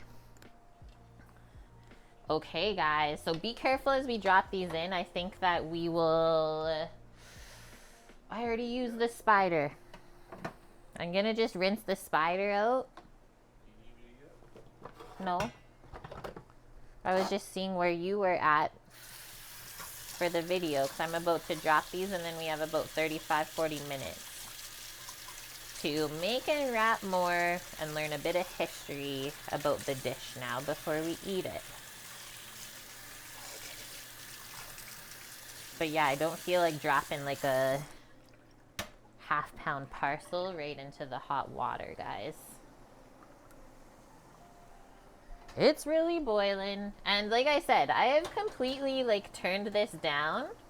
I don't know if it's broken, honestly. Because I'm on the low setting on here. And I think it's stuck on high. I don't know what to do.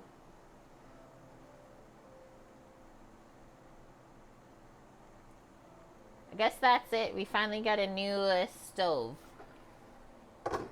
I'm gonna try switching it to this other burner because this seems a little bit too much. Everything's gonna fall apart. I'm like, why are you so high when you're on simmer? Send help with a new stove.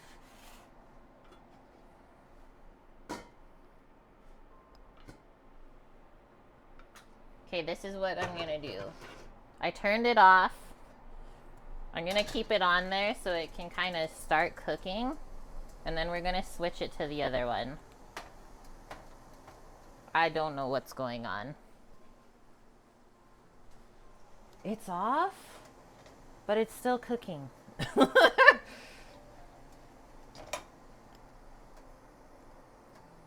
The burner just ends up never shutting off again. Okay, so the red coil has gone down.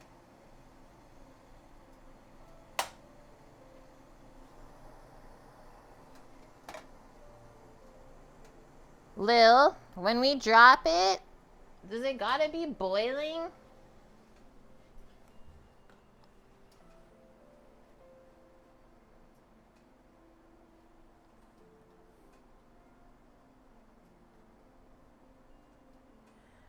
Oh, this is what they do. So I read a few recipes. Let me read this other one. One, you start with the water hot boiling and you drop it in. The other one, you put them into the cold water and then bring it up. Yeah, bring the water to the boil. When the water is boiling, add as many hallacas as you can fit and cook for 40 minutes. So the Bon Appetit has you starting with cold water and then bringing it up. Whereas the other one, okay, seems like we got the burner fixed now. Yeah, the other recipe, we want this ripping. Just about to boil again, and then we drop them in. I can't believe this is actually going to be like a 5-hour stream today. It's been a minute. Because the other thing is, when we drop these in, it might cool the water off a little bit too.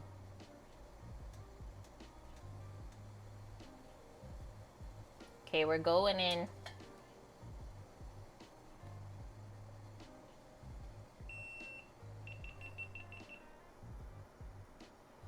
I don't know why it's beeping. Oh, there it is.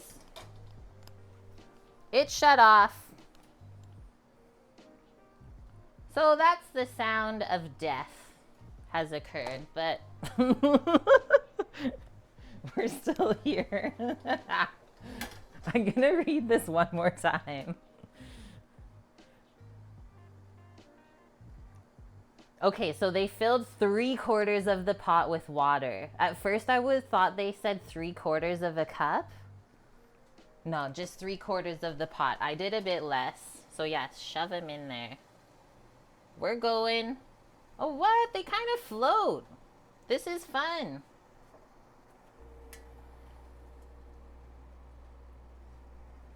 I think we can just drop them with our hands. Like, I was scared. This is straight up, like, sealed, you guys. They instantly almost float, dropping them in.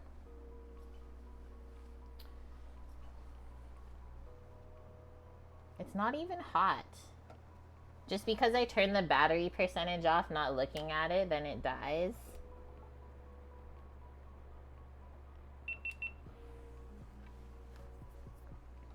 Boop, boop, boop. Hi, you're back? You gonna be good? Okay, we're still at 39%, so it's not that. Don't do this to me.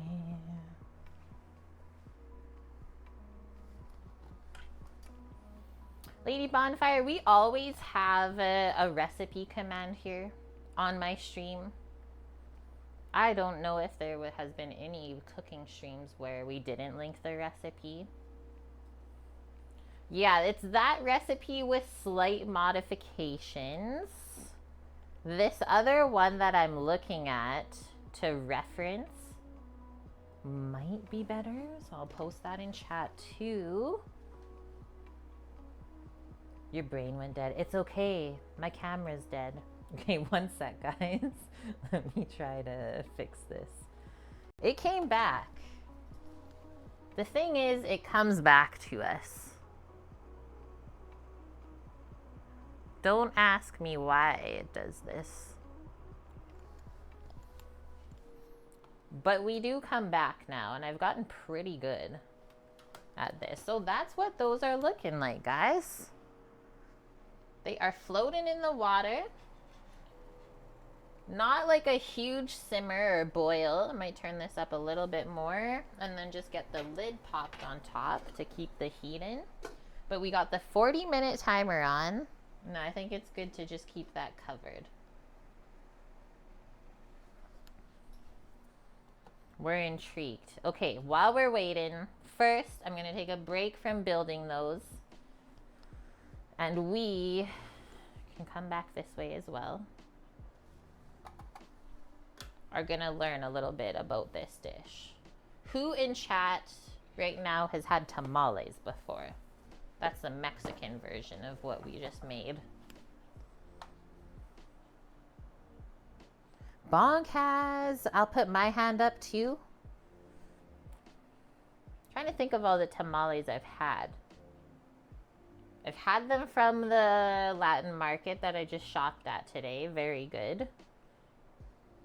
They usually do like pork or chicken with either red or green sauce. I can't recall if I've ever had one actually when I was down in California though. I usually just go for tacos and burritos. Cookie has as well. Nice, Lady Bonfire. Mary, you've never? I would say that's probably a tough one to get up where you live. Like even here in Canada, Mexican food is not like what it is in the States at all. That's why I said I'm very lucky to have the market close to us. Wow, in the recipe I linked, they like really tie up the parcel like really beautifully, honestly. Okay.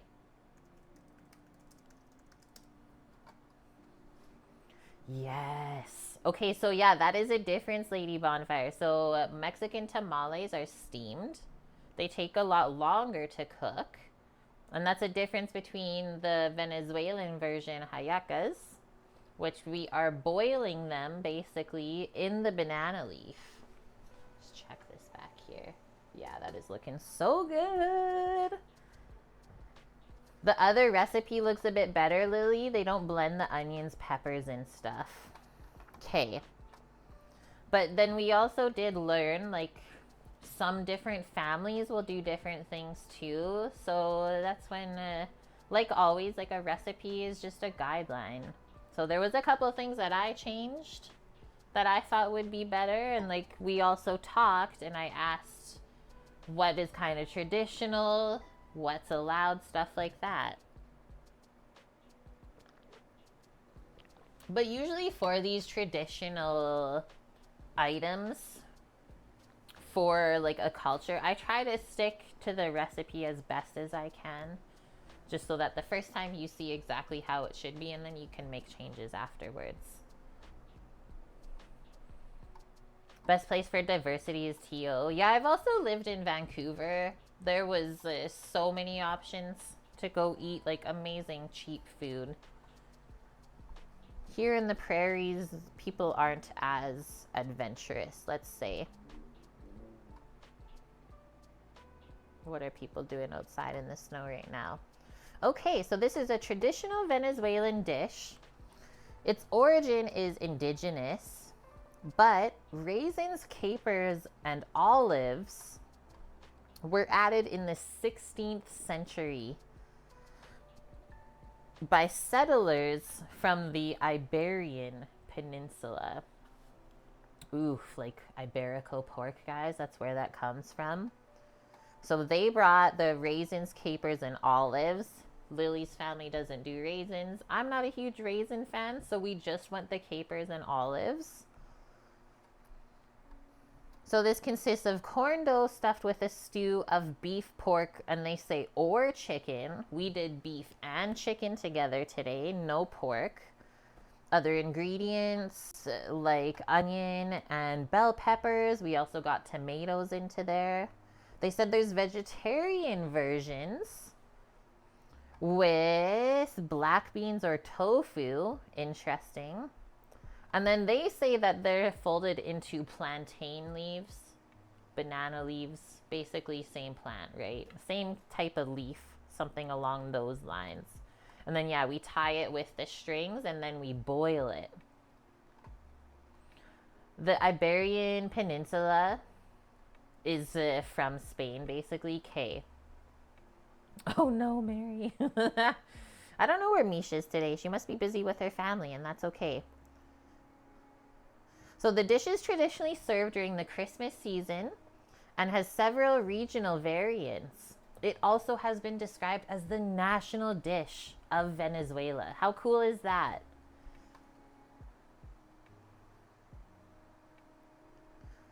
Okay, this is a hard word. Lily might laugh at me. Some speculate this dish originated from the Orinoquia. That is a type of indigenous people. Cool. Characteristics of the Hallaca once it is cooked. Delicate corn dough made with consomme or broth. Okay, and lard colored with annatto. So we'll see how yellow it comes out.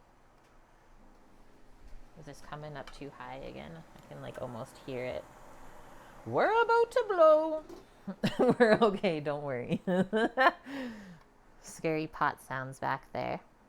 So hallacas are also commonly eaten in eastern Cuba, Trinidad, where it's called pastel, as well as parts of Colombia, Ecuador, Aruba, and how do you say this one? Curacao?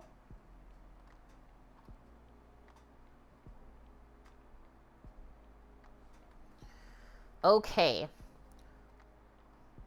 So this food spread throughout the Spanish Empire in the Americas as far south as Argentina, in the decades following the conquest of Spain. Cool.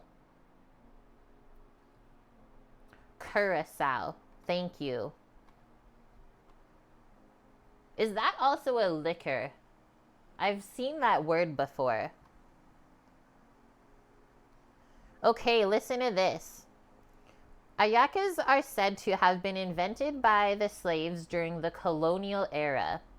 They would prepare the Christmas Eve meal for the landowners, and with leftover meat, they made the ay-yah-kahs filling for their own meal as well. One version of the dish's origin tale is that the daughter of the landowning family asked to taste the ay-yah-kahs that were made. She and her family liked the dish so much they requested for it to be made for their dinner party, and ever since it has been part of the traditional holiday meal for all classes. Is it the Portuguese word for heart? Oh, that's the one, yeah, the blue one. Curacao. But it is an island country, correct.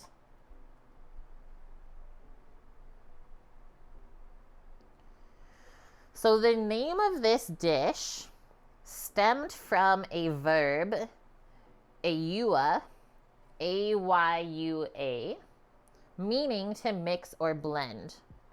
From there, the construction, ay-yah-cah, which means mixed things, devolved to Hallaca, when if you say it in Spanish, the H is silent. Cool.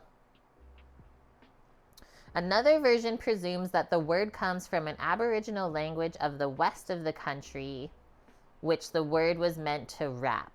Cool. The earliest use of the word in modern sense is in 1781, a document of Italian missionary linguist. Cool. Curacao. Curacao.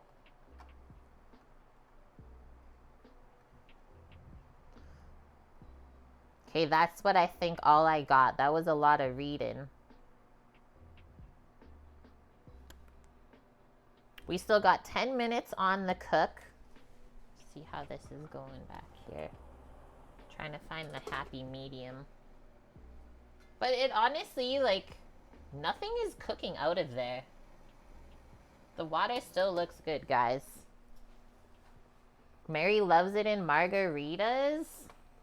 I don't know if I've ever had it.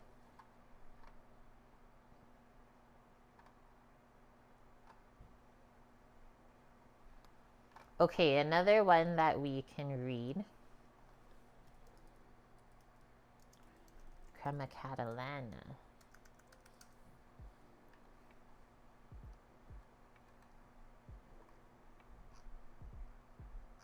Is there an origin of this dish?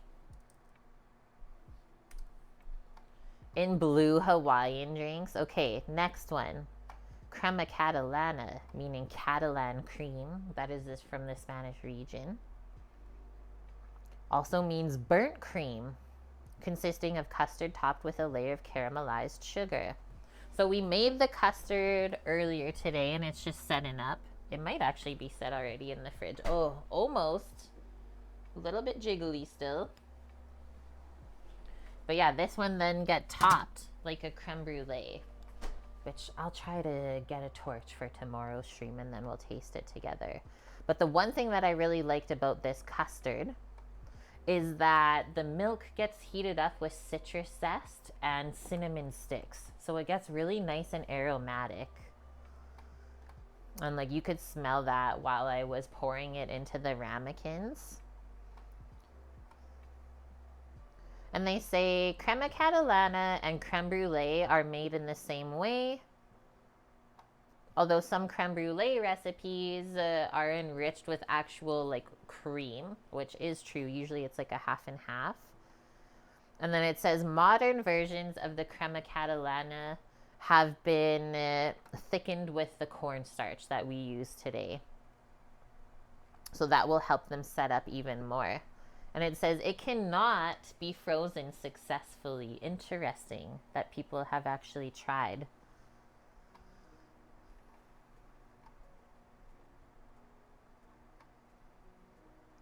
So there was reports of Crema Catalana appearing in early cookbooks mentioning custards, but they were not burnt on top. So there was not really that French influence of the creme brulee yet. And this was back in the 14th and 16th centuries. These things have been made for. Think about that. Wild. Okay, that's all the history I got. I think we're gonna make more. Get our assembly line going to pass the time the rest of the way. It's getting late here. Like, it's almost dark outside.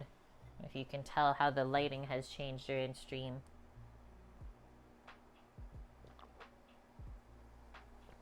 A Cadillac margarita? Not surprisingly, right? It's old recipes. And I love cooking dishes that have that history to them. Because I feel like it really connects us back with our food and like our ancestors and all of that important stuff that nobody really thinks about anymore. Back to the banana leaves.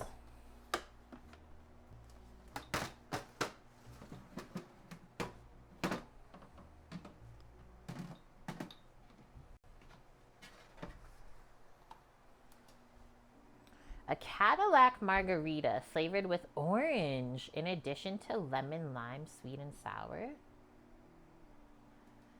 That sounds really good. Why have I never heard of that before? Okay, one more peek before we go. That's them cooking. It's smoother that way. I can imagine. Okay, let's get this assembly line going again. See how much more we'll make.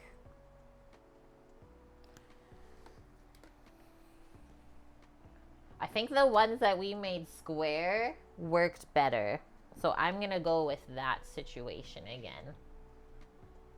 Let's put this little oil container. Oh, maybe it was good down there. Up here, so we'll do scoop.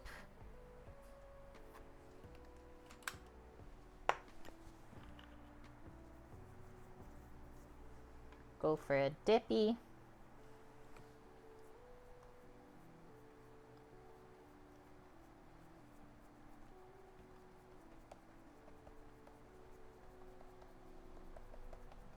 Like 20-ish minutes, guys. We're almost there. But you know how it goes. We don't leave the stream. Usually until we taste what we made. That's important. For your Instagram recipe next weekend. Wait, what's an Instagram recipe? Just like a recipe you found there?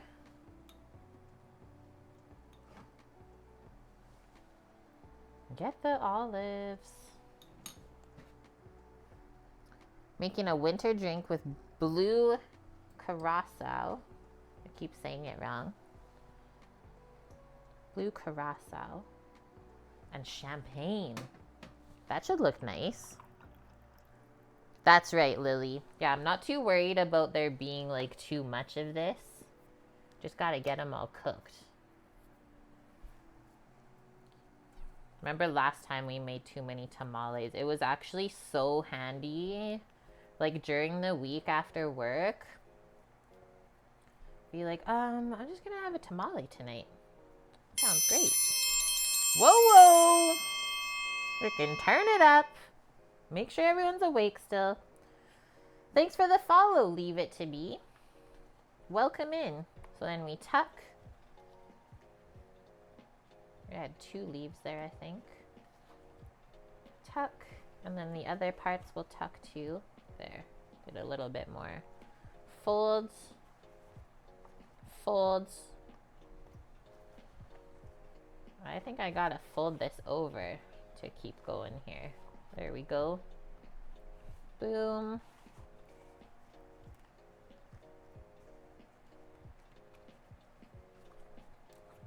And then boom. Take our string from the banana leaves. Okay, this one is insanely long too. I think I can cut it in half.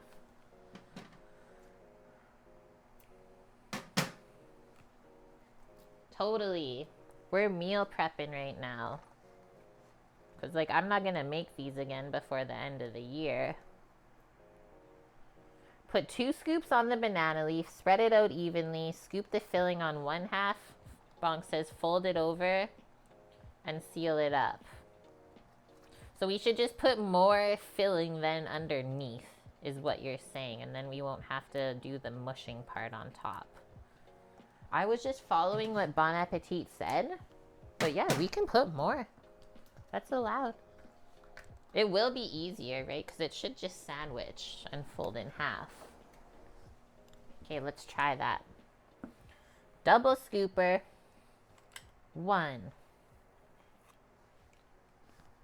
My hands are a little bit greasy from that oil water. 2.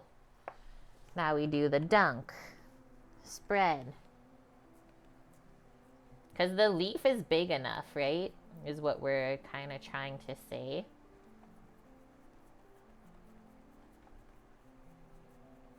So then the thing is we're only going to put the filling on one side.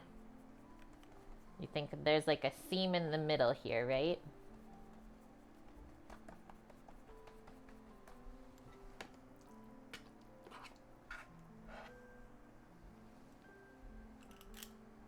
I chose that side.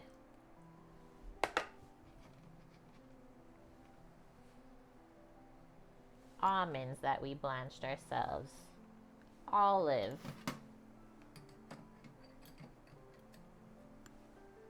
Capers. Rinse your fingy if it got dirty. So now Bonk says fold this. Can you guys see that? I might turn it. Just for this one. Boop, boop, boop. Might have to go a little bit thinner. And yeah, you don't want the dough to be too thick, guys. You really go thin. See how that folded right over? Perfect. So then we'll go this way.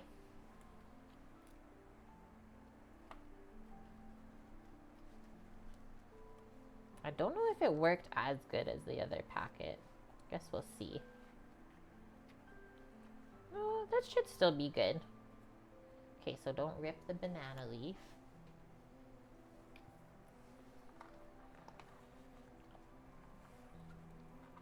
I mean, every piece of banana leaf is a different shape and size kind of too, right? I don't like doing the masa patties either.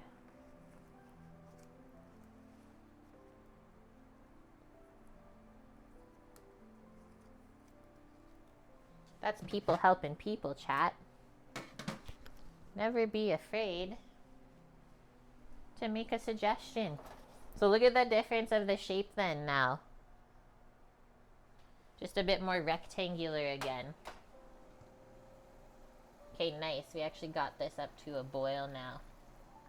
You know what I will do? Just give a little like stir around in this pot.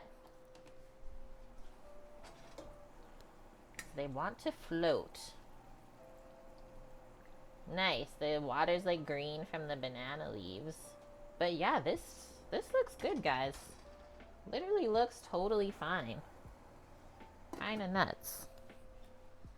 This is new. Okay, how many more can we make in 17 minutes?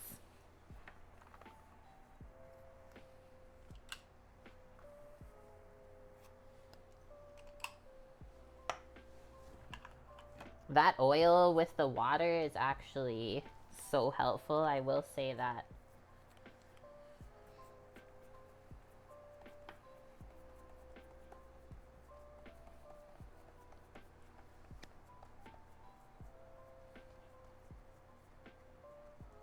The dough is a lot thicker than what I'm used to make tamales with. Tamale dough is really soft. You can usually use just like a bench scraper and just like swipe it onto the corn husk. Where yeah, this is a bit different.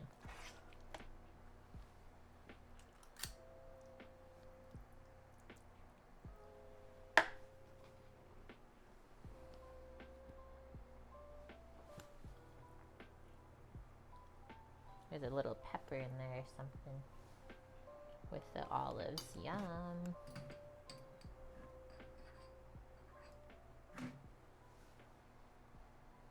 Five capers, it says.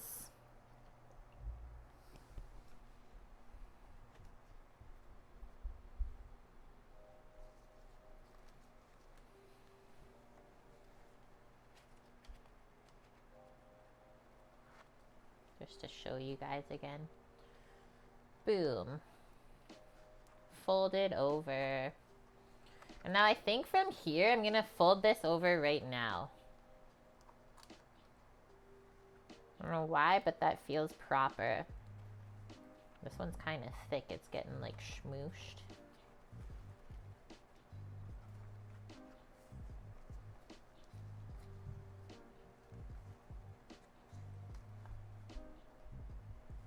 That's a nice parcel. Nice. We're almost used up all of our strings that we saved. That's good. If we use them all. Okay, so what's everyone else eating tonight now? Because, like, we've been here all day. But I know not all of you did cooking. Are we ordering in? Greek, we're still here. We have like 15 minutes until we take the tamales out, but then we still need to let them rest for a couple of moments before we open them up so the filling doesn't go everywhere. Burrito, you ordered in. Shrimp salad sandwiches.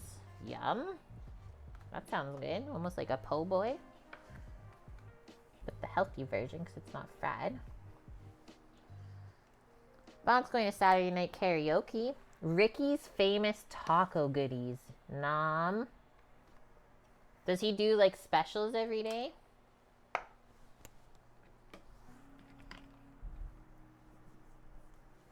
Nice, Greek. You had pumpkin soup earlier? That sounds delicious too.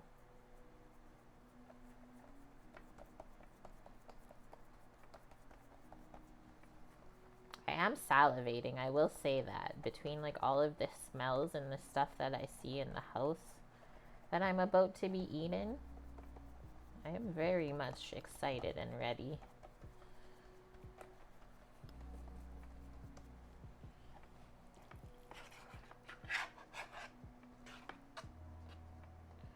Big old scoop. Scoop doo doop. I'm gonna put a bit more. I made this one huge.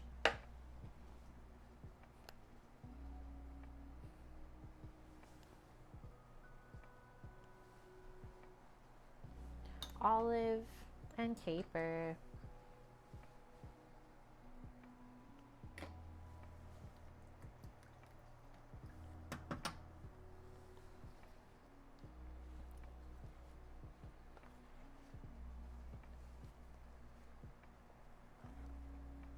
Bam.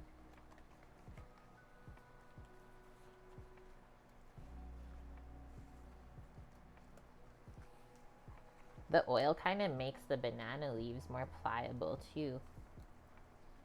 Feels good.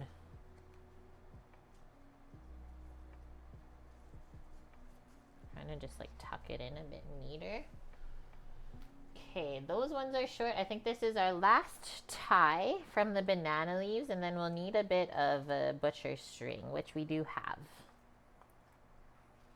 But it's nice to use up the things that we already had from the ingredients. Oh, don't go too tight.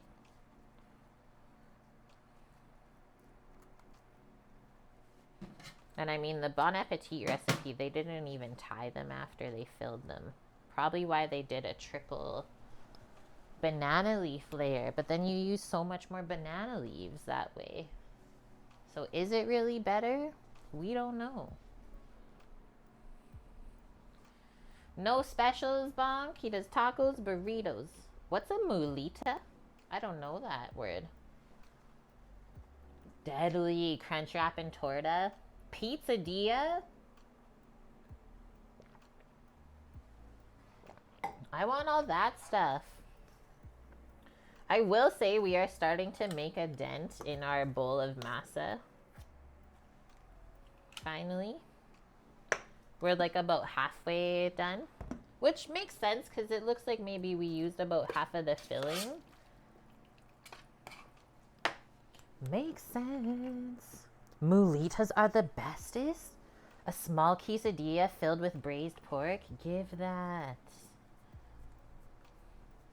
That sounds so good. I think my favorite quesadilla flavor is like the homemade chorizo. Like, holy shit. So delicious. Fatty, spicy, cheesy, crunchy from the tortilla. That sounds good, guys. I would be into that. See what I mean? How Canada doesn't really have Mexican food? I didn't even know what that was. And yeah, like we made mole in school and stuff. But that's literally like about the gist of it.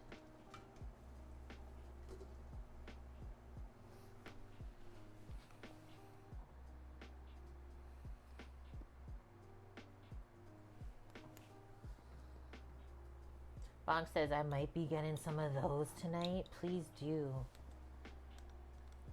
Do it for me.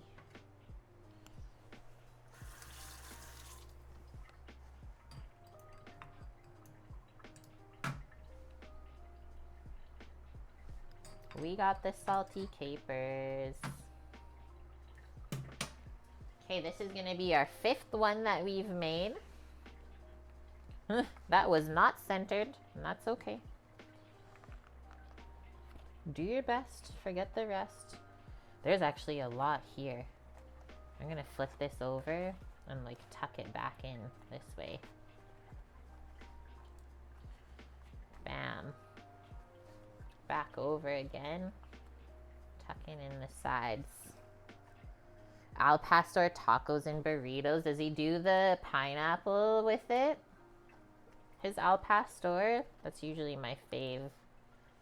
The grilled pineapple pieces.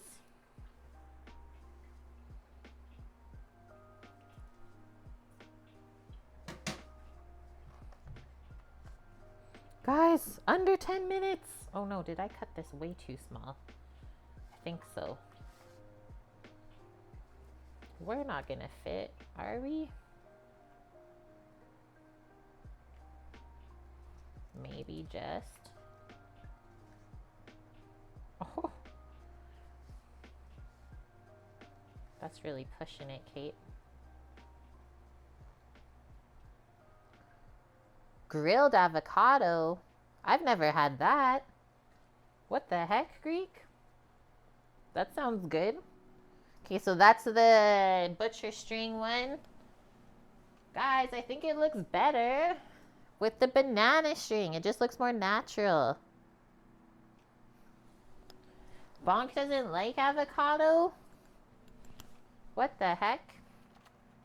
Actually, you're not the only one that I've met that's like that. It's actually become more of a thing. So you'll eat the guac though. Well, that's good at least. Because like avo is pretty boring on its own anyways. You know, it's not Mexican luminology, but your girlfriend said tequeños are awesome. Venezuelan cheese stick, but with bread.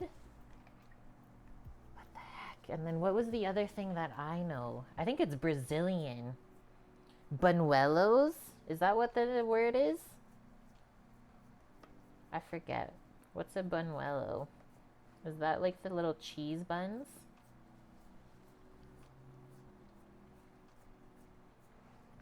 I guess you're not a millennial, Bonk, so that's probably why you don't understand the avo toast craze. But even like myself, I never got obsessed with that as like a breakfast food or lunch or anything. This one is really big. I mean, you could always take off some of the masa too, guys, because I haven't showed that part. It's like, oh no, I put too much. Take it away. That was a deadly scoop.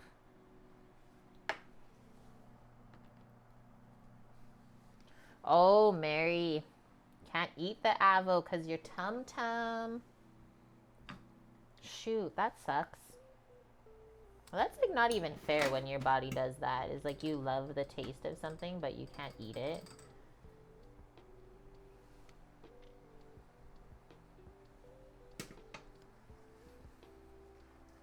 You don't snack for your meals. That makes sense then too. See, I sometimes snack for my meals. It depends on like how I'm feeling that day. Okay, let's keep folding this.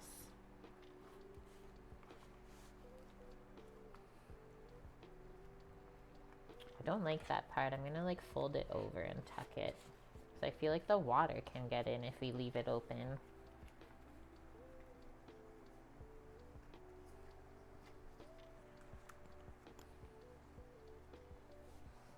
Five minutes. And then I gotta wake the bear up too. Oh shoot. The twine almost went flying.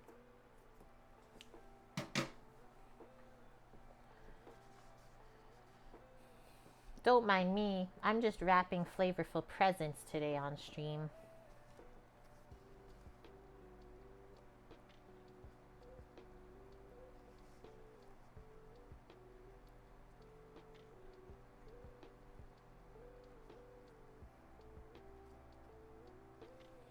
That is actually true, Bonk.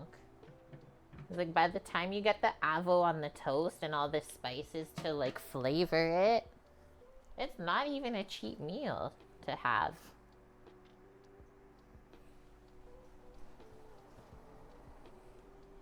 Oh, we're almost there. Okay. 4 minutes, guys. I think I'm just gonna start to clear the area for us for tasting. I have 1, 2, 3, 4, 5 leaves left to fill. But that is okay. And it's like almost perfect with the amount of filling and everything else.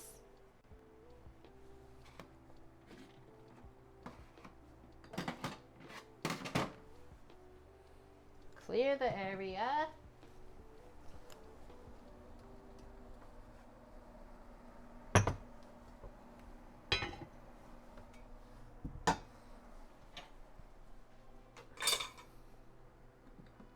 What's the green stuff? It's either the olives, there's green olives, or capers.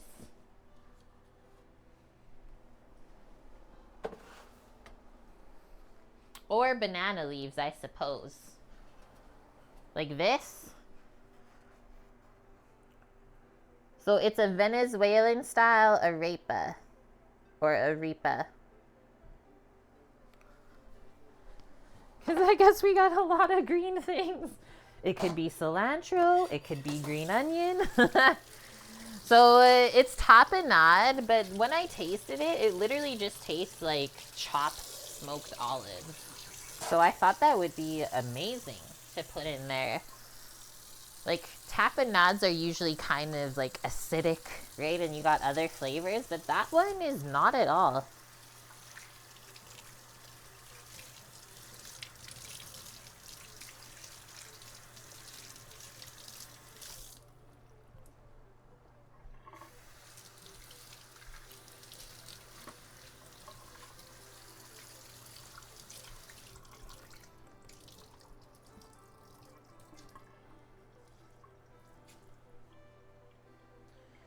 For like all the stuff we created today, not that but like big of a mess or not that much of a mess in the kitchen. I try to stay pretty organized. But I guess if you made like really big batches of stuff, probably got really messy. Just taking some of the sweat off of my face again before we finish. This is the longest stream we've had in a long time. We'll get a couple, guess we want like kind of plates for this.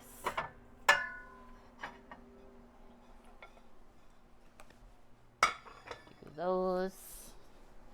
And then when we take them out of the pot, let's use a plate to stack them up.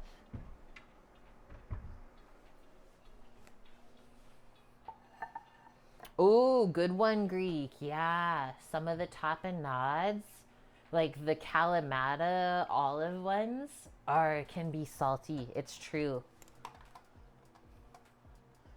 Very good point.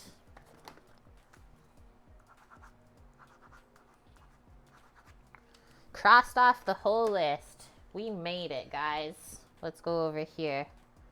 Yeah, we haven't had a long stream like this since like Big Green Egg. No, the camera's working because my lovely stovetop clock looks that way. Okay, so we've been boiling these for 40 minutes. Some of the recipes say 35. There's also some different recipes. Some people put the ay-yah-cahs into cold water and then bring it up to a boil and cook it for 35 minutes. Another recipe I read, you boil the water and you put them into the boiling water. So I chose that way. I thought that would be quicker, more efficient. But yeah, like looking at this stuff, there's just a little bit of like some residue, like fattiness maybe, on the top layer of water. And the rest of this is like all held together. It's actually awesome. Came back down the water temp because I took the lid off, but that is it. The timer's going off, so let's start scooping these out. Try to drain some of the water if you can, but that is why I'm putting them on a plate. The moment of truth, like how the water turned green. It's really hot from the banana leaves.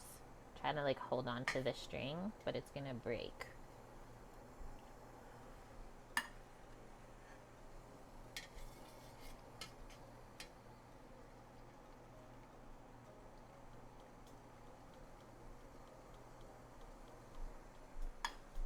And yeah, we played around with how we wrapped and built some of the ay-yah-cahs. So some are like more square, some are more rectangular.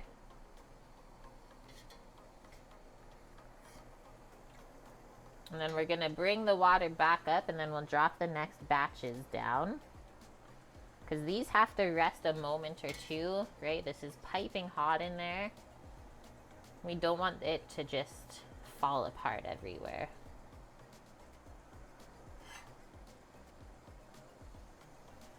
I I'm going to add a bit more water into that pot as well. But here's our pile, guys. The first thing you saw was the clock. There's the pile. Let me just get, do I still have a liter container clean? Yes. Add another couple liters of water in so that we can cook the next ones.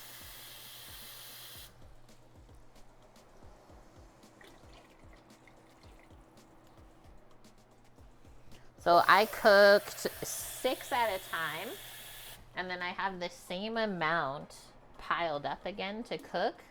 Seems like they cooked really good with that amount in this pot. So I'll cover that and bring it back up.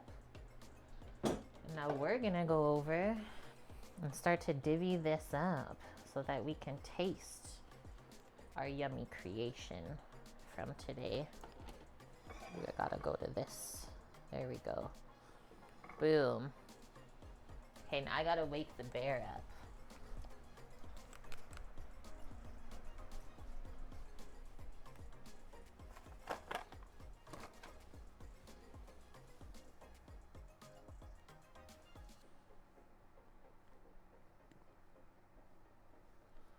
We're waking the bear up because it's food time soon. It's cooked now.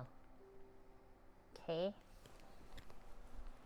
He nods his head, but the eyes aren't open, which we all know we're gonna need probably a second wake up. Frijoles, Mexican beans, delicious. Mexican chili beans. Frijoles charro? What are charro beans? Is that like an actual type of bean?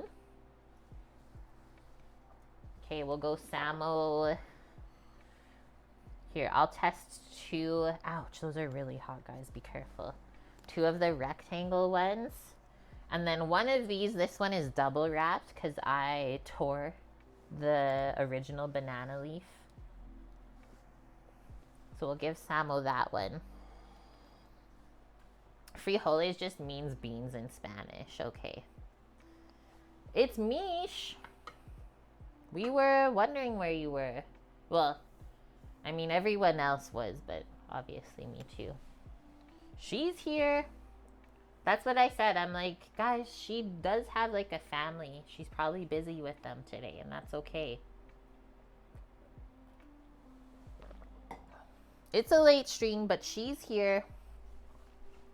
Let me go see the accuracy of this wake up. Be like my friend from culinary school, Hannah. Where, guys, she would literally be late to every class. She almost got kicked out of school. So she had to lock her alarm in an old hamster cage outside of her room, like in a closet. Otherwise, she would never show up to school. Use the bell, yeah. Dinner's ready. Can I get hands, please? Anyone? Hands? That's what we yell in a restaurant when there's no servers to run the food. Okay. We've let them rest. Maybe I'll use the kitchen shears again to just open up the string. You guys like the bell? Let's play Jingle Bells. Oh, don't even tempt me.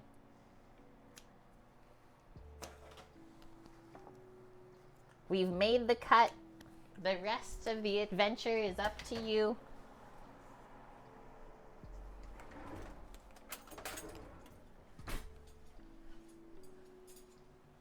Jingle balls, you would. We've been going on about balls all week. We're still going.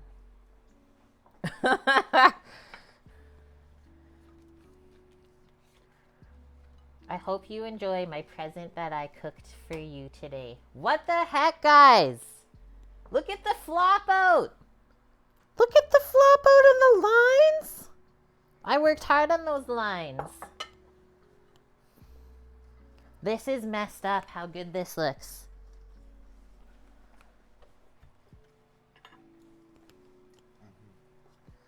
I'm only gonna go with one.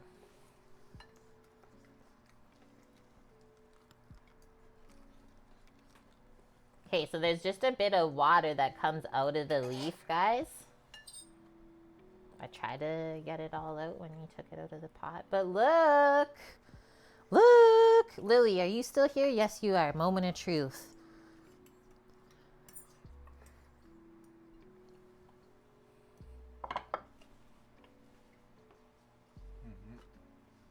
Now you just roll it out like a baby. That means we made a very good dough. We folded them up really nice and tied them. How good is the filling? It looks insanely hot. Am I gonna burn my mouth? Okay, this is what I usually do, guys. To eat a tamale, if you don't want to wait, just kind of like cut it up a bit. Let some of the steam out. But that's what it looks like. He's got to be burning his mouth. There's no way I can eat that. It is steaming hot.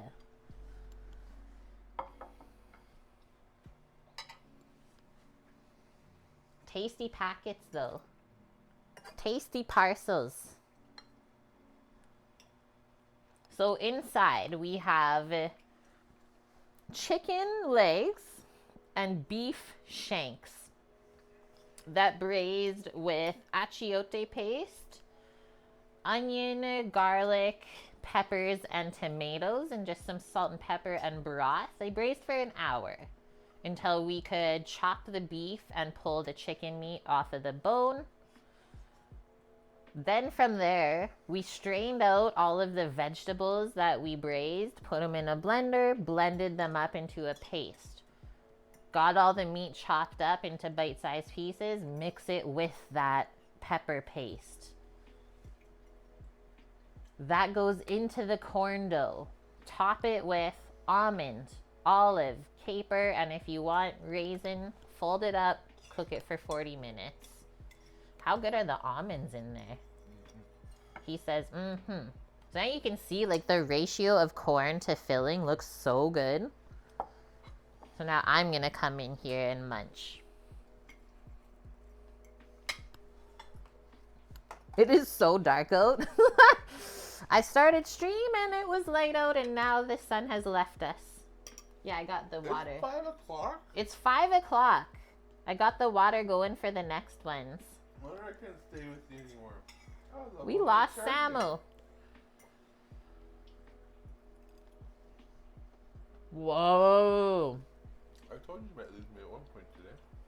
The beef transformed in there. Yeah.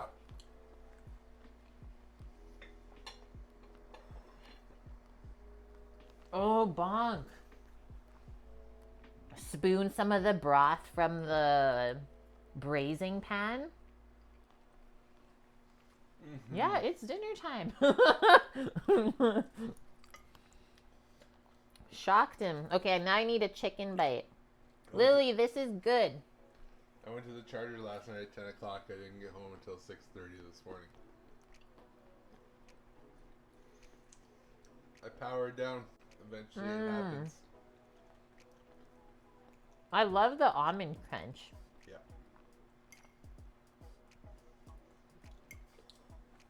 I would totally spoon some broth over though, but the filling itself is really flavorful.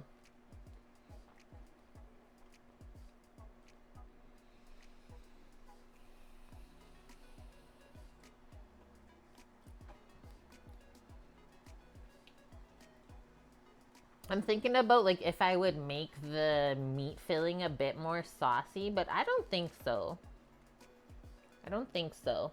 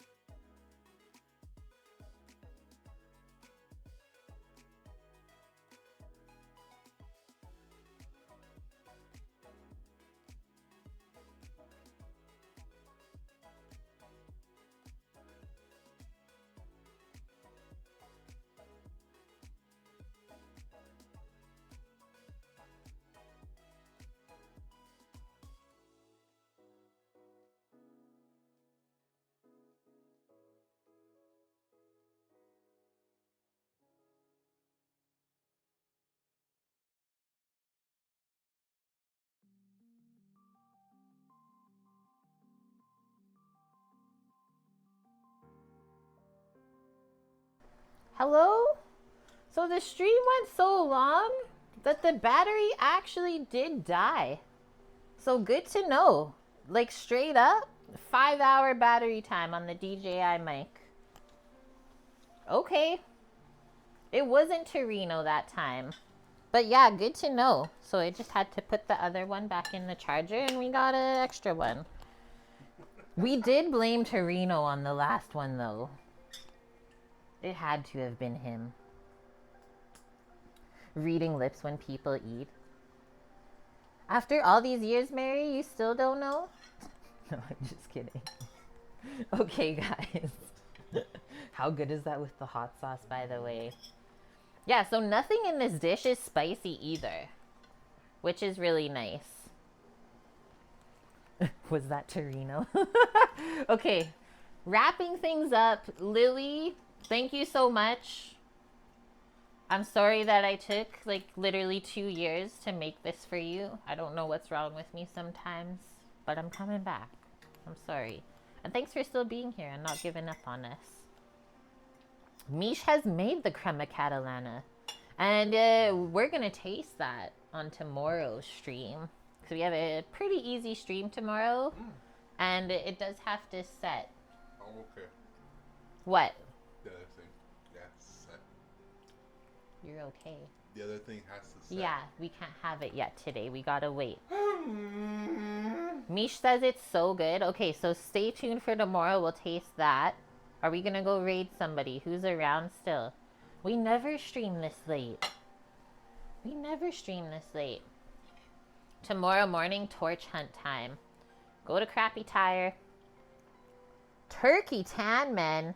It's over. I know exactly where we're going. Some of our bestest friends on all of Twitch. Tabatai Cooking is making some turkey soup. He ate 2 already and he's eating mine. If you guys are wondering. What's that? It wasn't the almond?